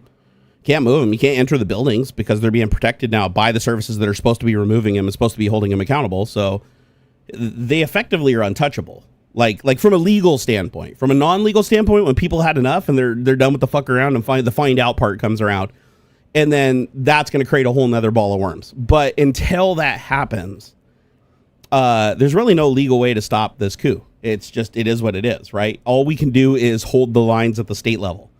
The red states already gave in. They already caved to Trump, and they're willing to let the Constitution burn, and they're willing to let Trump just decide everybody's future. But the blue states aren't. And the good news is the blue states generate more revenue than they spend federally, and the red states spend more money than they get federally. So the blue states are required to keep the red states alive. So as long as if the blue states get fed up with all this shit and they just stop paying federal taxes, they just put a halt to it, then the red states are going to die off quick, and the government's going to run out of money really quick, and it's going to create a lot of problems. It's going to create massive security issues. It's going to create massive conflicts of interest within the military. It's going to suck. But hey, if it averts civil war and it shuts Trump down, then that's what has to happen, right? Even if we all have to suffer a little bit more. LGRFBS said, imagine how funny it would be if Elon Musk woke up tomorrow and had $0 in his account because of an IT bug. Oh my God, that'd be hilarious. That'd be hilarious. Although apparently he's been pissing off Trump a lot lately. So word has it he's been vocal about a lot of things on X that have been making Trump look bad and making Trump look like a liar. So apparently Trump lit into him pretty good. And so he's been monitoring himself a little bit more on X and being careful about shitting on Stargate and shitting on SoftBank and OpenAI and all those things. He's had to back off a little because Trump was like, I will cut your balls off if you keep doing this. So Elon's already gotten a couple presidential spankings, and Elon knows that he needs the pardon power of the president. If Trump decides to pull pardon power from Musk, he is now completely vulnerable to all legal challenges. And he could just literally be put in jail for the rest of his life for treason just for what he did during the election, right? So without the pardon power of the president always being available to him, keeping people from prosecuting and keeping him from having to listen to any subpoena or listen to any law enforcement, he's good to go. So he's not going to risk that. So he'll keep sucking on that Trump D, and keep pretending that he agrees with everything that Trump's saying. So Luminate said, I feel bad for all the Dems in red states that see all this fuckery happen. Yeah, I'd be scared shitless, dude. If I was in a red state, I'd be shitting my pants right now. Literally, if I was in like Texas or Florida or Kentucky or something, I'd be freaking the fuck out right now because they all laid down and were like, Trump, dominate us. We want it. We want it. We want to be a Christian nation. We want Handmaid's Tale. Like, bring it on. Like, they all fucking love, like at the top level, they love the idea of Handmaid's Tale coming true. And that's ultimately what Trump wants. I mean, he literally said that he wants us to be a Christian nation with no other religion. Like, no, get rid of freedom of religion. Christianity is the religion of the land. Any persecution or disagreement of Christianity will come under steep penalty. Like, this is shit the federal government is not supposed to touch, right? There's supposed to be a separation between church and state, and this is violating that huge. So just keep that in mind. If you're in a state that's going to let federal law stand, you're in danger. Like keep your head down. But if you're in a state like I am, like Washington or California, or one of the states that generate like most of the taxes for the government, have most of the military complex under their control, then we don't have to worry as much. But it's not like we're still not going to have problems. I mean, we're paying a lot of money into the federal government that's never going to come back to us because Trump's just going to withhold it because we're going to refuse to, enact his fascist policies that are anti-constitutional. Let's see here. It's not a party issue. Both sides want insane amounts of power and money. Neither side is on your side. No. It's not. You're right. It's not a party issue. This is directly a dictatorship issue. This is a Trump issue. No other president before him has done this. No other president before him has had the ability to do this because of the very unique Supreme Court ruling that's completely out of place. So I do agree that both sides want more power and they want more money. Sure, I absolutely agree with that. However, one side abides by the Constitution, the other does not. So, and by the other, I literally mean Trump. Like there's a lot of Republicans that are against Trump right now. Both rhinos, as he calls them, and MAGA are both very pissed off at him right now with what he's doing because he's reneged on one of his promises and he's breaking the law and he's shitting on the Constitution that they thought they were electing somebody who would respect. The Metalhead Man said, sorry, Matt. My sorry ass is in Alabama. I am likely screwed. Yeah, keep your head down for sure. Definitely keep your head down.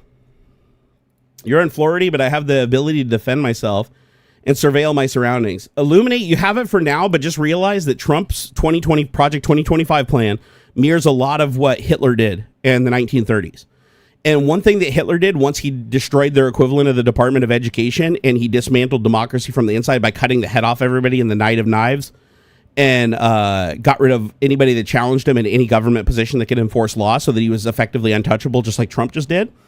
Just know that the step after that was there was fear of the people retaliating when they realized that he wasn't delivering on his promises and he was doing the opposite, right? Like eventually the bullshit meter goes up enough that the whole cult shit starts wearing off and people start seeing, wait a second, I'm taking damage for this. Like this guy lied to us. Same thing happened in Germany. So the way that he rectified that was by disarming the public. So, and Trump, keep in mind, Trump's like the only modern day president that's been successful in implementing gun restrictions and legislations. Remember when he banned bump stocks unilaterally and just bypassed Congress and the Supreme Court and just bump stocks were illegal from that point on? Other presidents went through the official process and couldn't ban guns. He just took it upon himself to do that. So it kind of shows that he doesn't care about guns. He can't even legally own a gun for crying out loud. He's a felon, right? So Trump cannot legally own a gun. I mean, he can have as many guns as he wants, though, because he doesn't have to listen to the law, because we literally gave him a power that no other U.S. citizen has, and that is he can never be prosecuted for anything, no matter how illegal, from this point on. So it's a scary situation we're in. It really is. So Congress and Senate are woefully ineffective right now. The Supreme Court is just going to delay everything. Anything that goes to the Supreme Court will just get pushed out to the absolute last legal day that they can hear it, and then they will ultimately rule in Trump's favor. Because remember, if Trump gets taken out of office, then they could be impeached and removed. The Supreme Court justices that gave him unlimited immunity against the Constitution. That could be seen as treasonous. So they have to keep him in office to protect them. He needs them in office to protect him. It's like this big mutual benefit thing where they all have to help each other. Otherwise, they all get in trouble for their crimes. So we'll see. We'll see what happens, though, as time goes on. Shit's going to become wildly unstable, though. Prices of things are going to skyrocket. It's not going to be good. It's not going to be good. Oh, no, nobody. The mandatory gun buybacks didn't happen because they were unconstitutional.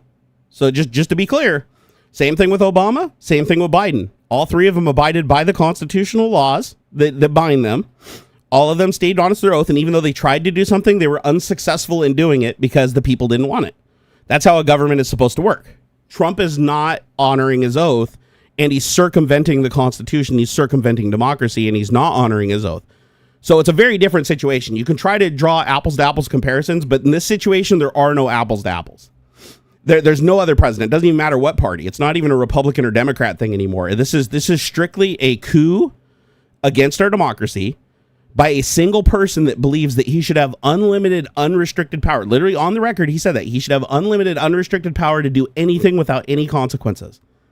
And he installed a Supreme Court that didn't recuse themselves, even though they had a clear conflict of interest, and they granted him that authority. So this is a whole new situation. Oh. I don't get what is your point? You said that she denied it. Still didn't happen, though. That's my point. Is she's still bound, regardless of how she wants to write history, what she wants to say, it didn't happen. Like, she was still bound by the law. Like, regardless of how she did it, she was still bound by the law. What I'm saying is Trump is not bound by the law. That's why he is a uniquely different problem, and you can't compare him. Oh, yeah, Martin. Same here. Honestly, everything that I predicted came true. And I honestly didn't think it was going to happen this fast. Like, I was even shocked by it. I knew it was going to be fast, but I didn't know the Project 2025 shit was going to move this fast. Elon Musk is a big part of that, though. Like, this would have moved a lot slower without Elon Musk, like, so heavily invested into this and trying to crumble the government so they can't hold him accountable. He said, can't believe how much happened in a couple of weeks. And we have 3 years and 45-ish weeks still left. No, that's a misconception. If Trump is not honoring the Constitution, he's not honoring his oath, he's not honoring the branches of government, he's not allowing federal law to be carried out, and he's not listening to the people, there is no way for us to pull him out of power. He runs the mechanisms that would be removing him from office if he loses, which means even if he lost in an election, if there could even be a fair election at this point, which you can't have a fair election when the president who's running for re-election, because he will run for re-election. Remember, he's already put in a bill to Congress to grant himself a third term that doesn't apply to any other president but him. It has to be consecutive terms for the current president in office, which is only him and nobody else. So he, regardless of whether he's duly elected or not, it doesn't matter. He's going to try to make it look that way. But regardless of what happens, he can never leave office. And that's why he's doing all this stuff so fast. It's why he's still campaigning. Like, you notice he's still doing rallies, even though he already got the job. It's because he can't leave office. He knows it. And I did the math. He can't. Like, there is no way he can leave office. Like, if you look at it, there is no way he can actually leave office without being held responsible for the many crimes he's committed in the last 3 weeks. Like, he literally could be charged with treason for what he's done. He's literally ignored his oath of office, drove around the Constitution, and signed executive orders that were absolutely contrary to the Constitution, and used a corrupt Supreme Court to keep him in a position of power to enforce those things. The Department of, Homeland Security and the DOJ are both under controls from his cronies that should not be in those positions because of their conflicts of interest, and they are not enforcing the law. So he's untouchable. At this point, Trump cannot be removed from office. Like, he has to, the only way he's coming out of that office is dead. That's it. He's gonna finish out his life in the White House because he knows, and he even said this. He said this on Hot Mic before. He said the dumbest decision he ever made was leaving the White House on in 2020. Or 2021, technically. He said that was the dumbest thing he ever did was leave the White House because he knew even at that time that he could have just stayed and just refused to leave. And he had enough people even at that time in the Justice Department that it wouldn't have been likely that anybody would have physically removed him. He technically wouldn't have been president, but he wouldn't have allowed the actual president in the White House. And he still, in the military, would be split on who they listen to. The guy in the White House who says he's still legally president and says that everybody's lying and that he's the only one that can tell the truth, or the entire other side of the government and all the votes and all the data that proves otherwise. So he said leaving was the dumbest thing he ever did because it opened him up to prosecution for all the crimes he did. So this time he has no intention of leaving. So, and that's what makes it scary, is like his first week in office, his priorities were to release the most violent offenders from January 6th that were willing to kill police for him, releasing the world's biggest drug dealer that had over $1 billion in cryptocurrency in an unrecovered wallet that was also in jail during his whole first term, and he never noticed him, but now he's into crypto, so suddenly this is the one drug dealer he releases, and it's one of the biggest ones in history. And so he's strategically doing all these things to bolster his position, right? And have enough money and stuff to bribe all the right people, and it's a very messy scenario, but this has all happened before. This all happened in the 1930s in Germany, so he has an entire playbook that tells him exactly what to do. He has a revised version of the playbook called Project 2025 that he can literally just follow, right? He has people behind him just telling him, just do this, do this, do this, do this, do this, and you cannot be removed. Like, this will circumvent all authority to remove you. So the only way he gets removed is by civil war, because even if he's impeached, he owns the heads of department that would remove him. There would have to be a mutiny inside of the DOJ and the and Department of Homeland Security that would basically like take out the head of the organization and then start following the Constitution and following their oath, because they can't under the current guy. The orders the current people are giving them are in violation of the Constitution, which forces them to violate their oath they agreed to when they took their jobs also. So it'll take quite a few conflicts of interest in the right area to basically overpower the bad people. But that's why Trump's working so fast to remove anybody that has power, right? Anybody in the government that has any power, any investigation capability into him or his allies, he wants to remove them. That's why he's like giving them offers to leave or just straight up firing them, even though he can't legally do it. And he's shutting down the buildings and having people rejected so they can't even come into work, having their logins disabled, not paying them. All this shit he's doing is not to remove everybody. It's just to remove the people that are not corrupt. He wants corrupt people in those departments and only corrupt people. And for every person that leaves, he had his press secretary say that we're going to go find qualified people to fill those positions. So they're not firing to reduce the size of government. They fully intend on hiring back all those positions. The press secretary even said so. They just are going to hire back people that they think are the right people for those jobs, i.e. commit and pledge loyalty to Trump directly instead of an oath to the Constitution and to uphold the law. So this is what coups look like. I mean, literally, this is a textbook coup, and it's been highly successful. I mean, Trump spent 4 years setting it up, right? So you know, people shouldn't be so surprised that it was so effective. But if you're in a blue state, just know that we're going to hold the line. We absolutely hold the line, and if we cut off federal taxes to the government, one of two things happens. Either Trump has to start conceding some of his power if he wants any hope of staying in office and surviving, or we kick off civil war, and we have to do exactly what the Constitution demands, and that is organize a militia and take back power. But again, what he's going to do within the next couple of months is start enacting gun laws that prevent anybody that he sees as a threat to him from owning firearms. Like, he'll do executive orders that are like specifically like, if you didn't vote for Trump, then you are seen as anti-American, therefore you cannot own a firearm. And he'll release that as an executive order. In red states, the police will just blindly enforce it, even though it didn't go through official channels. Even if Congress and the Senate completely deny it or ignore it, or the Supreme Court doesn't get involved, they'll treat it as the law of the land in the red states. But the blue states won't, because we're not going to give that up, knowing what he's doing right now. If he's willing to violate the Constitution and commit treason, we're not going to trust him to disarm the one thing that can hold him to account, and has in the past. Like, we've had to use a civil war before as a corrective measure. But at the speed he's moving, we gotta up the stakes, because he's going to start trying to shut down the media. He's going to try to start giving Elon control of more social networks. You already have people like Mark Zuckerberg that fought against both Elon and Trump, now pledging fealty to him and purposefully not running their stories on the platform and masking and changing the algorithm so that their stories aren't told, showing what they're doing, because, of course, they want to be involved in these $500 billion contracts for AI, and they know that if they don't work with Trump, he will just destroy their company and grab their competitor that's willing to play ball, right? It's a race to the bottom. So we are in a scary situation. So I wouldn't be surprised, honestly, if we don't see a lot of social media sites moving to red states, like Facebook and what is it? Well, I guess Instagram's owned by Facebook. Excuse me. Any social media site that is currently hosted in a blue state is probably going to try to move to a red state, because the blue states will hold them to account and still enforce the law against them. But if they have to follow that law, it's going to enrage Trump, and Trump's going to want to destroy their companies.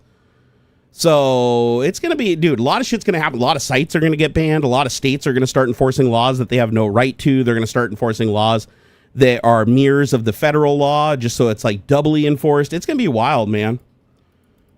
It's going to be wild. I mean, he already basically destroyed the FBI, which is literally responsible for investigating every felony that happens in the United States. So, but again, the FBI is also responsible for looking into bad actors like Trump, right? A lot of the prosecution against Trump and a lot of the evidence that was found and everything was through FBI direct investigation. So, of course, he needs to destroy that. And that's why he's destroying any departments that have ever investigated him or his allies. It's not about cutting government. It's not about cutting expenses. There's a reason why it's the Department of Education, USAID, and the FAA. Those three things have almost nothing to do with each other than they all had active investigations against either Elon Musk or Donald Trump or both. So, pretty wild times, man. These are wild times, but and I don't want none of this to go down. Like, I honestly, and I knew it would the second that people were tricked into voting for Trump and actually believed him after everything he's done. But those are people that didn't do any research. Those are people that let faith bypass common sense, and they didn't do any research because they saw it as blasphemy, because they were brainwashed to do so. And now we literally handed all that power over to one man, just like what happened in Germany in the 30s, right? They handed power over to him because the public liked him, and they thought that he could actually, by having some power in the government, do some good things. And he basically used it to take the heads off of everybody else that could stop him or remove him, and then assume full power and consolidate it under himself. That's why Trump's moving so fast, right? Why is he signing so many executive orders that when you read the text inside of the executive order, it literally removes anything that binds him or his businesses in any way to protect the public, right? If you watch the bill he passed for like energy, he's like, oh, this will lower the price of energy. No, read the bill. Go actually read the bill. It doesn't lower the price of energy. It allows energy companies to export more energy that they can sell for more. If another country is willing to pay more than our subsidized cost here in the United States, because they don't get subsidies anymore, because it eliminates those subsidies in the actual bill, the executive order. So now those fuel companies are free to sell as much as they want to another country if they're willing to pay more, which means now we have to pay as much as the other country of subsidized costs. So in the next couple of months, as these start going into effect and it starts catching up with the supply, the price of fuel is going to go through the roof. We're going to be paying fuel prices like they do in Canada, because it'll be unsubsidized fuel prices, since the energy companies will no longer be bound to sell fuel at any amount at any set price to the public like they had before. Same thing with medications. Sysadmin 2D General, you need to do your research. When you do your research, come back and talk to me. Until then, you're not welcome here. Like I said, I am done earlier. Maybe you didn't hear me. Maybe you wasn't here earlier, but I am not tolerating Trump supporters anymore. You put us into this situation. You were the one that was too fucking lazy to do any research, or so selfish that you knew this was coming and you didn't care, that I want nothing to do with you at this point. I'm fucking done. Like the time to just debate politics is gone, because it's no longer politics. It's no longer party versus party. It is one man doing exactly what Hitler did in the 1930s, all the way down to the executive orders persecuting against anybody that isn't white, all the way down to the orders that are like purposefully going against our Constitution. Like, this is bad, right? Killing the Department of Education and forcing your own curriculum that's based on Christianity instead of actual science. Fuck that shit. So yeah, no. If being aware of everything that's going on, you still support him, you're either not paying attention, which means you need to go fucking do your research and you shouldn't be here, right? Or you already did your research and you know just the gravity of the situation, but you still think it's awesome that our democracy is getting crushed, in which case you're just a selfish prick and I want nothing to do with you. Because you're like, oh, I like watching the world burn. This is awesome. Or I benefit in some way by him doing this at the cost of everybody else. Fuck democracy. You're not a person I want to talk to, period. And so, yeah, you can kindly go fuck yourself and do your own thing. But you know what? I support freedom of speech. So go create your own channel and go do your own live streams and create your own videos and speak your mind. I think everybody should. Honestly, I think it's just as important to see as much bad information out there as there is see good information, because a lot of people need to see how deep the brainwashing goes. I think that's really important. You know, when people open up a video and they see a batshit crazy person talking about how Jesus picked God and we just got to trust his plan even though it goes against everything and it's fucking them, it's good that people see that, because when they see that, they're like, oh shit, maybe I am a little bit brainwashed. Maybe I am focusing on something over here because they're jingling the keys and not looking at what's actually happening. So many red states are now limited to watching porn, not just Florida. Yeah, isn't it like Texas? Didn't Texas do something too? Is it Texas, Florida? Here, let's look it up. Let's see how many, even though it's a completely non-enforceable law, right? And aren't the penalties like $5,000 or something? Like, what do you do? Call the cops and say, oh, I went to a website and answered the thing without my ID and jerked off. That's a $5,000 offense. Let's see here. What states, let's see here, limit, require license.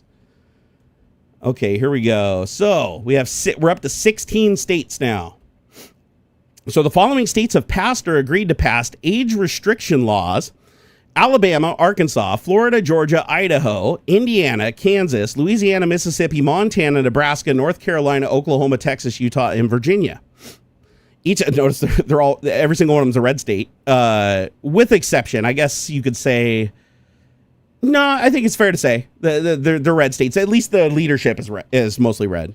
Okay, so in Kansas, passed a law to go into effect on July 1st. Websites with material that is deemed harmful to minors on at least 25% of its pages have to verify a user's age with a database of age verification technology approved by the state's Attorney General office. Basically, you have to be ID'd, and every time you look at porn, you have to go into a database that they can see what site you're on, what porn you're looking at, and everything. Because if you can be ID'd and you have to present an ID, you are being tracked. And also there's easy ways around this, right? A VPN walks right around this. There is no way to protect against a VPN being used for this. There is no way to protect against somebody using a free public VPN. There's no way to protect against somebody using a proxy. There's no way even to protect against somebody just using their parents' information to log into the site. And then their parent gets fired from work because, you know, this new surveillance state comes down and says, oh, one of your employees has been watching porn or something like that. And it's like, oh, well, we better go fire him. So, no, I don't support mass surveillance, and this can't be enforced. If this could be enforced and it didn't track people, if it was a way to confirm age without actually tracking people, and it was actually a way to do it that couldn't easily be circumvented, which this is absolutely cake to circumvent for anybody, then yeah, I would support it, because obviously I don't think kids should be looking at this shit, young kids.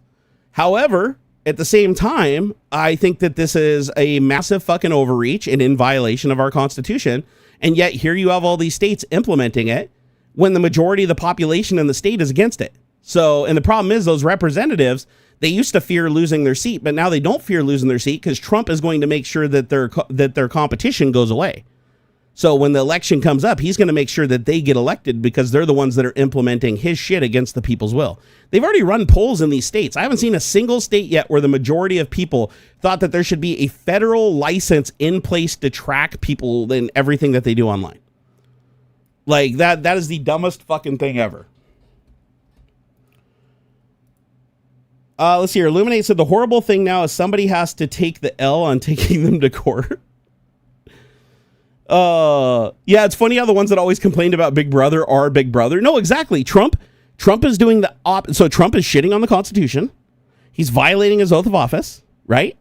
He's banned bump stocks. So he's been one of the only presidents in modern history that has successfully banned firearm related things, right? Against the people's will, because the majority of people didn't want them banned. A VPN works only if it's not in a red state. No, I can make a VPN work anywhere. There's no way for them to stop me from using a VPN. They can block a bank of IP addresses, but VPNs buy new banks of IP addresses all the time. NordVPN buys huge blocks of them constantly and rotates them out. I can also create my own VPN, right? I can just rent a server for $5 a month on Linode in a different state, set up an IP, and encrypt my traffic between it. Now I have my own private VPN that they can't do anything about. So, and they don't even know it's a VPN because I can even use a protocol that makes it look like it's not VPN traffic. I can use a random port sending random encrypted traffic and it won't even look like a VPN at all. Illuminate said your parents should be setting child locks if you're worried about a minor accessing the site. No, that's exactly true. The parents are the ones who should be enforcing this. And this is what's funny is Republicans always called for the parents having more control, right? They want parents having more control over their children. Yet they're the first ones to always say that, oh, parents can't monitor their children. They can't lock down their children. They can't choose what their children want. We have to step in and we have to do all that. Well, that's literally Big Brother. That's literally the nanny state. That's literally everything you claim to not support. You're the one that's actually doing it. So, but that's a big part of Trump's campaign is he says one thing and he does another. He always has. He always uses doublespeak. Whenever he speaks, he says, yeah, the water is kind of wet, but it's not. A lot of people get paid a lot of money, but they don't. You know, there's a lot of skilled workers out there that aren't very skilled. There's a lot of. He always speaks in double talk, and he does that so that when you're listening, if you're the person listening for one line of thinking and one line of words, you hear him say it, but the other person who's completely opposite to your opinion also hears the thing that aligns with them, and then everybody thinks that he's speaking to them, but in reality, he's not telling anybody what he's going to really do. What he's really going to do is against both sides. At the end of the day, he just needs you to vote for him. But keep in mind, he doesn't need your vote to stay in office anymore. So there can't be, with his current activities going around the Senate, Congress, and the Supreme Court and taking over our Justice Department and dismantling it so that they can't do their job. We won't even have an FBI capable of enforcing any rules, right, in a free and fair election again. So it'll be a fake election. It'll just be a fake paper election just to prop up Trump as long as he wants to stay in office. So he knows he never needs another vote again. So that's why he's doing a lot of shit that he knows isn't popular with his base, because he knows he doesn't need their vote ever again. You know, all he needed is their votes. He even said it. Like, there was even one time where he was completely honest. For once in his life, he stood up there and even giggled and smiled. He's like, I don't care about you. I just want your vote. Right? So that he literally said that. And he goes, I don't even care about you guys. I just need your vote. He said that to a group of Christians of all people, right? And everybody's like, oh, that's funny. But no, it's true. It was one of the few times that he was actually true, actually telling the truth. It's wild, man. It's fucking wild. But hey, people were fooled. He ran a campaign that tricked people into voting for him, thinking that he'd do the things that he promised, and instead he did the exact opposite. Ben Hussey said, could you make a VPN video, or have you already? I don't think I made a video on VPNs, although it's probably not a bad idea. I need to create more edited content anyways. I got to work up to it. I got to clean up the Nerd Cave. The Nerd Cave right now, my AC is like fucking up and hanging on by an edge, and I'm having to use like an external Python script and like AC smart adapter to run custom Python code to turn it on and off because the relays are fused in it. By the way, if you want to know what that looks like, here's the thing. Here's the trend. You see the trend. This is all custom code running on an ESP32 Python code that's showing the humidity and the temperature in the room. You see the humidity going up because of my breath. I need to get some more ventilation in here, and then all the trends and all the sampled data from the temperature and humidity probe. Yeah, that's all just custom. That's all just to control my broken air conditioner. They just, when it gets plugged in, it just turns on and just runs. Like the fan and the compressor just run infinitely. You can't turn them off or click them on or off. It just hacked. But I need to get this. I need to figure out and get some help to get this room put back together properly. because I need access to my video equipment. I need to be able to easily move things around without having to stand too much. And once I do that, then I can start shooting videos and edit them again, which I really want to do. I do truly miss it. However, I will say that the golden days of YouTube are dead. Like CPM is way down, advertisement revenue is way down, forcing people to take on massive sponsors, and taking those sponsorships means compromising their values. A lot of people don't have expendable revenue now because Trump is driving the prices up of everything with the threats of the tariffs, and they've already started going into effect. Like prices on a lot of shit have already started skyrocketing. And it's just going to keep getting worse. So people aren't going to have the disposable revenue to support people. And you're going to see that in a huge downward trend that's already been happening for a while now. And so it's difficult to make a living anymore without kowtowing to companies and like taking on tons of sponsorships, which I don't want to do. So at some point, either I have to find some cadence or some means of doing something that makes me enough money that I can support my family and survive, or I'm ultimately going to have to go back and take a contractor position at a company doing software development or consulting, which honestly, I mean, isn't a super terrible thing. But I told my friends I don't want to go down that avenue because of my health and put them in a precarious situation for giving me the job or recommending me or whatever, unless I know I can deliver 100%. Am I noticing impact on Patreon? Yeah, but I don't blame the impact on Patreon on the expendable income stuff so much as I just haven't been active on it.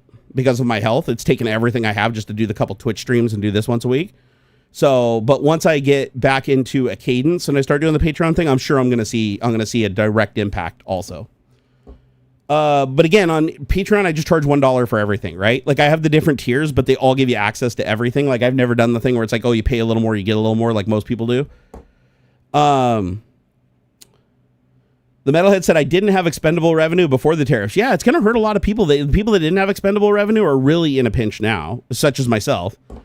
And it sucks. Wait, what was the Freudian slip, Ivan? I didn't catch it.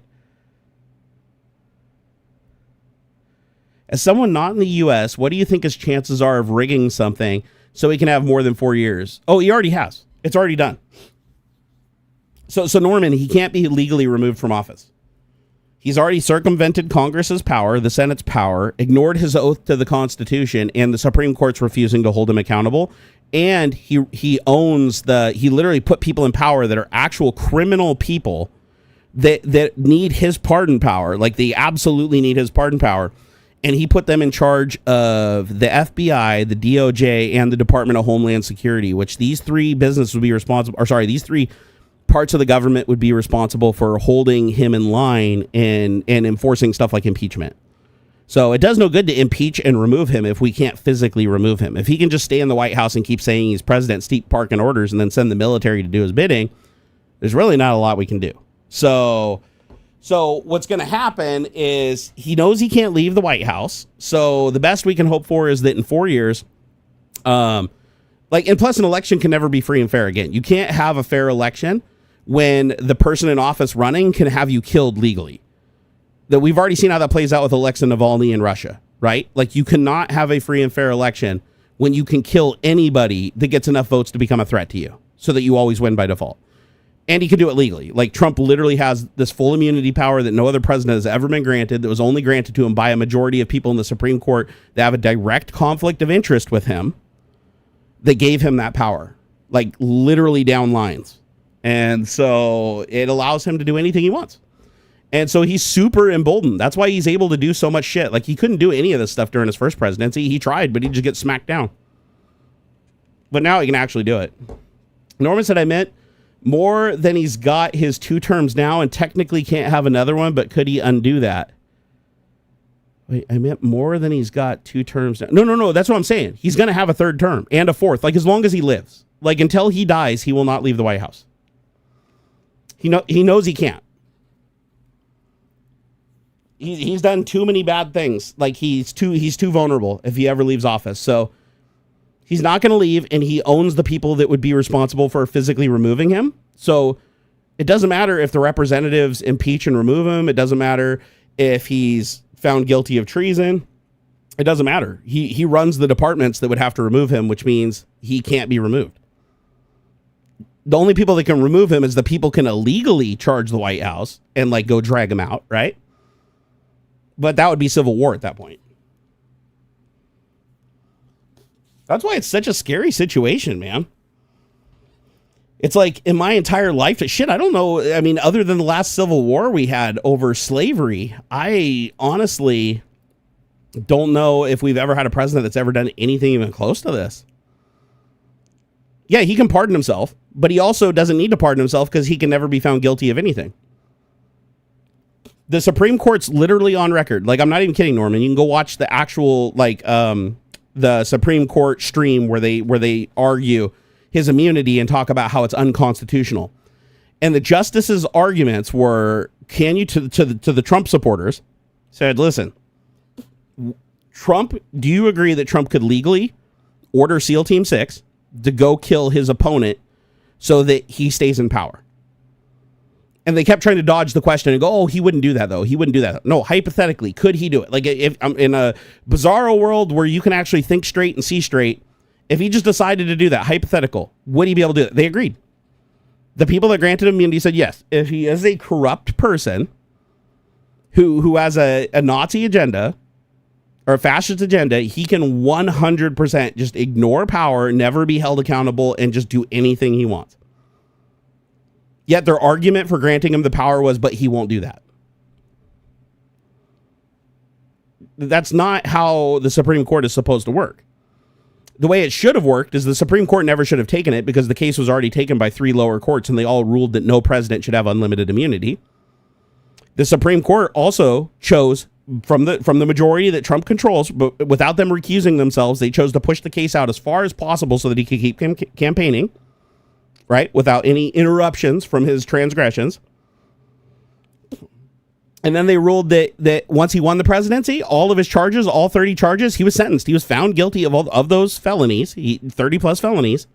And the judge said he is guilty and he is a felon, but because of the presidential immunity granted by the Supreme Court, he cannot put him in jail or fine him. So this is the dumbest thing we've ever done as a nation, is allow our Supreme Court to give that level of power to a president. Especially a president that is a convicted felon, a rapist, a serial cheater, somebody who claims to represent Christianity and yet has broken every commandment publicly. It's very weird situation we find ourselves in because Trump is such a good con artist that he convinced the dumbest minority to come together in numbers that even though it's not even close to even a third of the United States that supports him, when you actually look at the votes and you actually look at the number of people that are legally can vote and the people that can't vote, not even a third, like way, I think it's not even a quarter of the people realistically of the people that could vote actually voted for him. And yet he still won by that thin margin. Thanks to Elon Musk really pushed him over the line doing all the illegal shit in the swing states. But he won. Fair enough. He did everything he could. They broke every law they could. They didn't care. They were like, hey, Trump's like, I'm going to jail anyways if I don't win this thing, so fuck it. I'm just going to break every law and do everything. Elon, are you with me? Because you're going to be standing for your crimes next. So let's just all out go for it. They won, and as soon as they won, they said, your immunity protects not only you, but everybody else you can grant that pardon power to, because you can't ever be held accountable and can't be removed. And anybody that enforces any legal action against any of your allies can instantly be undone just by you saying that they're pardoned and writing on a piece of paper, I don't think they did it. Even if they did it and it's on video, it doesn't matter. He even said that when he let the people out for January 6th, right? He literally wrote on the piece of paper, none of these people did any of this thing. They were prosecuted by the same organization that prosecuted me, so none of these people actually did the thing. It's like, but we have it on video. They even pleaded guilty to it. They're on video doing it, pleading guilty to it, and even admitting that they said the things that they did on the video. You can't have any more evidence than that. And Trump's like, nah, I just let him out because I don't think they did it. And then later he admitted he knew they did it, but he was too lazy to go case by case. But fun fact, Trump doesn't go through anything by case. None of his pardons he goes through and does any of that. He has people that does that for him. He has teams that does it for him. There's an entire pardon committee that's supposed to do that shit that he just circumvents entirely because they would have problems with the people that he's pardoning. It's crazy, man. UTB said if the DNC would have a proper conference and put for a proper candidate, we wouldn't be in this mess. Doesn't matter now, UTB. It doesn't matter. We have to focus on what's happening now and getting things back. If we just sit here and complain about what happened and don't focus on what's happening right now, it does us no good. But yeah, you're right. The DNC fucked up. The DNC absolutely fucked up, and they for some reason thought Trump would run a fair game, and he didn't, right? So a lot of mistakes were made. I 100% agree.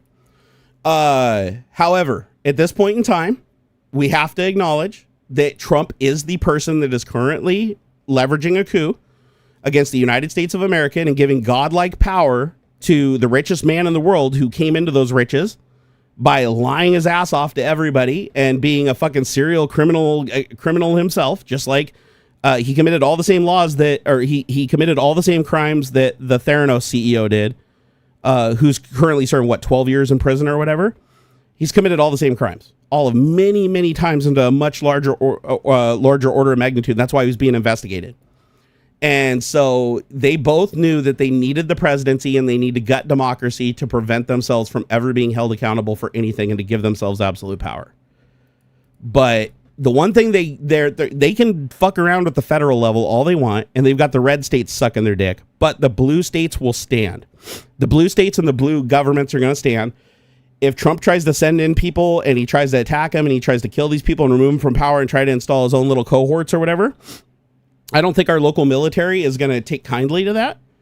And we have the largest amount of military are in blue states. Like right now, even here in Washington, we have Fort Lewis McChord, right? So we have Army and Air Force Base, a huge one that actually stores the B-2s and the nukes. We also have the nuclear sub-base Bangor. We also have the Puget Sound Naval Shipyard that refuels all the nuclear fleet and gives them all the ordnance. California owns I think an equally big chunk, right? With like El Toro and El Centro and all those places, at least for the Air Force and the Navy. So a lot of the military power lives in the states that Trump is directly pledging to attack and harm and take democracy and freedom away from. So the military is tasked with only taking legal orders, right? You're not allowed to take an order that causes you to violate your oath of service.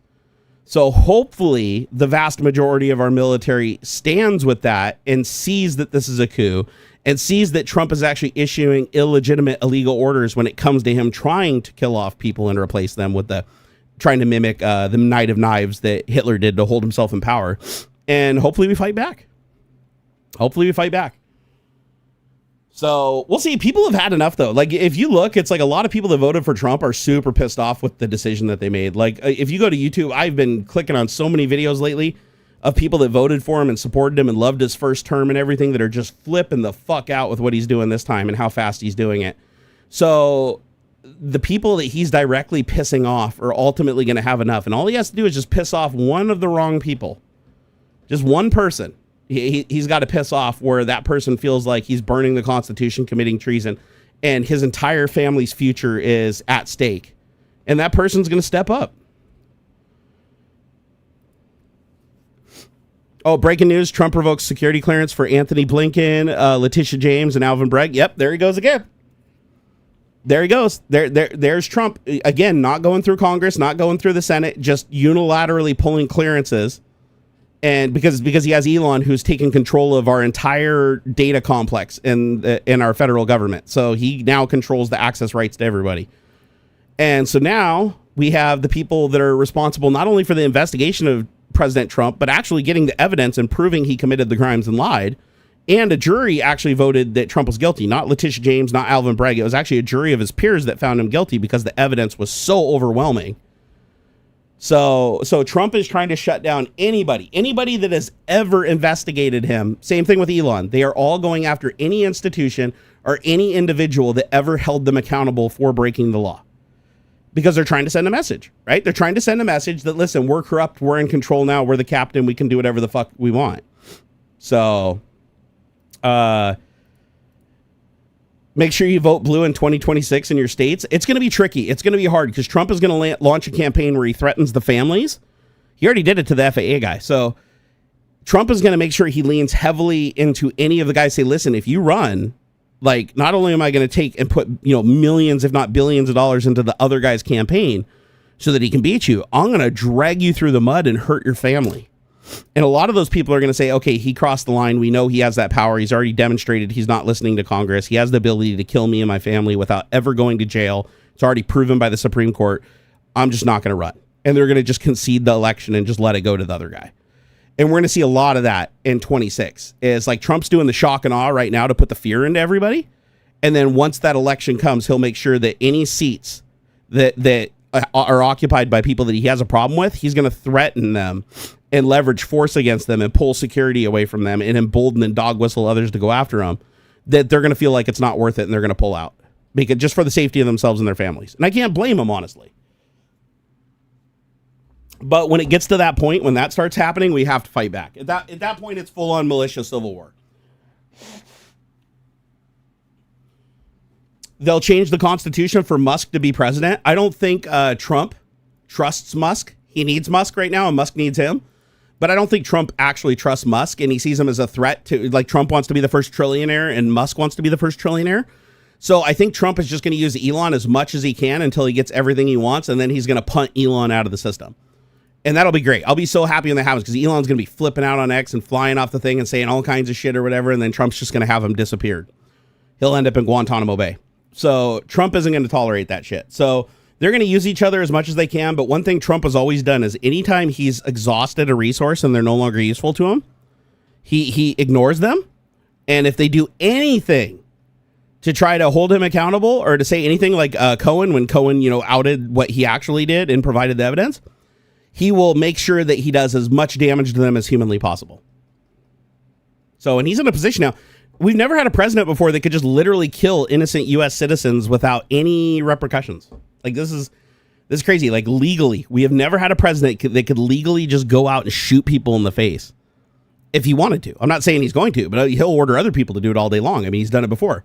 But he can do it legally now. Like, there are no repercussions. Like even if he came out of office, as long as he did the murder while he was president, all he has to say is that he felt it was necessary. It doesn't matter if it actually was necessary.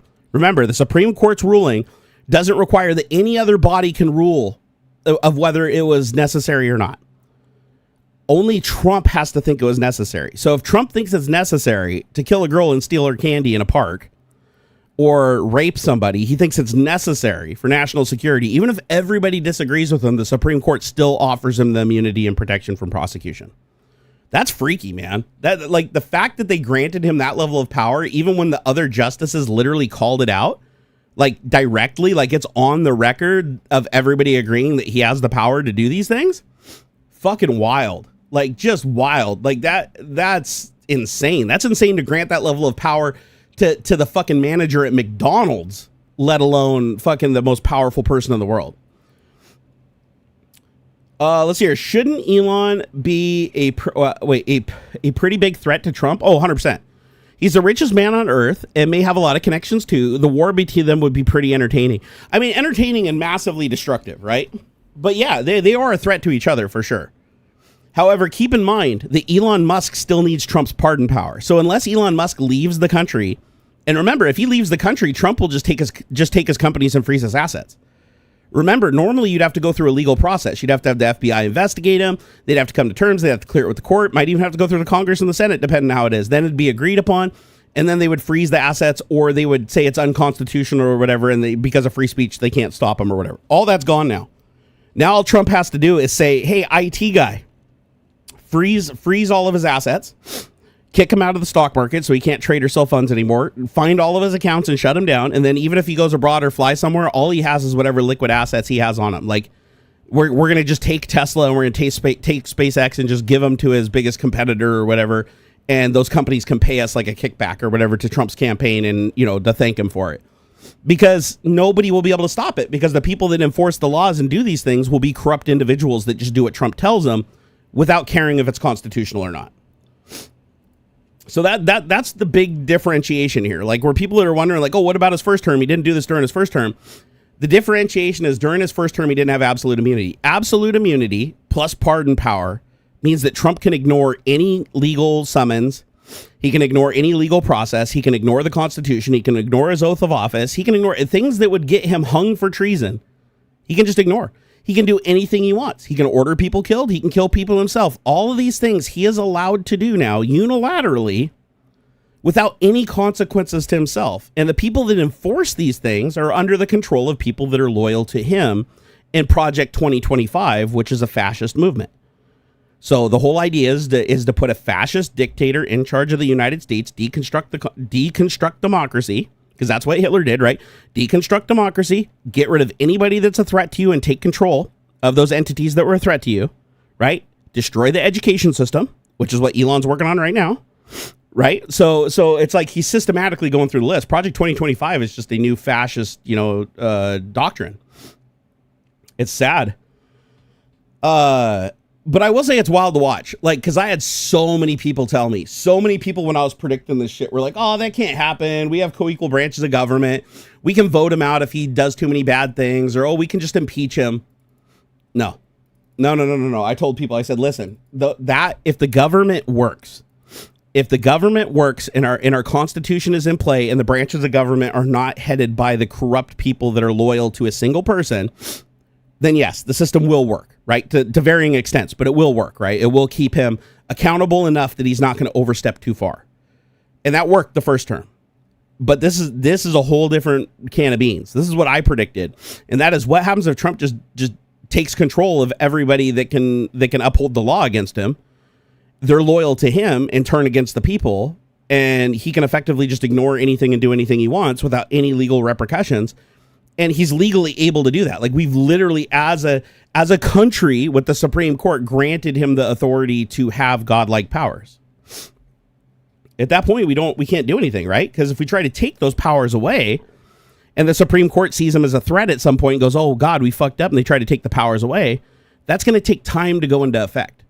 That's time that Trump can literally have those Supreme Court justices and their families killed, one, to make an example and remove them, and quickly nominate and rush people through. Like, I'm talking in hours instead of weeks and months, right? Rush people through to the Supreme Court that will then overrule that, bring it right to the floor again and say, nope, we were wrong. He gets to keep those powers, and we're actually going to give him a couple more. And even though everybody can see it for exactly what it is and they know exactly what's going on, he's within his legal authority that was granted to him by the highest court in the land, which was a big blind spot for us, apparently, that he's allowed to legally do this shit. It's just crazy. It's wild to think. It's like he is legally able to take over and destroy democracy. Like that was granted to him by the Supreme Court.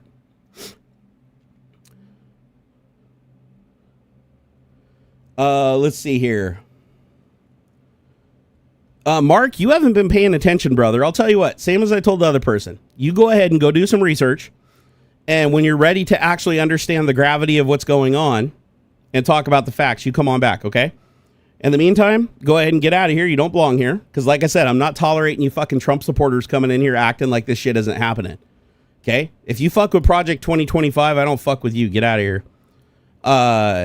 Listen, hey, if you voted for Trump because you got bamboozled, you got bamboozled. I get it. If you understand the problem of what's going on right now and you realize he stabbed you in the back, we don't have a problem, okay? You learned from your mistake. It sucks that you had to learn this late in the game when we're so fucked, but hey, you learned something, right? But if you're still supporting him after everything he has done to this point, you are against our Constitution, you are against freedom, and you are a threat to fucking democracy. And I don't want anything to do with you because it's people like you that fuck over the entire majority just so you can sit there and fucking get your dick sucked. And I'm not about that, okay?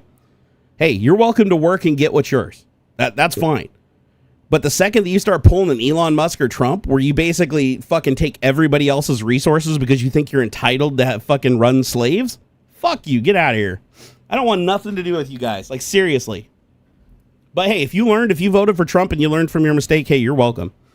You're welcome to stay here. But if you're still supporting him after the shit he just did and the fucking racist executive order he signed for South Africa and unilaterally destroying all of our institutions that were put up by the people's will from the representatives through Congress without any constitutional authority, if you're supportive of those actions, you do not belong here. You can just fuck the hell off. So it's better to do it now than to have you stick around. So, but hey, you're welcome to stick around if you believe all those things and you just want to shut the fuck up and not talk and chat. Hey, that's fine too. But I'm not going to tolerate your bullshit. I'm not going to tolerate your bullshit. I've done my fucking research. It's time you do yours. It's absolutely time you do yours. Because people that come in here, oh, you've just been watching too many movies. No, I've been watching what Trump has said, what he's done, what went into effect. U.S. aid cannot be destroyed by Trump.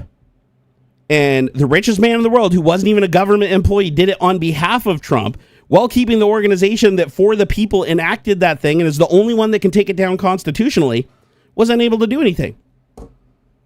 He was only able to do that by beheading the two organizations that enforce our constitutional and federal laws. So if you're too fucking dumb to understand what a coup is and understand that Trump is overstepping, you do not fucking belong here. Okay? I am fucking done tolerating that shit. Hey, what's up, Putch? He said, I'm curious what you think of the annexation of Canada and its resources. It's no joke. Fuck, dude. Oh, wait, are you talking about like Trump saying he's going to fucking, like Canada's going to be the 51st state, or is annexation like something else that's going on in Canada I don't know about? Because I know you guys got your own set of problems up there, but honestly, my hands are so full with the research I'm doing on the United States. It's fucking, I've got little time, sadly, for checking out these other governments.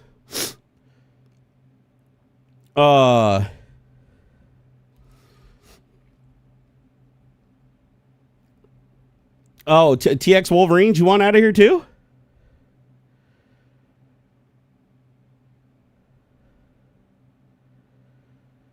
Shut the fuck up and just listen. Sounds like the Nazi party. All right, TX Wolf. Let me go back and read some of his tweets. Make sure I'm not taking them out of context. Step 1, train the people only to consume. Step 2, infiltrate adults with the news. Step 3, indoctrinate the children through the schools and the music and the apps on the phone that they use. Step 7, fabricate the problem made lies. Step 8, put it in the news every night. Step 9, when people start to fight and divide, take control. This is called fuck you, dude. Get out of here. Get the fuck out of here. Jesus Christ, dude. Well, hey, at least he was smart and said something now so I could just punt his ass out of here. Yeah, no, fuck that shit. You know what the funny thing is? I actually agree with him on a couple of those things. But he completely ignores the fact that all the evidence of everything I'm speaking of comes from Trump directly. And comes from literally video of the things happening. Like the USAID sign coming off of the building and Elon Musk literally tweeting and being retweeted by Trump and other people and other representatives that they have done things that are anti-constitutional and go around his oath of office. So yeah, no, if you're going to sit there and try to fucking justify what's going on and say, oh yeah, it's, you know, oh, it sounds like the Nazis say shut the fuck up and listen. Hey, listen, this is a fucking YouTube channel, right? This is me in my house in my living room talking to my friends. My freedom in my own house to talk to my friends, it's up to me who I keep here. I'm not kicking you off the internet. You can go create your own channel. You can talk your own bullshit. What Nazi shit is taking the power away from people to do anything. It's what Trump's doing, saying, oh, listen, we're only going to give white people support in South Africa. Hey, I'm going to sign an executive order that takes all protections away from all of the people, even though I don't have the legal right to do that. Right? There's a huge fucking difference. And if you don't see that difference, you don't fucking belong here. You really don't. This is my house. Understand that. Freedom of speech doesn't apply here. This is a fucking channel, okay? This is my house. This is me hanging out with my friends. That's why I have a feature to ban you and you don't have a feature to ban me. But if it's your channel, you can ban me all you want. But you know what? I'm not going to sit here and tolerate you justifying what Trump's doing because it's not justifiable. Yeah, Anthony, I've been using the punting function pretty hard today. Although I'm actually kind of surprised. I thought I was going to be using it a lot more. I think I've only blocked up. That's so funny. TX Wolverines was timed out for 86,000 seconds. Oh, actually I hit him completely from the channel. I think you upgraded it. Hey, at least he gets to come back after 86,000 seconds. Before that, it was permanent. YouTube has a cool feature. It's called hide user from the channel. And what it does is it allows them to still type stuff in chat, but nobody can see it. And I actually like that YouTube does that. I think it's a great idea because if they get blocked, then they go create another account and they come in and start bitching again because they got nothing better to do. But this way they still sit there and just bitch into the ether, right? They just sit there and waste their time. And that's exactly what they should be doing because if they're wasting their time here, just yelling into the darkness, they're not out there helping Trump fuck over other people. And hey, I think that's great.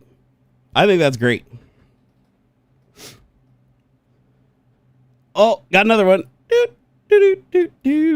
Gone. Boom. I love it. What'd I say earlier? Nobody bitch about freedom of speech. This is Jerry's house. Yeah, no shit. This is my fucking house, okay? This is my house. I don't own YouTube. You can go create your own channel and do whatever the fuck you want in your own channel. One of the biggest problems that we run into with Trump being in power right now is that people don't understand what the fuck freedom of speech means. What Trump does is violating freedom of speech. What Elon Musk does is violating freedom of speech, operating as an operative of the government and banning people for actually holding him accountable. Okay? That's a violation of freedom of speech, is when the government steps in and shuts you the fuck up. If I kick you out of my house because I don't like you sitting in my living room calling my wife a bitch, then I'm allowed to do that. I can kick you out of my house. If you break into my house, kick in the front door, I can double tap your fucking chest. Like, if you this is my house. Okay? That's one thing freedom grants us, right? Is our castle. You know, law's a little different state to state, but you know what I mean? It's my this is my fucking digital castle. I sit in here and hang out with the people I want to help out with. And the whole debate on Trump is fucking done. Like, I am so beyond that. There was a time where I'd have the conversation with the people and I'd be like, hey, you got some solid points, blah, blah, blah, go back and forth. No, fuck that. We are so far past that with the shit Trump has done just in the last 3 weeks. He has done so much shit that is so irredeemable, so anti-constitutional, and so walking around every law we hold dear and every fucking part of democracy we have in place, that if you support him, you are basically a Nazi. There is no way around it. If you support him in those treasonous actions, you are a fascist Nazi. Because otherwise, why would you support somebody who is circumventing your own authority and everybody else's authority in a democratic nation to enrich himself, when every fucking thing he does is just to enrich himself at the cost of others? Oh, dude.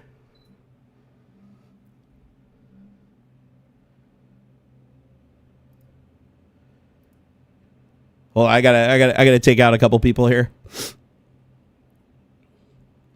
Yeah, I don't give a shit if you followed me since I printed my head.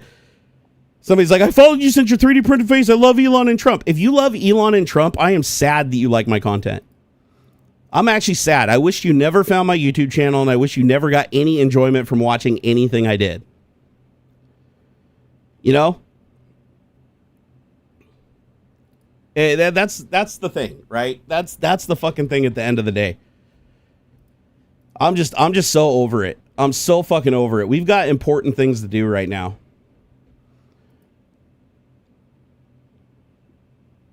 I'm just fucking over this. You know what? It disgusts me that there's people that watched my content and liked me thinking that I'm somehow as racist as they are. And there are people that message me like, oh, you owned a gun, so I assumed that you were also racist and hated black people or hated Hispanic people. Oh, you owned a gun. I thought by default you were conservative. I thought you hated gay people. It's like, this is the problem. When you don't speak out, people just put words in your mouth and assume that just because they like your content or you do something that they like, that somehow you're in alignment with them politically. It's like, no. And again, this is no longer about politics. This isn't about Republicans or Democrats or fucking independents or the Green Party or the fucking Red Party or the Yellow Party or whatever the fuck it is. I don't care about parties anymore. I don't care about political affiliations. All I care about is the current dictator who is destroying our democracy from the inside, doing step by step exactly what he promised he was not going to do, using power that was given to him by corrupt people that have a conflict of interest with him. That is my problem right now. And if you're supporting what Trump is doing, that means that you never liked the Constitution or freedom ever, either. It means that you want to go back to the olden days. You want to go back fucking 50, 60, 70 years. You want slavery to come back. You want to be the big fucking white man with the millions of dollars fucking on the back of other people that can't get paid a living wage because you've removed any kind of protections for them whatsoever. Fuck that shit, dude. I am fucking done with those people. There is no way. There used to be a fine line where it's like you could kind of support Trump, but then like disagree with him as a person and be, no, that's past. That's so past. With everything he's been doing, you don't get the benefit of the doubt anymore. If you still support that fucker after everything he's been doing, you've either purposefully been being ignorant, which is just as fucking bad in my opinion, or you know, and you actually think it's cool that he's doing this, in which case I want nothing to do with you. Zero.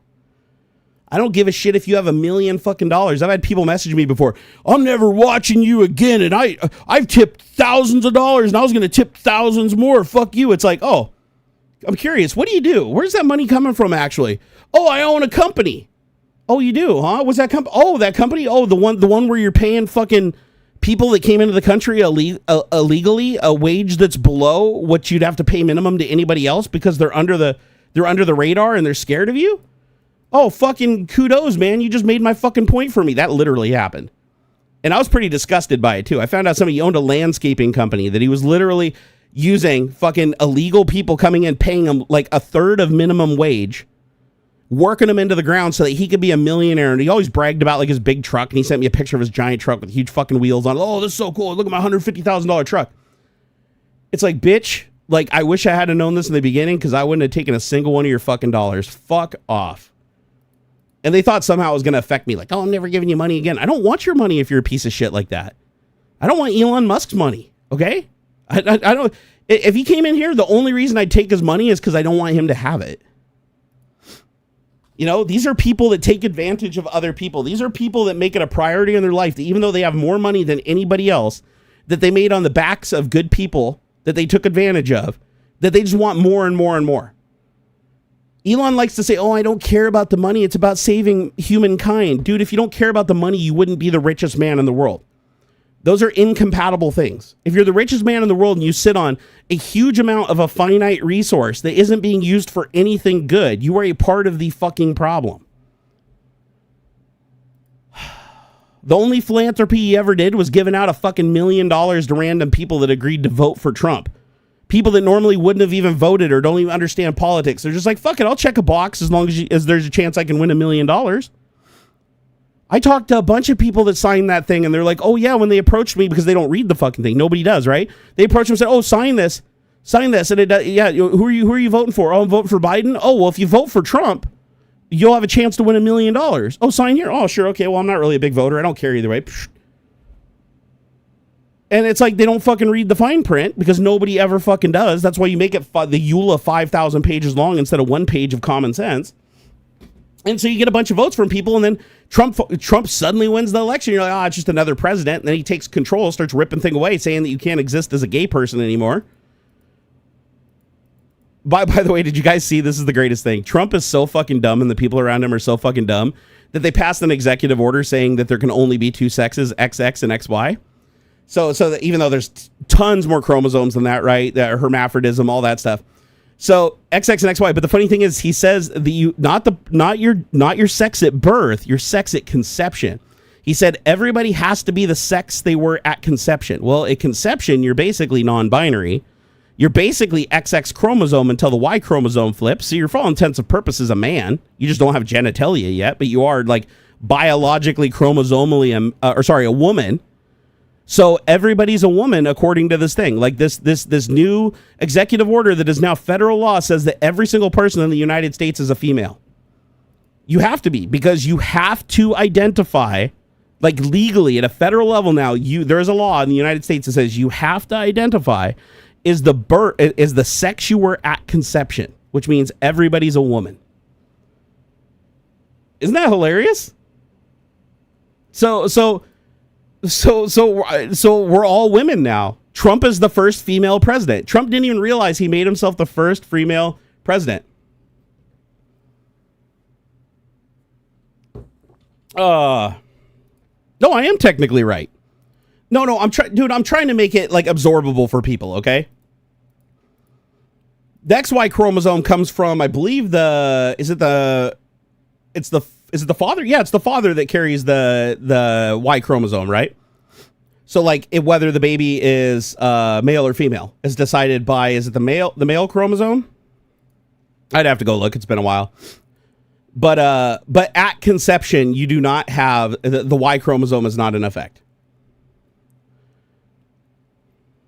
So you're technically non-binary. So you could say woman, but yeah, technically you're non-binary. So everybody is non-binary. So Trump is the first non-binary president with no genitalia.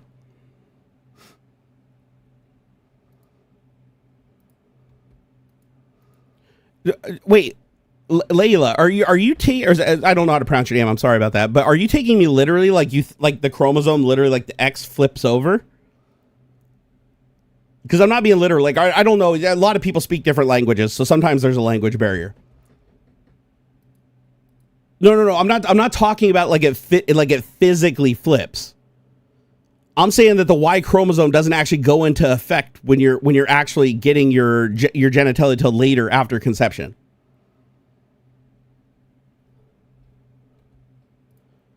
So technically you have no genitalia at conception. Technically the chromosomes that are present for your gender are non-effective. So you're non-binary. Because you don't have male or female genitalia at that point. But yeah, no, I'm not talking about like a physical flip though.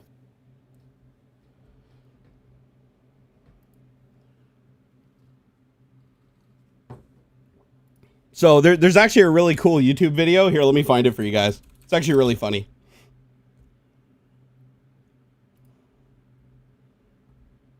Stand by. I laughed so hard when I watched this the other day. Where is it? I might have put it on Blue Sky. Let me go check Blue Sky. Oh no, I found it. Here we go. Check out this song. This is ripping.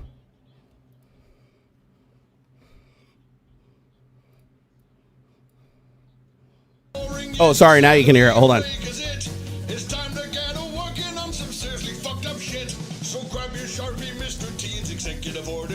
Tell those vile transgender people that their lifestyle is a crime. Your gender at conception is the only one for you. But since all embryos are female for the first 6 weeks, it's true that everybody in America's now female. The most feminist of nations, the first country in the world to declare that all its citizens are female. Whatever junk you may be packing, you are legally a girl. So while trans women are women, it is written in cement. That's what the president's order said, so it must be what it meant. Congratulations, Donald Trump, you're the first woman president. Cause everyone in America's female now. Excuse me just a moment. I'm a proper scientist. Oh, yeah? The premise of your song's amusing, but you might have missed. Technically, you embryos are neither male nor female yet. I might even say they're genderless. Oh, man, that's even better. Everybody in America's non-binary. So y'all had best get used to calling everybody they. Go put on your gender non-specific finery. And get your ass on Grindr, because this also means you're gay. This is like, man, this song fucking slaps. Here, I'll put it in chat. You guys can go watch that later. It's a really good song. This guy's awesome. I subscribe to him. I never heard of this guy before. The Mitch Ben, fucking, he's awesome. He's absolutely awesome. Okay, we have too many people in chat taking me literally. Okay, listen. At conception, you do not have genitalia. No chromosomes at the time of your conception are determining whether you're male or female. They don't come into effect till later. Yes, is the X chromosome or the XY chromosome present? Correct. Is it active and does it do anything at conception? No. So at conception, based on Trump's definition of genitalia determining whether you're male or female, you have none at conception. Therefore, you are non-binary. We all on the same page now, or is everybody still going to take me completely fucking literally? Because I have to assume that the people that are trying to take me like absolutely literally are slightly in agreement with like Trump saying there can only be two sexes. And by the way, that is total bullshit. Go look at the chromosomes. There's XXX, right? There's XO, right? There's lots of combinations. There's not just XX and XY. So that's scientific fact. That's not bullshit. That is scientific fact. You can actually be born with a penis and a vagina, both partially formed. Now, the doctor generally, in that case, tries to push to alter you to identify as female because it's the much easier operation to do. But because honestly, it's like if you try to create a penis, there's a whole bunch of complications that happen with it over time, and then like a lot of follow-up operations have to happen. But even on the female case, it still has to have a lot more operations in the future. But Trump's dong is so tiny he doesn't even know what it looks like anymore. Explains so much. Oh, so Andre asked if chromosomes flip, do they somersault forwards or backflip? I don't know. I don't know. I try to speak in terms that most people understand, and it looks like most people in chat understood where I was going with that. But I think a lot of people were taking me far too literally. But I'm still technically right. Like at conception, you do not have a penis or a vagina, and Trump actually defines you as what genitalia you have. That determines your sex. So if you don't have any genitalia, you're technically non-binary, according to Trump. And the verbiage in the document says that it has to be your sex at conception. So, but hey, if you disagree with that, that's fine. But you know what? I'm over it already. But you know what I do support? I support people being who they want to be, because this is a free fucking country. And if you want your freedom, you have to give other people freedom too. And somebody else being trans or non-binary or having hermaphroditic genitalia, that is for them to fucking decide how they want to identify. And if you have a problem with that, you have to start looking inward a little bit. It's like, why do you have such a problem with that? Is it maybe because of a lot of religious indoctrination? Because without religion, you wouldn't fucking care. Like, seriously, like, there is no fucking reason to care about what kind of shit people are packing down below or what they identify with, right? You don't have to fuck them. You don't have to do anything. You don't even have to be their friend if you don't want to. Like, there's no fucking rules. It's a free country, right? But if you have a problem with another person just because they have XXX or XO chromosomes, fuck that shit. You don't get to tell them who they are, right? It's like a channel I love is called Franz Lab. Go watch Franz Lab. I fucking love that channel, by the way. She actually explains it really well, too. She did a video. She always stays away from politics, but thank goodness she finally drew the line when she was told that she can't be a female anymore. So she's basically like, she and go watch her channel. She explains it better than I ever could. But it just pisses me off that there are so many people out there that just have a fucking boner to fuck with other people's lives just because they happen to fall into the bucket that's compatible with whoever's fucking with everybody's lives. It's like, what happens when you're not in the bucket? No, Franz Lab. Hey, PS Extreme, I'm going to give you the benefit of the doubt on that one because I could see you actually hearing it wrong. But if you were saying that in an attempt to be derogatory, let me know now.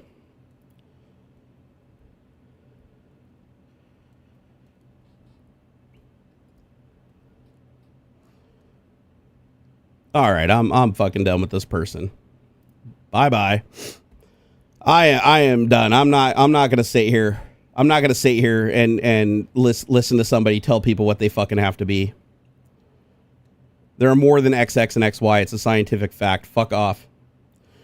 Don't worry, Bear. I got him out of here. I was done with that shit. I am so fucking over this.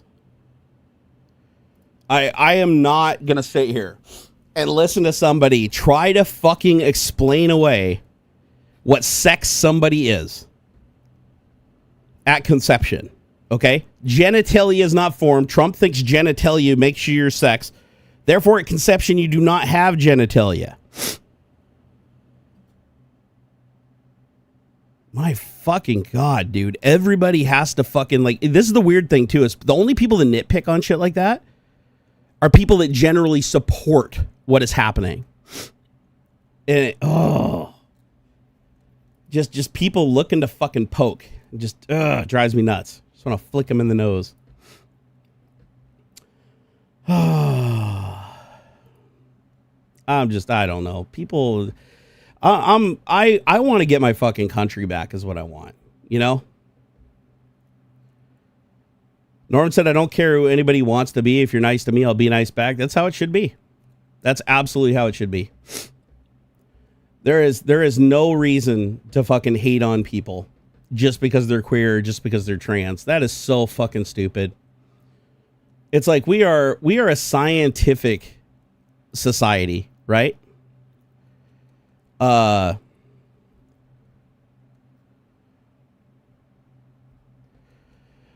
James Janus, I wish you hadn't have said that, but I'm glad that you did.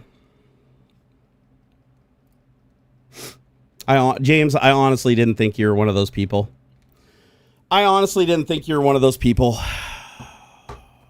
Fuck that. See, it sucks because sometimes you have to ban somebody who's been around for a really long time that you generally liked, but then you find out. At some point, you always find out. This is why it's good to talk about shit like this, because at some point, you always draw out people. They're like, oh, but wait a second. That is so fucked up, dude. No, I don't want fucking a man who identifies as a man going into a bathroom where there are girls, okay?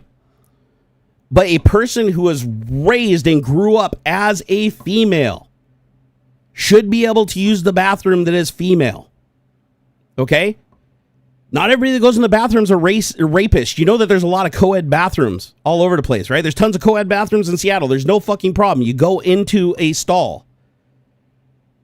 It's funny. There are no cases. You never fucking hear about it anywhere that's, oh, a trans person walked into a bathroom and raped a bunch of little girls. You never hear about it, but you talk to these people like Trump and everything, like, oh, that must be happening all the time. The only people that think that shit is actually happening are Trump supporters that believe the bullshit that he spews or some fucking stupid Christian rhetoric that was fucking programmed into their mind. No.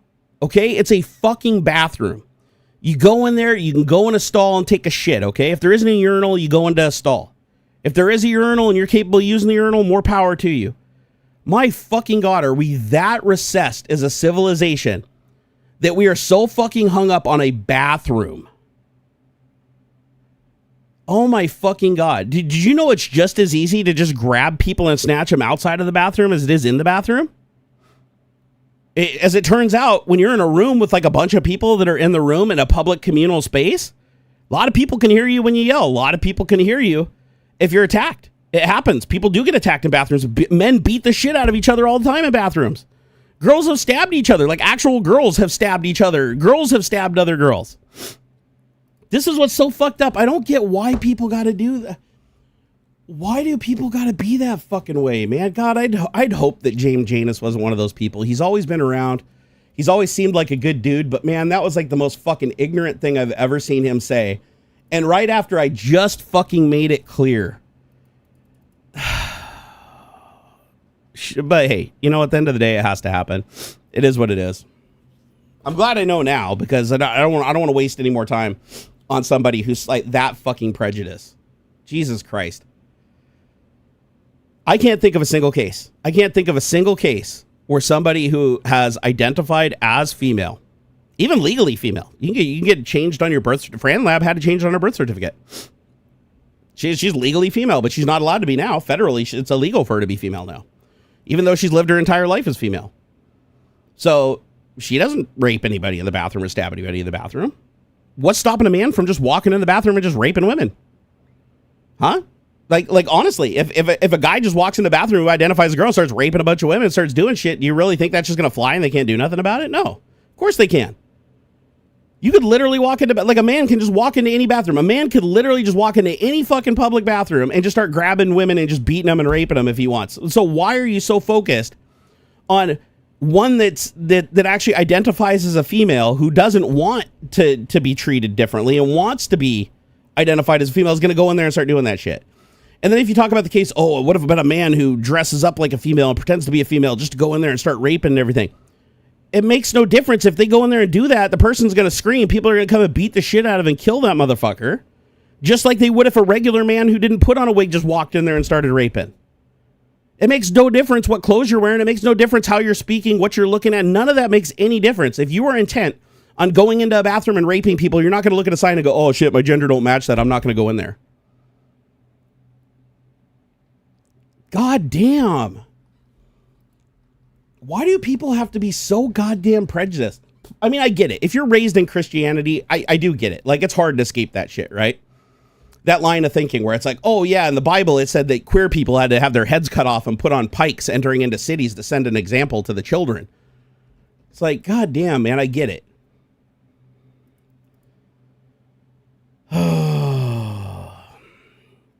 Yeah, Bradley. Exactly. It just blows my mind that people are like create these scenarios hold any water. It's like there's like zero fucking cases in the grand scheme of things of somebody that's like, oh, they pretended to be female for 6 months so that they could infiltrate this bathroom and go in and rape girls. Like, well, they wasted their time because they would have made it just as far just walking in there as a man and just doing it, right? Because it's not like because you identify as a girl, the person's not going to scream and think, oh, because you're a woman, come on in here and rape me and beat me. Like, that's not how it fucking works. It's like you're going to be stopped. You're going to get fucked up. or you're going to succeed regardless because there's nobody around to help you. And it doesn't matter if it's the guy that walked in there or the person pretending. It makes no fucking difference. It's a bathroom. It's where people go to shit and piss in a stall.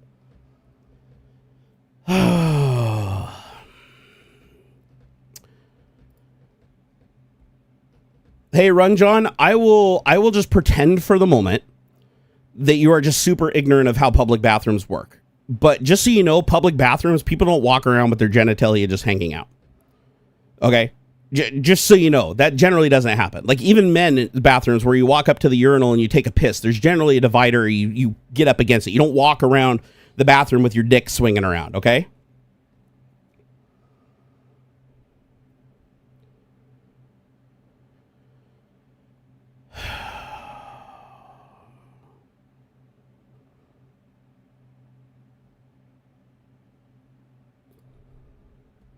Wait, James, maybe I misunderstood you. Hold on, I'm gonna give him another chance. Hold on here.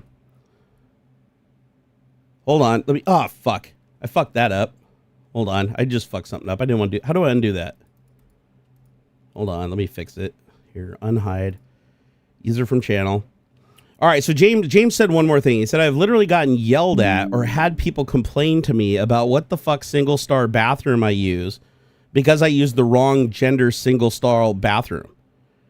Doesn't that make my point though, James? Like it doesn't matter if you're male or somebody identifying as female. Like if they don't want you there and you're hanging your dick out and it's clear what you are and you're not staying to your business and staying private and staying in your own personal space like you're supposed to when you're in a bathroom, like you're identified and called out. Like just like I was telling to the other person, it's like you don't just walk around a bathroom with your dick just hanging out and swinging around and stuff. Yeah, locker room, sure, okay, I'll give you that. But if people are uncomfortable with somebody being in a locker room because they're like swinging around their dick and acting like a man doing all this just because they want to go into the female's bathroom, somebody's going to say something, right? At that point, they're literally doing something to draw attention to themselves and actually cause a real fucking problem. We'll call that the exception to the rule. But if you act like any other normal person and use the facilities like you're supposed to as the gender you identify as, you routinely identify as, there shouldn't be a problem with it. There really shouldn't.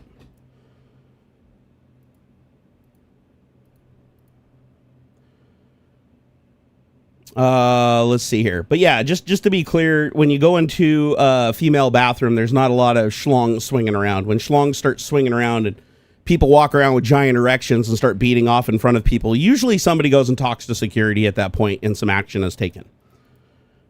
Oh. Hey, DeWolfston, thank you for the $10. I really appreciate that, dude. He said, send love from the love you share with us, my brother. People should be accepted for who they are unless they are Musk. Actually, I agree. They should be accepted for who they are, especially because of Musk. You know, accept him for the piece of shit he is and the bad things he's done and the people he's hurt. The thing is that I don't think a lot of people understand, and I'm actually going to throw this out there, okay? I'm going to throw this out there. It is hard to be a queer person. It is hard to be a trans person. It is incredibly fucking hard.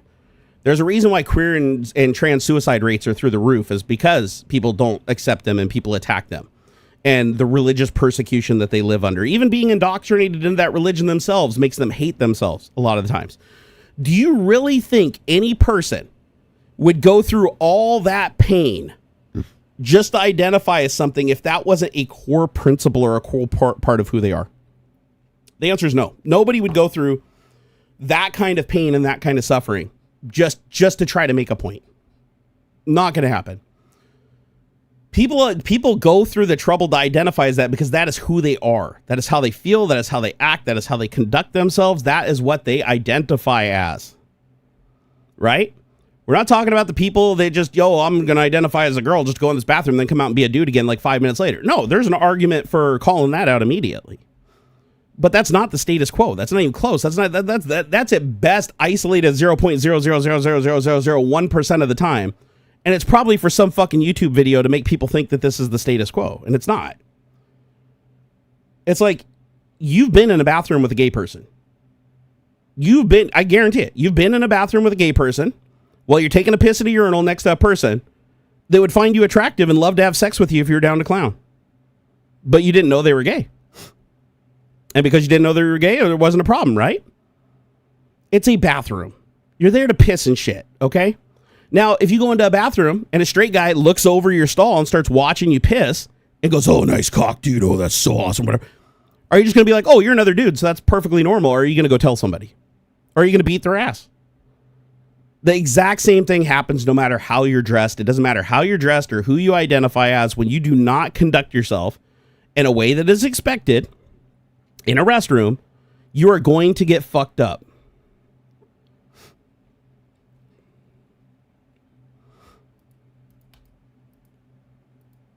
Unless you're in a gay club. Okay, fair enough. Strip clubs and gay clubs or whatever excluded, okay? There are places where that behavior is expected, but you know what I mean. I'm talking about the status quo here. Illuminate said, I just say, oh, thank you, and wash my hands and leave. I love it. James said, so who determines what people identify as then? I've dudes that literally had beards and do nothing to look like a woman saying they're a woman, or a woman say man look like a woman. You'd have to give me an example and I'd have to research that person, because that's not something I've ever encountered myself outside of satire and somebody trying to prove a deeply disturbing point that we should be prejudiced towards those people. I have never once seen an actual legitimate scenario where a person who was absolutely just rocking the beard, full on man, doing man things or whatever, wanting to go in the bathroom and look at other girls do shit, like looking over their stalls and like doing anything other than just being in their own stall taking a shit. Unless they're trying to make a bad point. Fat Man said everyone's a little gay. There is some truth to that.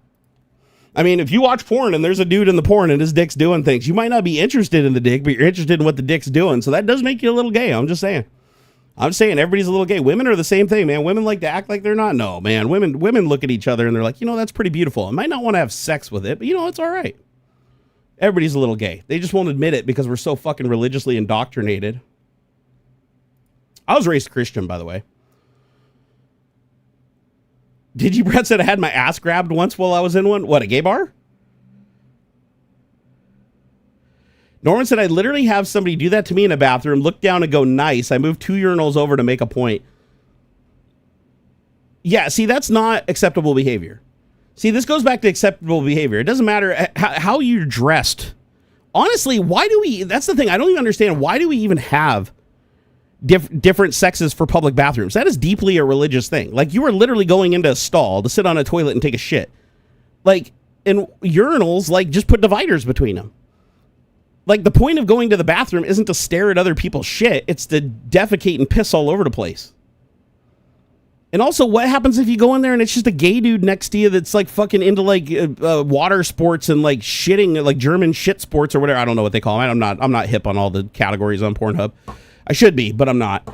But you don't know, right? You don't know. It's like, no matter who the person is or what they identify, you have no fucking idea what's going through their brain. Right? The person that's coming in as identifying as female into a female bathroom doesn't want to draw attention to themselves. They just want to go in there and take their shit and piss in peace without feeling uncomfortable. Right? So they're not trying to do shit to upset the status quo and try to create problems. The people that are trying to create problems are the fucking people that are the problems.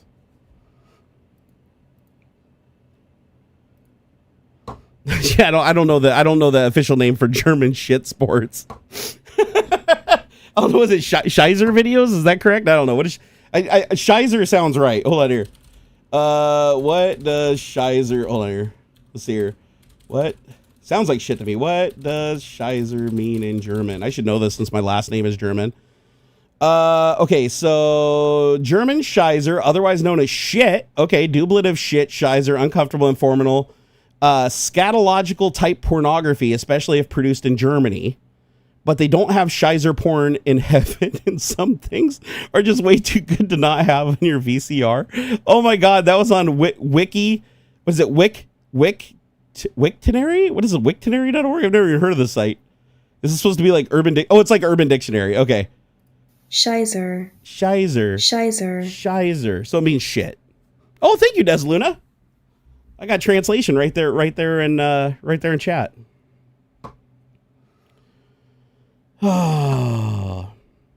James Janis said, like the guy that was trans swimmer that wanted to swim for the Olympic team that literally was just a dude with lipstick. He looked nothing like a woman at all. You mean the person that identified as a woman for a super long time, even like before they joined the Olympic event? Here's the thing, just because you don't think they look like a woman. So wait, so you think to be a woman, you have to, like, what looks like a woman without looking at their genitals, what makes them a woman or not? Like, because there are women like that have the chromosomes that allow them to create even more testosterone than men, right? There's women that have facial hair, they have square jaws, have a massive amount of growth hormone, giving them like a huge, massive advantage. As a matter of fact, one of the Olympians that actually was a biological female got almost kicked out. I think they restored her status, but she got kicked out because she had too high of testosterone, so they thought that she was a man. You know? So, but here, I want to be clear, okay? We were talking about bathrooms here. We're not talking about sports. There is an argument to be made for competitive sports, but it shouldn't be driven by sex. It should be driven by capability. You know how when we have boxing, we have like welterweight, we have like heavyweights, we have super heavyweights, we have categories, right? Categories of skills, categories of weights and capabilities. That's what we should be going on, right? Like why the fuck does it matter if you are a woman that is born with massive testosterone advantage and you're competing in a class where the men are just like these little wimpy dudes that have no testosterone and can't even grow facial hair to save their lives, like myself, that I'd be fucking walked over. But I will say this: I do not think that people should compete on uneven ground, regardless of their sex. Should you take a man that should be in a higher weight class and like compete him against a biological woman in a contact sport where bone density isn't even being considered? Like, fuck no. Like, no. Now, should they be able to do it if they want to? Hell yeah. Yeah, there should be a class. There should be a class for that. But here's the thing: there is an argument to be made for sports safety and the attributes of the people involved. That's fine. I honestly don't have a problem with that. If somebody has such a huge advantage, specifically because of a biological characteristic, regardless of whether it's their sex or not, they should be competing in a group of similarly skilled people. I do agree with that, but it shouldn't be based on sex.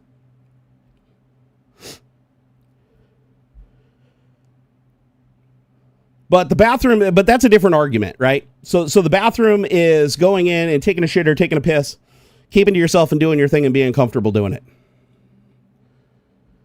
Let's see here. Oh, Histario, thank you for the $5 super chat. I appreciate it. So if you look up the history of bathrooms, women didn't have bathrooms until they started asking for them, but men didn't want to share a bathroom. I would laugh if that's how bathrooms became segregated, right? But it even goes back. There was a time where black people couldn't use bathrooms and people were making the same arguments as like James and some others are making, right? Like, you don't want a black person in the bathroom with you. That's scary. Like, they should have to use their own bathroom. It's like, come on, we've grown beyond that shit. We're better than that. You know? It's like, Graham said, I once worked with a female with a full beard. She was very masculine, but fully identified as female. As long as they're committed to it. As long as they are committed to it. And they're not flip-flopping. They should be able to identify as what they want as long as they're staying in the lane. Plus, women can grow facial hair, actually. Actually, a lot of women get testosterone, right? Testosterone makes you grow facial hair and back hair and chest hair.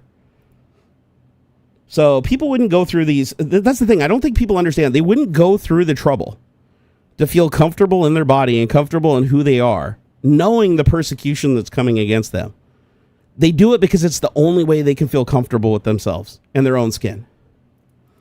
And you get to judge them because you're just lucky enough to have won the lottery and been in the bucket of the majority that got to make that decision. Right? But what happens when somebody comes along and they make a decision about you and they're like, you know what? You have to have a dick 4 inches or longer to use this bathroom. This bathroom's only for the big dick folks. If you have the small dick, you got to go to the small dick bathroom. You know what I mean? And then you got to go, every time you walk in there, the girls laughing. You go, oh, he's got a small dick, ha, even though they've never seen it because you had to go to the small dick bathroom because you get in trouble if you go in the big dick bathroom. That's kind of like where we're at right now. It's like, it's a fucking bathroom. How many different ways are we going to like cut the pie here? It's like you're going into a stall. Bathrooms are designed so people aren't just staring at each other's shit the whole time, like on purpose for privacy because people are uncomfortable, whether they're male or female, just sitting there taking a shit next to another person. It's just, dude, it's so fucking, dude, we got to get beyond that. We really do. Trans women have an unfair advantage in a pissing contest. It depends. Do they get to use a shiwi or not? Because if they get to use a shiwi, I'd argue with that, because I've seen some shiwi distances that are pretty damn impressive.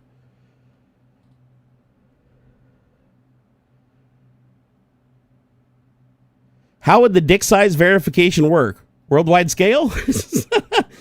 I mean, here's the thing. No, erect. 4 inches erect, not 4 inches soft. Come on, man. That would be like fucking 3/4 of the population. Can't be doing that. I mean, 3/4 of the population, if we're being honest, right? I'd have a bathroom all to myself, though, because I'd be in like the micro dick bathroom. There'd only be like 3 dudes ever allowed to go into that bathroom within a 20-mile radius, and I'd be one of them, and it'd be awesome. I'd just go to any stall I want. Bathroom would always be clean. Dispensers would never be out of soap.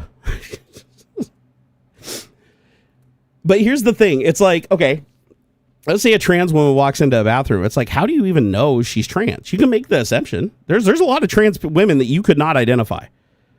100%. Like, there's no fucking way if Finster walks into a woman's bathroom that any woman is even for a fucking second gonna think that that's a man, right? Now, what happens if a woman walks in like that woman in the Olympics that they're like, that was a man, and the whole story went viral and she got her life threatened and everything, when she was a biological woman, she just happened to have masculine features. So they're like, she must be a man, and Trump even retweeted it and said, oh, she's a man, she can't be allowed to compete. No, she's a biological woman, she just has like attributes. So now every time she goes into a bathroom, the women are like, oh, that must be a person that has a dick, get him out of here. That's my point, is unless you're looking directly at their genitalia, you have no fucking clue. You can make an educated guess, right? Depending on how much they want to identify or how little they want to identify, whether they're biological female or male, whether they're a masculine female trying to identify more masculine, but still identify as a female. Also, it's like, are we going, but anyways, hey, James, quit retracting your messages. Dude, if you're going to post something, fucking post it. Don't post something that's going to piss everybody off. Just keep deleting it, okay? If you're going to post something, post it unless there's a legitimate mistake that you need to correct, all right? I'm getting sick of seeing message retracted, because if I can't read it, I have no fucking clue what you're saying, but everybody else could get a look at it before I do. Let's be fair here, bro. Dr. Durr said my dick is metric. Today's Tech Talk is brought to you by ignorance. The people taking random, stupid, one-off 0.0001% experiences throughout their whole life and applying it to an entire people. Sounds a lot like what we did back in the slavery days, right? Oh, that person must be stupid because we thought one other person was stupid, so they must all be stupid. Like, come the fuck on, you know? It's like, Jesus Christ.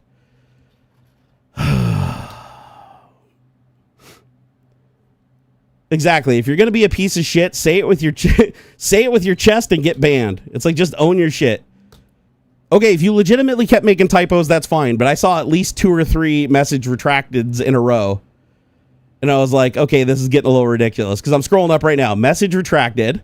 Your last one, then your second message you post have that message retracted, and then if I scroll up from that, let's see, was there a third one? Okay, so there's 2. There was 2 after the dude that you claimed, but again, this shows prejudice, right? It's you're like the guy that was a trans swimmer that wanted to swim in the Olympics women's team, literally just a dude with lipstick who looked nothing like a woman at all.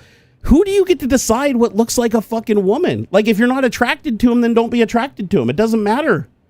Like, did they just, this is the thing, if they just identified as woman, if they were a man their entire life, happily, and they just decide, you know what, I'm going to be a woman, and then they win the Olympics, and then they transition back to a man, okay, then yeah, I'd call some sus on that. I think that's fair. I think that falls well outside of the status quo, but that should be recognized. But if that person is staying true to it, and they are identifying as that person in their life, and they are moving forward with it, then you shouldn't get to decide. You shouldn't be, oh, they're ugly, so they can't be a woman. Because there's plenty of women out there that look like dudes. There's plenty of dudes out there that look like women.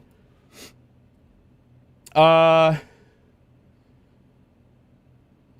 yeah, I forgot about the Maker Deck meetup on the 24th. Is that of this month?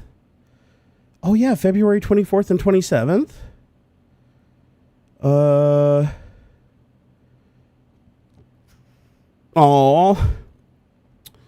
My buddy Pooch wants me to come see him for his birthday when he's up here for Maker Deck. I told him I wasn't sure if I was going to be able to make it or not because of my back. But you know what? I think I can make it for him. I'll find some way to get there, even if I have to have my wife drive me and pick me up. I'll find a way to get there. I can't let my bro down. Come on, you know?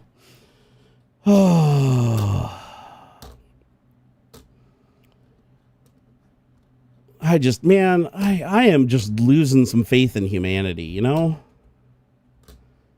I genuinely just wish people would start focusing on what's truly important. How do we move forward as a society?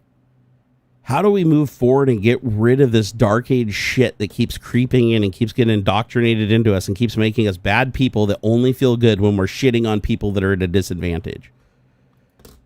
I don't understand. I understand that religious indoctrination orders us. Like, I understand people that are religiously indoctrinated, they can't fucking escape a lot of this brainwashing that comes from a 2,000-year-old book back when it was trendy to keep slaves and raping women was okay as long as you paid the dad if you got caught. Like, I understand that religious indoctrination is a hard thing to overcome. And it's possible that a lot of the people that are exercising these like 0.0001% weird odd scenarios and represent them as the status quo of the, oh, what if, when there's actual men going in there and raping women and killing people at a much higher rate, and that's actually really happening. Like why aren't those people being stopped right before they can do any harm, right? A lot of them are. But the problem is you get that indoctrination into your brain where you're raised, and it's like, listen, you identify as the sex of the genitals that you were born with. So because you do that, you get to be in the bucket of the majority. And since you're in the bucket of the majority, we need to shit on the minority and make them have a hard time, because we're lucky, we're safe, we're secure, we're in the majority, so we don't have to worry about us. We get to tell other people what to do. Now, I understand there's an argument for the majority making a decision for the entire group, but those decisions need to be based on what benefits everybody as a whole, not what just the issues we're applying this to are just fucking ridiculous at this point. Especially when there's so many other alternatives, like the women's sports thing, like women and men's sport thing. If it's a contact sport or it's a sport where one biological gender based purely on chromosome gives an advantage, then adjust for bone density, right? Adjust for weight. All of these things that can happen. Look at race car driving, right? Race car driving, they have a race car. You can have 20 different race cars on a track that are all from different manufacturers with different engines, different everything, all competing against each other on a level playing field. You know how that's done? Literally by looking at scientific data from each vehicle, figuring out its advantages and its disadvantages, and weighing those advantages to give you one number that represents. You can take a little away from here to grab a lot here, or take a lot away from here to get a little here, but you can get everything to compete. So sports are easy to solve. Sports are absolutely easy to solve. You literally just go by the capabilities and you pair people off, where it's like the only differentiating factor at that point is their skill level. And the safety is the same, right? So if somebody's at a disadvantage, and it doesn't even matter, even if it's a man fighting a man, you shouldn't have a scrawny little 110-pound soaking wet dude fighting, the fucking Mike Tyson at his prime. Like, you should, that would be a slaughter, right? The person would most likely die. That doesn't make sense. That's why we have classes. But the problem is people don't talk about, hey, how can we include like men and women in classes so they can compete against each other? Why not have a class where it's like the woman gets a point advantage based on reduced bone density and reduced fast twitch muscle, so that you can actually pair one that does have equal stats, and then it's a fair fight with similar risks. That wouldn't be difficult to do. It's just, goddamn, we got to get off this religious indoctrination shit.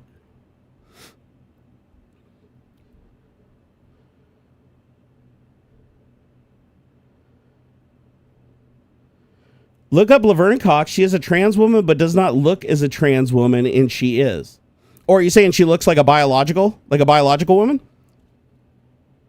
A lot of trans women do. Like, I've seen a lot of trans women that absolutely look like a woman, and they float through. Nobody ever complains about them going into bathrooms. Nobody ever complains about them going into dressing rooms, all that shit. Because you can go into a dressing room without exposing your genitalia. People do it all the time.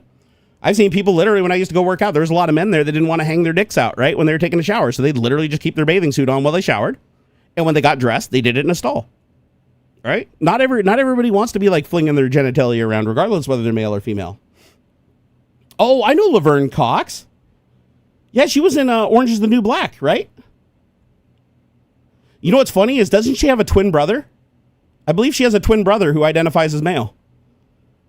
If I remember right, because I thought I read something about that, like the brother actually helped out in some of the shooting of one of the scenes in a show.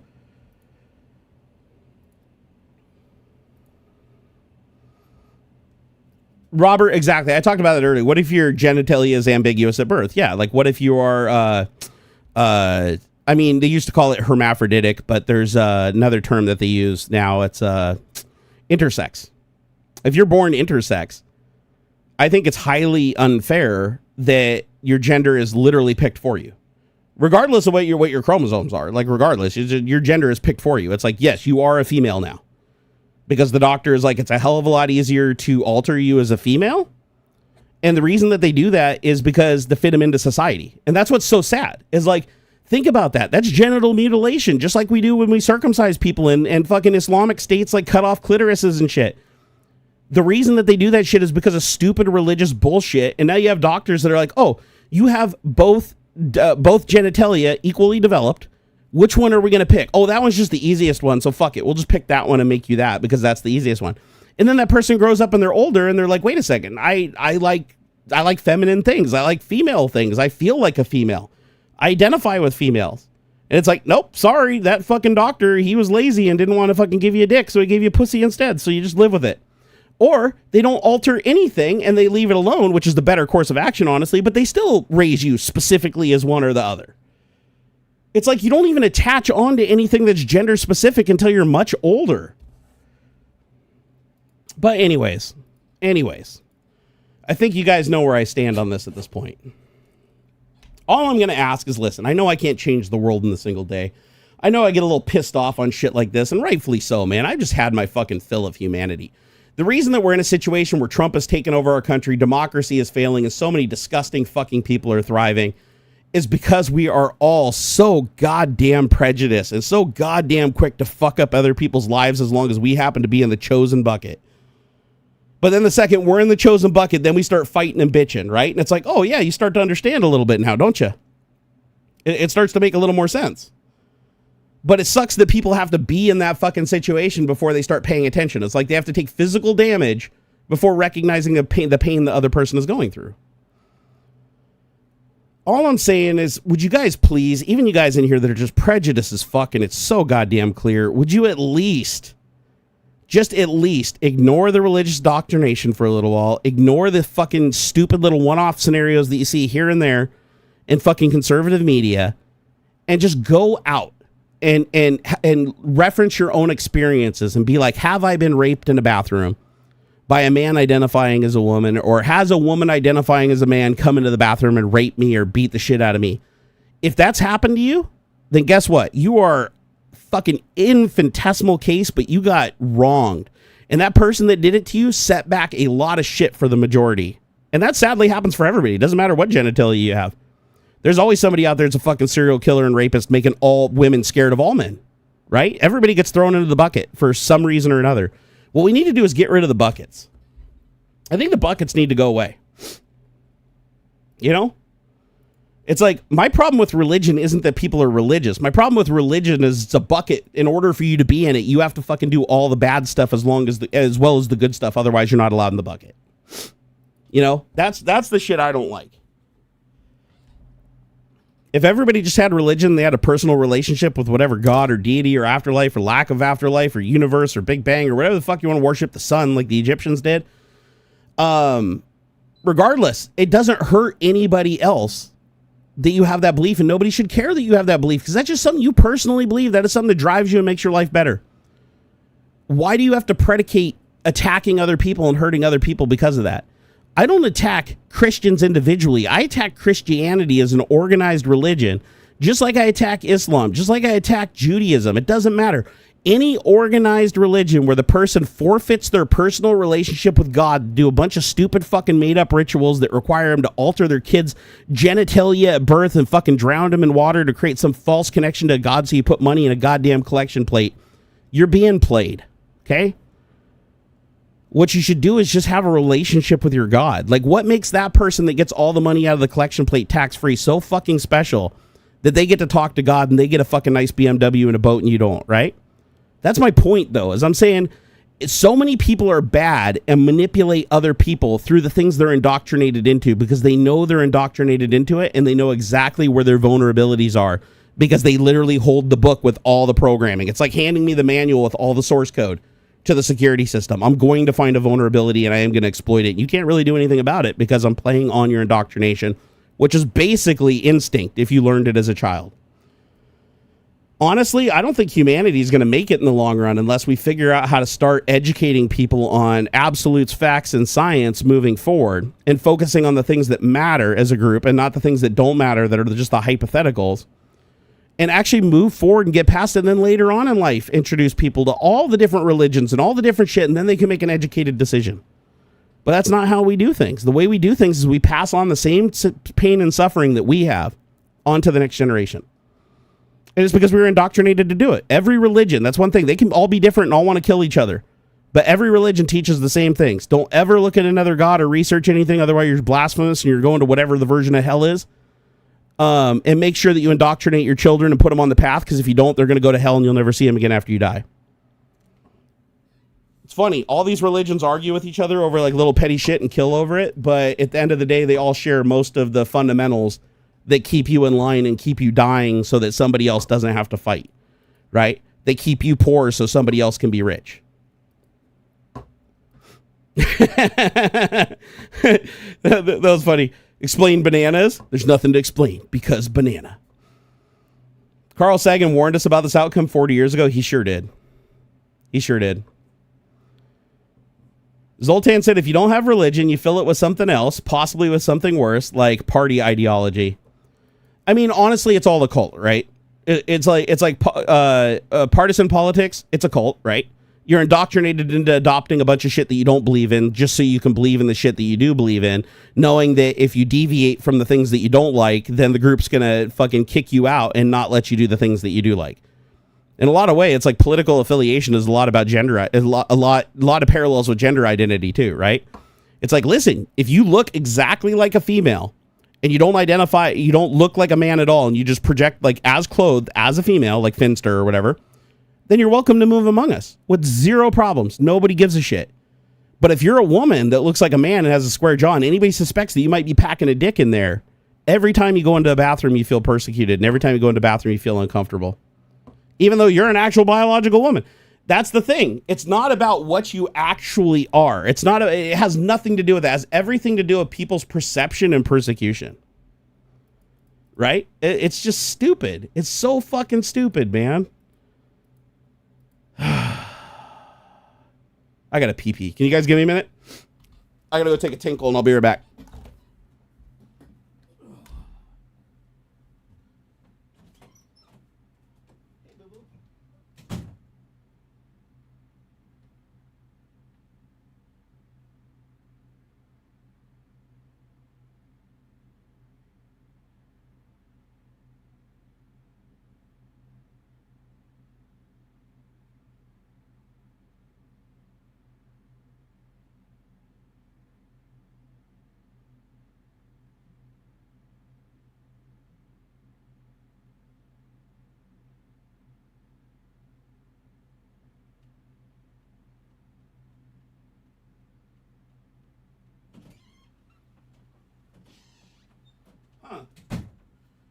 Man, the AC is struggling to get the humidity out of here. Oh. It is humid as fuck in here. Here, I'm going to take over control of my AC through my little Arduino. Manual control, turn on. There it goes. Yeah, I don't know if it's just my breath or what the deal is, but the humidity in this room has gone up exponentially since I started streaming. We are now at a humidity of 44.9%. That's too high. It's going up. So what I'm going to do is I'm going to long cycle the AC and let the temperature get down a little lower and try to get some of the moisture out of there. The AC hasn't been running long enough because I'm not generating enough heat to keep it on. Oh, that was quick. Did you wash your hands? Nah, I didn't touch my dick, so I didn't have to. I have little tricks to get around having to wash my hands when I go to the bathroom. The rule is if I touch anything biological, okay, or any surface that has any nastiness on it, then I wash my hands. But if I walk into the bathroom and I no hands it, I'm good. So, plus the door was open. I didn't even have to touch the doorknob. So I'm pretty confident I'm good. I'm not going to like suck on my fingers or anything unless somebody gives me $20, but yeah, I'm pretty confident. Oh, what a show today, man. What a show today. This has been an interesting one for sure. I don't know. Hopefully some people change their mind a little bit today. I don't know. I don't think I can change minds that fast. Indoctrination is a hard thing to overcome. You know? But I do think it's sad that we're so distracted by people's potential genitalia in their pants that the most important thing for our dictator to do is say that you can't be queer, you can't be trans, outlaw any other sexes, and for us just to be more persecuting. It's like we're going backwards, man. We're not going forwards. We're going backwards. This is going back to segregate. We're just being more segregation. It's just more and more segregation. Oh, Metal Man said, I mean, your dick is literally cleaner than the rest of you. It's usually under 2 layers of fabric. Yeah, no, I'm not going to agree with that one because I got all that famunda going on, you know? You know, the famunda who am I kidding, man? I'm circumcised. I don't get any smegma. Dude, I'm jealous of people that have smegma, man. I want smegma. That's that shit that like forms on your foreskin or whatever when the doctor doesn't cut it off and give you fucking scrotal web. Yeah, look that one up. Fucking turn off search safe filter and look up scrotal web and you'll be like, that's Barnacules' dick. Yeah, I got circumcised by somebody who took off too much because they were fucking horrible at their job, and the rest of my life I have to suffer because of it. So, yeah, circumcision is fucked, and people should not fucking modify their kids. I also think it's so fucking stupid that you're religiously indoctrinated to believe that this perfect being created you in their image that's like so fucking perfect, and the first thing you do is like rip their dick skin off because a guy named King Solomon thousands of years ago was fucking really weird and liked to collect wiener skins. It's like, seriously, like nobody goes back and looks at why we do this thing. You know, they just do it because it's like, oh, well, my dad did it to me and the dad before me did it to me. So I'm just going to keep it going, right? Hey, religion. And then if you're not religious, it's like, oh, or you're not Jewish. They're like, oh, it's cleaner. It's more clean and easier to make. No, it isn't. No, fucking, you've never been lied to more in your entire life. You are way better off uncircumcised than circumcised in every possible fucking way. I miss my dick skin. I miss it. I want it back. I don't think you should fucking modify like baby's genitalia. And also the stuff Trump's saying, oh yeah, kids are going home and coming back with different genitalia the next. No, they're not. Not a single. Well, you notice he never cites a single case because it's never fucking happened. He makes it sound like all this shit's happening like every day. Oh, it's the same thing with the bathrooms. Like, oh man, women are getting raped and murdered every day by trans women coming in, fucking stabbing them and killing them, where the men that don't do it, because they're like, even though I'm a murderer and a rapist, I'm not going to go in there because I have a dick and that says vaginas only. You know, it's fucked. It just, dude, we have devolved into just fucking idiots, man. We can't even see like the most common sense bullshit anymore. Like common sense is not common anymore. Common sense is expensive as fuck nowadays, dude. Theodore said, glad circumcision is not really a thing here in Cyprus, despite my country being mostly Christian. Oh, wow. That's great to hear. That's great to hear. I mean, it's like, God must not be all that great if he can't manage to fucking, like, you know, create you without the foreskin. Like if he has to create you with something that has to be cut off like a fucking tumor, then he's not doing a very good job.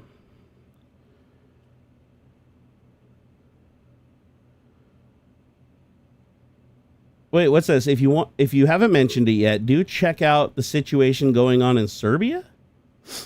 Oh yeah, I haven't heard about anything going on in Serbia. Is Trump trying to fucking obtain them now? Is Serbia the next country that Trump's just going to magically make a part of the United States so that he can have his son develop it and become the world's first trillionaire? Dr. Durr said, worst part about circumcision is when you really press people about the reasons, they eventually arrive at, I just prefer the way it looks, not appreciating that they're talking about kids. Yeah. The biggest argument is, I want my son to look like me.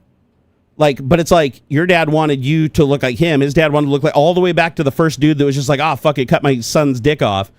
And then none of you know what you're missing out on, but you literally just got like what is it, like 80% of your nerve endings cut off. And your built-in fleshlight. You know how much money you'd save on lube and fleshlights if you weren't circumcised? Uncircumcised people, it's just built in, man. You can fucking masturbate anywhere you want, man. It's so easy. Us circumcised folk, man, we have to like go buy shit on Amazon, get in the mood, turn on the light.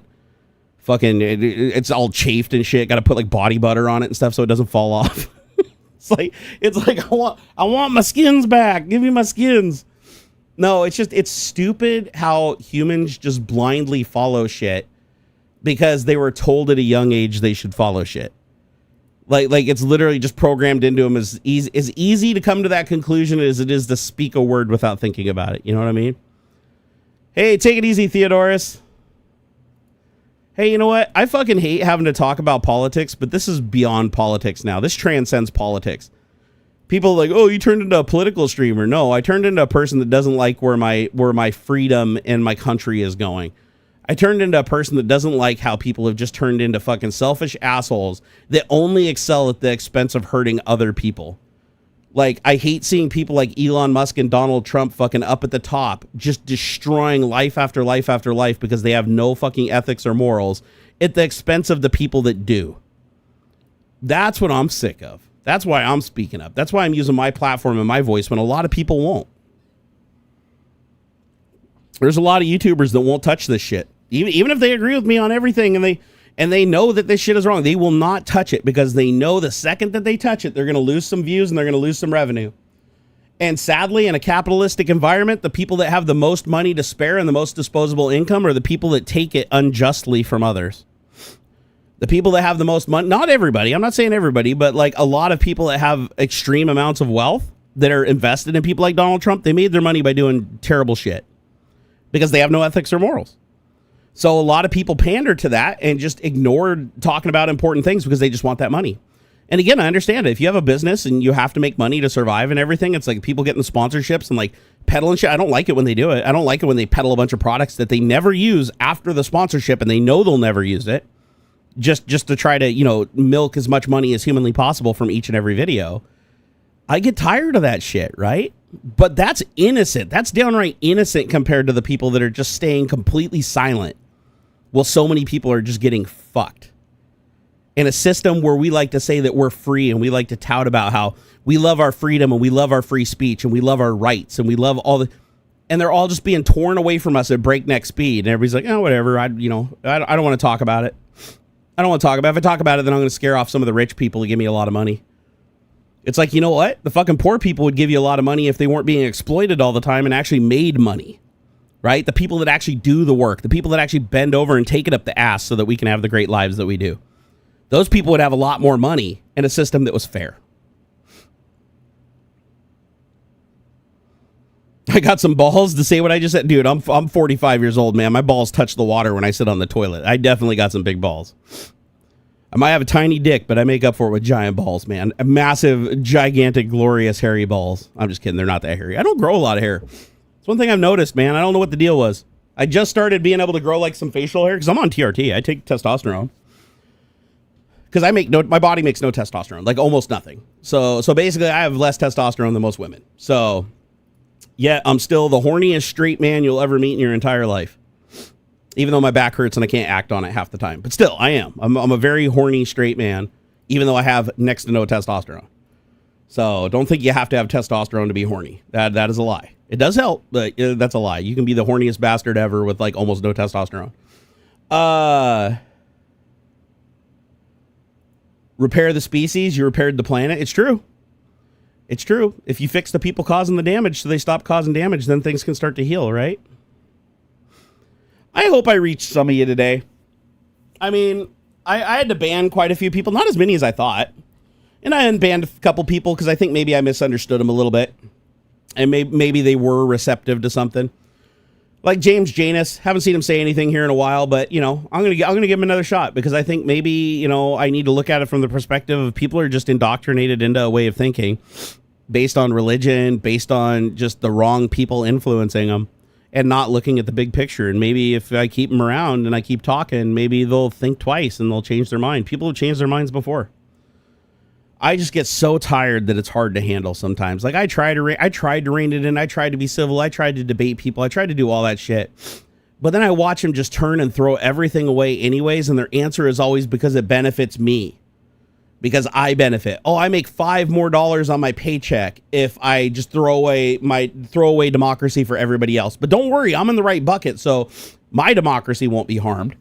But they always say that until the person that they give the power to takes their shit away. And then they're like, woe is fucking me. This is not right. We have to fight.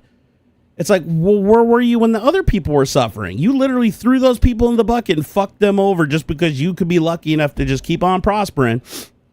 Instead of giving them a chance. Why the fuck do you think anybody should give you a chance when your shit's taken away?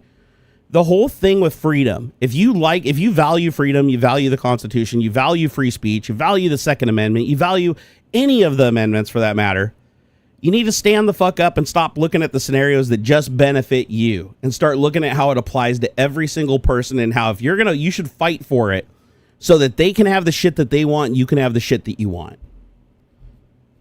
And if you are so fucking hung up that you think somebody identifying as a woman is somehow taking away from your love of life or destroying you, then what the fuck is wrong with you? Right? You have a choice. You can go in a stall in a bathroom. You don't have to fucking sword fight people in the bathroom, okay? It's actually frowned upon. You shouldn't be doing that shit anyways. Maybe it's just prejudice. You know, sometimes you have to think about that and go, wow, is this just an internal prejudice that I'm pushing forward just because I'm in an environment where all I hear is this about how this is an atrocity and all these bad things are happening, but I've never actually looked to see if these things are actually happening or if it's just something blown out of proportion to try to create a false narrative to fuck people over that aren't in my bucket? Dr. Dur said all I care about is the price of eggs. Hey, you, me both, man. I'm pissed off at the price of eggs going up because I love eggs. I fucking love eggs. But you know what? Just because I love eggs doesn't mean I want to take fucking plants away from vegetarians, right? Because the second I take the plants away from the vegetarians, they will do everything in their power to take the meat away from me. So, you know, there's no problem with agreeing to disagree on a lot of things. There's a lot of things in society you can agree to disagree on. The problem I have is when you're disagreeing on things that directly harm another person just because you happen to be in a bucket where you have no problems to worry about. You can just freely persecute and point the finger and fuck everybody else over because you're already in the safe zone. That's where I call bullshit, right? There's a lot of things you can disagree on where it's like either way it goes, it's fair for some and not for others, blah, blah, blah, blah, blah. But man, when you go out of your way to persecute people just because you're in the position to benefit from it, it's like, God damn, man, what are we doing? Let's be better than that. You know, we really can be better than that. I hope we do become better than that. And I really hope that we can stop Trump because I'm getting sick of every fucking minute I get online. I see some new fucking picture of Trump with 1 million white women behind him, not a single black person in sight claiming that he's representing everybody, signing fucking executive orders to take all support away from people just because they're black. Just because they're black based on skin color alone. He's like, oh, if you're in South Africa, we'll resettle you and take care of you and give you refugee status, but only if your skin is white. Like, what the fuck age are we living in right now? How is this any different than 1930 and how Hitler started? People are like, oh, he's not Hitler. Hitler killed all the Jews. Dude, it's coming. He's doing all the shit that Hitler did leading up to that. What happens when he fully realizes that he is in a position where he controls the military without anybody ever being able to oppose him on anything, and he can literally use anything to gain himself anything he wants and achieve anything he wants with absolutely no fear of anything? That's what Hitler did. And when Hitler got to that point, he used that power. Do you really think Trump's not? Does Trump seem like a person to you that wouldn't use that power to enrich himself, being the big business and deal man that he is? You really don't think if he was put in a position where he can do absolutely anything he wants, he's not going to do every possible thing that enriches him regardless of who it fucks over? Like, you're not paying attention if you think he's going to fucking hold back, because he's not holding back. He's not holding back on anything.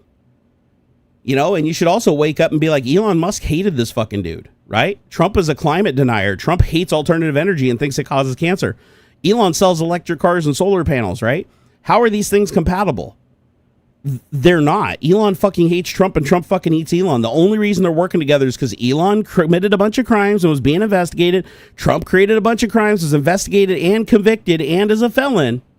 And they both needed each other to ensure they didn't go to jail. So they teamed up, even though they disagree on almost fucking everything. And Elon just sucks on Trump's wiener, and so that Trump doesn't throw him out a window, and he makes sure he has pardon power. And now he has control of the entire, like a fifth of the entire U.S. economy. Like all our entire, like a fifth of our GDP is under his control right now. A guy that has every conflict of interest because he owns so many businesses that benefit from what he is doing right now. Every action he's taken directly benefits his companies, especially him getting the FAA, the head of the FAA to step down. Because that was the guy that was literally starting the investigation against him for the fucking rocket that blew up that redirected a bunch of traffic and fucked up everything. Yeah, it's just cults, man. Sometimes they infiltrate shit, and once they infiltrate shit, if you let them get too deep, then it just becomes a whole thing for years and years and years. And I don't want to go down that say. I don't want fucking Holocaust 2.0 with brown people and black people being the new Jews, right? And that Trump will absolutely go down that road with Elon sitting on his shoulder pretending to be vice president. Where's JD Vance? JD Vance is like nowhere to be found. JD Vance he pops up, he reiterates what Trump said, which is absolutely contradicted to what he previously said even just a couple of weeks or a month ago. And then he pretends that it's no big deal and then forces it on another subject or leaves the interview. The only person we see talking about like vice president level authority is Elon. Elon is just on fucking X, tweet after tweet after tweet after tweet after tweet. Oh, I did this. I shut this down. I took this away. Oh, we went through there. We're killing this. We're stopping this. We're firing these people. Department of Education is gone. It's like Elon, the guy who used to claim he supported science and he supported education, now all of a sudden wants to kill the Department of Education. He's spreading misinformation saying that they created the curriculum that's like destroying our children because they're teaching them that, that black people were persecuted and that trans people are real. It's like, dude, what the fuck? You're going against everything. And keep in mind, like Elon Musk has huge conflicts of interest because he hates his own daughter. Like Elon hates his own daughter with a passion and said that she was dead because she's trans. Just because she's trans, no other reason. Just fucking hates her. Think she said she was dead during an interview. Not dead to him, like dead. Like, oh, my son died. It's like, what a fucking piece of shit you are. And now this is the guy that gets to like help write executive orders and pass them, like claiming that people can't be trans anymore. Like, what the fuck is this noise? All I'm saying is eventually he's gonna take shit out of your bucket. You might be like, yeah, we're winning. And then next thing you know, you can't import the shit that you need to survive to keep your business going. Next thing you know, you can't afford groceries and the taxes goes through the roof. Next thing you know, the stock market crashes and you lose everything and you lose all your investments and your retirement. And then you're going to be like, oh, fuck. Oh, God. Oh, woe is me. Woe is fucking me. We got to stop him. Well, why did you wait until you were so heavily affected? You seem like you were super, super busy getting everybody else fucked over. As long as it was something that didn't affect you, you were all about taking other people's shit away. Why are you bitching when it gets taken away from you? Oh, I never thought he'd do this. Well, how could Trump do something like this? He promised he wouldn't. It's like, yeah, you listened to a fucking criminal that literally was adjudicated of rape. A guy who cheated on all of his wives. A guy who shits on a lot of his family members and treats them like shit. A guy who's let people fucking rot in jail for not lying under oath about him. It's like, this is the guy you trusted because you know why? Because you looked at him and said, this guy's a lot like me. I'm also a piece of shit that likes to stab people in the back and do whatever it takes to rob people, and I get off on it. And so does this guy, so fucking let's go. But then it comes to bite you, because even though you're on the same page today, it doesn't mean you're on the same page tomorrow, which is exactly why you don't want a person to have an absolute authority. Because a person that has absolute authority, they're eventually going to change their mind and misalign with you, and then you are fucked. And then you burn with the rest of it. That's already happening. Like, I've already seen multiple videos from farmers that import equipment and shit that they need to run their business from China, and now they can't get their shit here, or because of the tariffs, they're already getting like super fucked on the deal, and they don't have high enough margins to be able to be profitable, and they're having to fold their businesses or sell to bigger companies. And they're like, what the fuck's happening? Like, I just elected this guy to make my business better. It was already doing good. Now it'd do better. And it's like, no, he just tanked him. He just fucked him over because he allowed Elon to just kill an entire organization called USAID, not realizing that a shitload of American jobs in the public sector depended on that. Right? So it's so fucking stupid, man. Oh. All right, guys. Is it 5:03? Really? How long have I been streaming? Goddamn, time flies when you're having fun, I guess, right? I hit that memory out of error issue again. Let's see. How long is it? Does it say? Oh, it doesn't say like Twitch. I thought it said how long I'm streaming. How long have I been streaming, guys? Do you know? Okay, that's average view time. I think I'm gonna wrap up though, because I'm feeling pretty gross. I need to go take my medication. Yeah, we had to get real today though, guys. We really had to get real. What I will leave you guys though is the little homework. Is go look into the Stargate AI stuff, the $500 billion contract Trump announced for OpenAI and SoftBank and a couple of others, Microsoft. Google was the only one not invited to the table, and ironically, Google changed their AI policy that has been on record, their pledge of record, to remove that they will not use their AI technology to surveil Americans, and they will not weaponize their AI technology. That was a pledge Google made a long time ago. But by making that pledge, they weren't invited to the Stargate program, because the Stargate program that's being funded with $500 billion is specifically being used to at some point surveil Americans and to keep a tab on people and use it to weaponize against our own. Trump wants that weapon. That's why he's willing to put so much money into it. So Google just dropped their pledge to keep people safe from their AI so that they could join. So you're going to probably see here in the next couple of weeks, I'm predicting it right now, you're going to see Google join the Stargate initiative. Why else would they change the pledge? A pledge that's been on record this entire time. They paid $1 million for a seat at the inauguration like everybody else, and they didn't get brought to the big boys table unless they removed that pledge. So they did. And now they're just waiting a little bit of time to get some time separation in there, and then they'll come forward and be like, oh, we're now working on the AI project. Yay. So just keep in mind that Google is going to be using AI to surveil us, along with SoftBank, OpenAI. All these things are building a system to surveil Americans. Just like what happened back when Snowden blew the whistle, Trump is just going to do the exact same thing that Snowden blew the whistle on all over again, but using AI this time so that he doesn't have to pay humans to do it. So just be aware, like use encrypted point-to-point communication through Signal, WhatsApp, things like that. Don't fuck around with important conversations on SMS. Definitely don't do DMs on X or Blue Sky or anything like that. If it's anything that's important or of a political nature or anything like that, talk about it through direct communication, especially if you're in a red state. For sure, if you're in a red state, because they will be deploying that shit against their people first. And so just know some bad shit's coming down the pipe. It already is. Things are changing at huge speed. Just please pay attention. Please pay attention. I feel like a lot of people, they can't handle the news and they just turn it off. And I get it. If your anxiety is so fucking high that you can't handle it, I don't want to wish that on anybody. I already deal with crippling anxiety from what's going on with my life health-wise and shit, and this just amplifies it. But if you're physically capable, pay attention and educate people, because there is a lot of shit that's happening at breakneck speed, completely flooding the zone to the point where media can't even keep up with it. It is so off the fucking rails. So keep an eye on what the White House is doing. Keep an eye on the executive orders. Watch the press meetings from the press secretary, the president, and all that. Keep an eye on what's going on and what is going right around the Constitution, so that you know what's coming, so that you know what's on. Get that information, and then share the most important parts of it with the people that you know that you don't think understand or see it.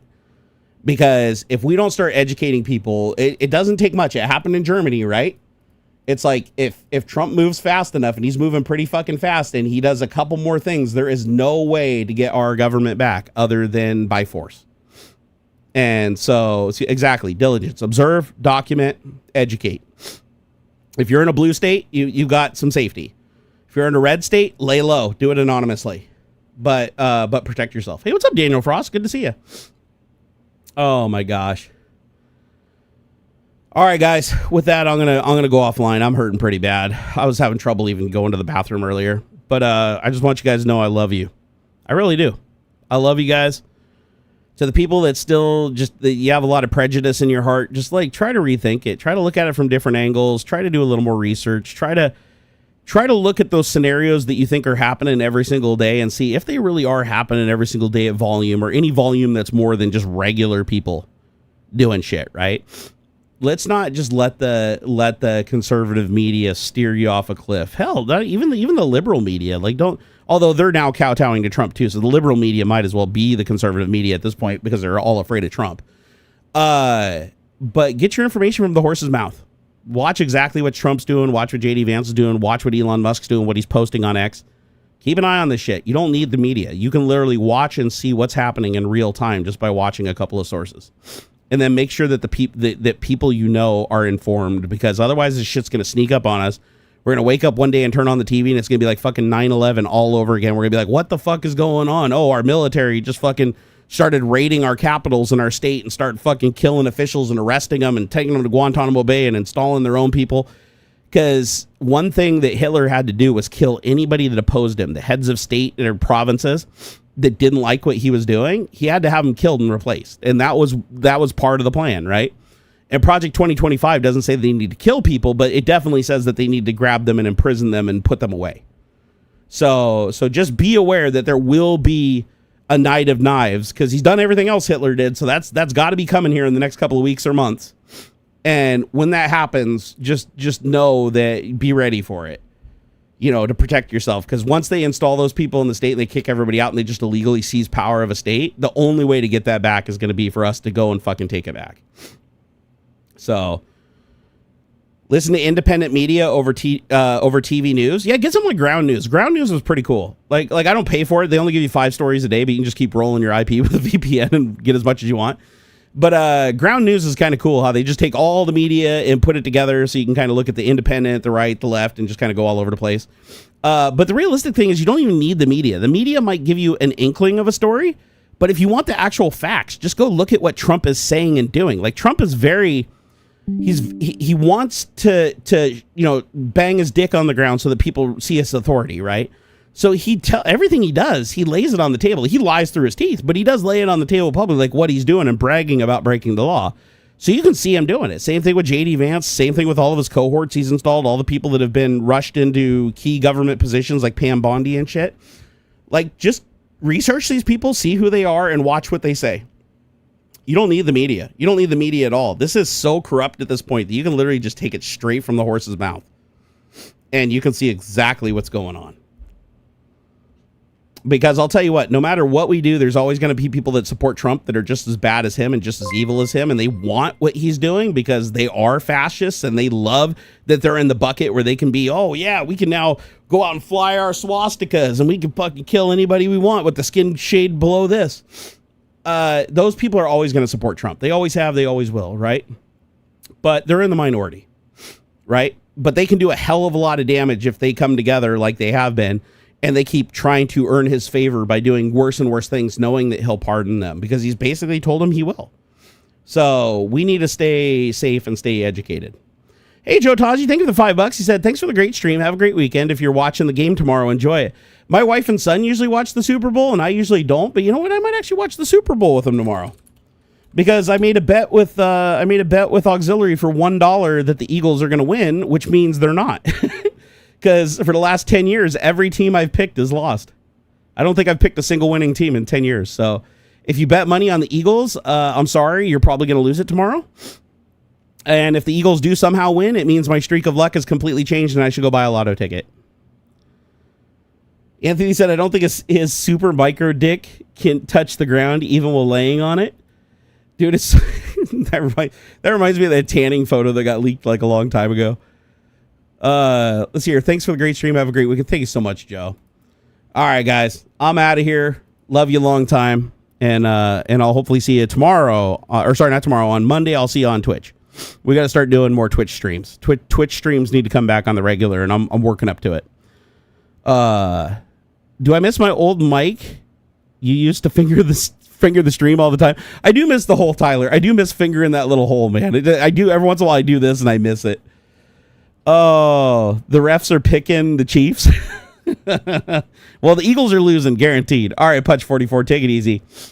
James Janus, I think, left a long time ago. I haven't seen him type for a while. But hey, James, I went ahead and unblocked you. I'm hoping that I can change your mind, but we'll give it some more time. I don't want to be so quick to ban you because you've been around for a long time, and otherwise you've been a really good dude. So you just kind of took me off guard a little bit. But you know what? Hey, I need to be a little bit more receptive so that I can get my points across and I get my information out there. Otherwise, I'm never going to change a mind. I can't just, because all I'm going to do is just reinforce the prejudice by banning people that I know have a good heart and the ability to see things from a different perspective. So that's on me. I There was a lot of people I banned today that I know outright I can't change their mind, but James Janus, I'm hoping I can. But hey, change takes time, right? All right, I will talk to you guys later. I am going to go and take my medicine because my back is killing me.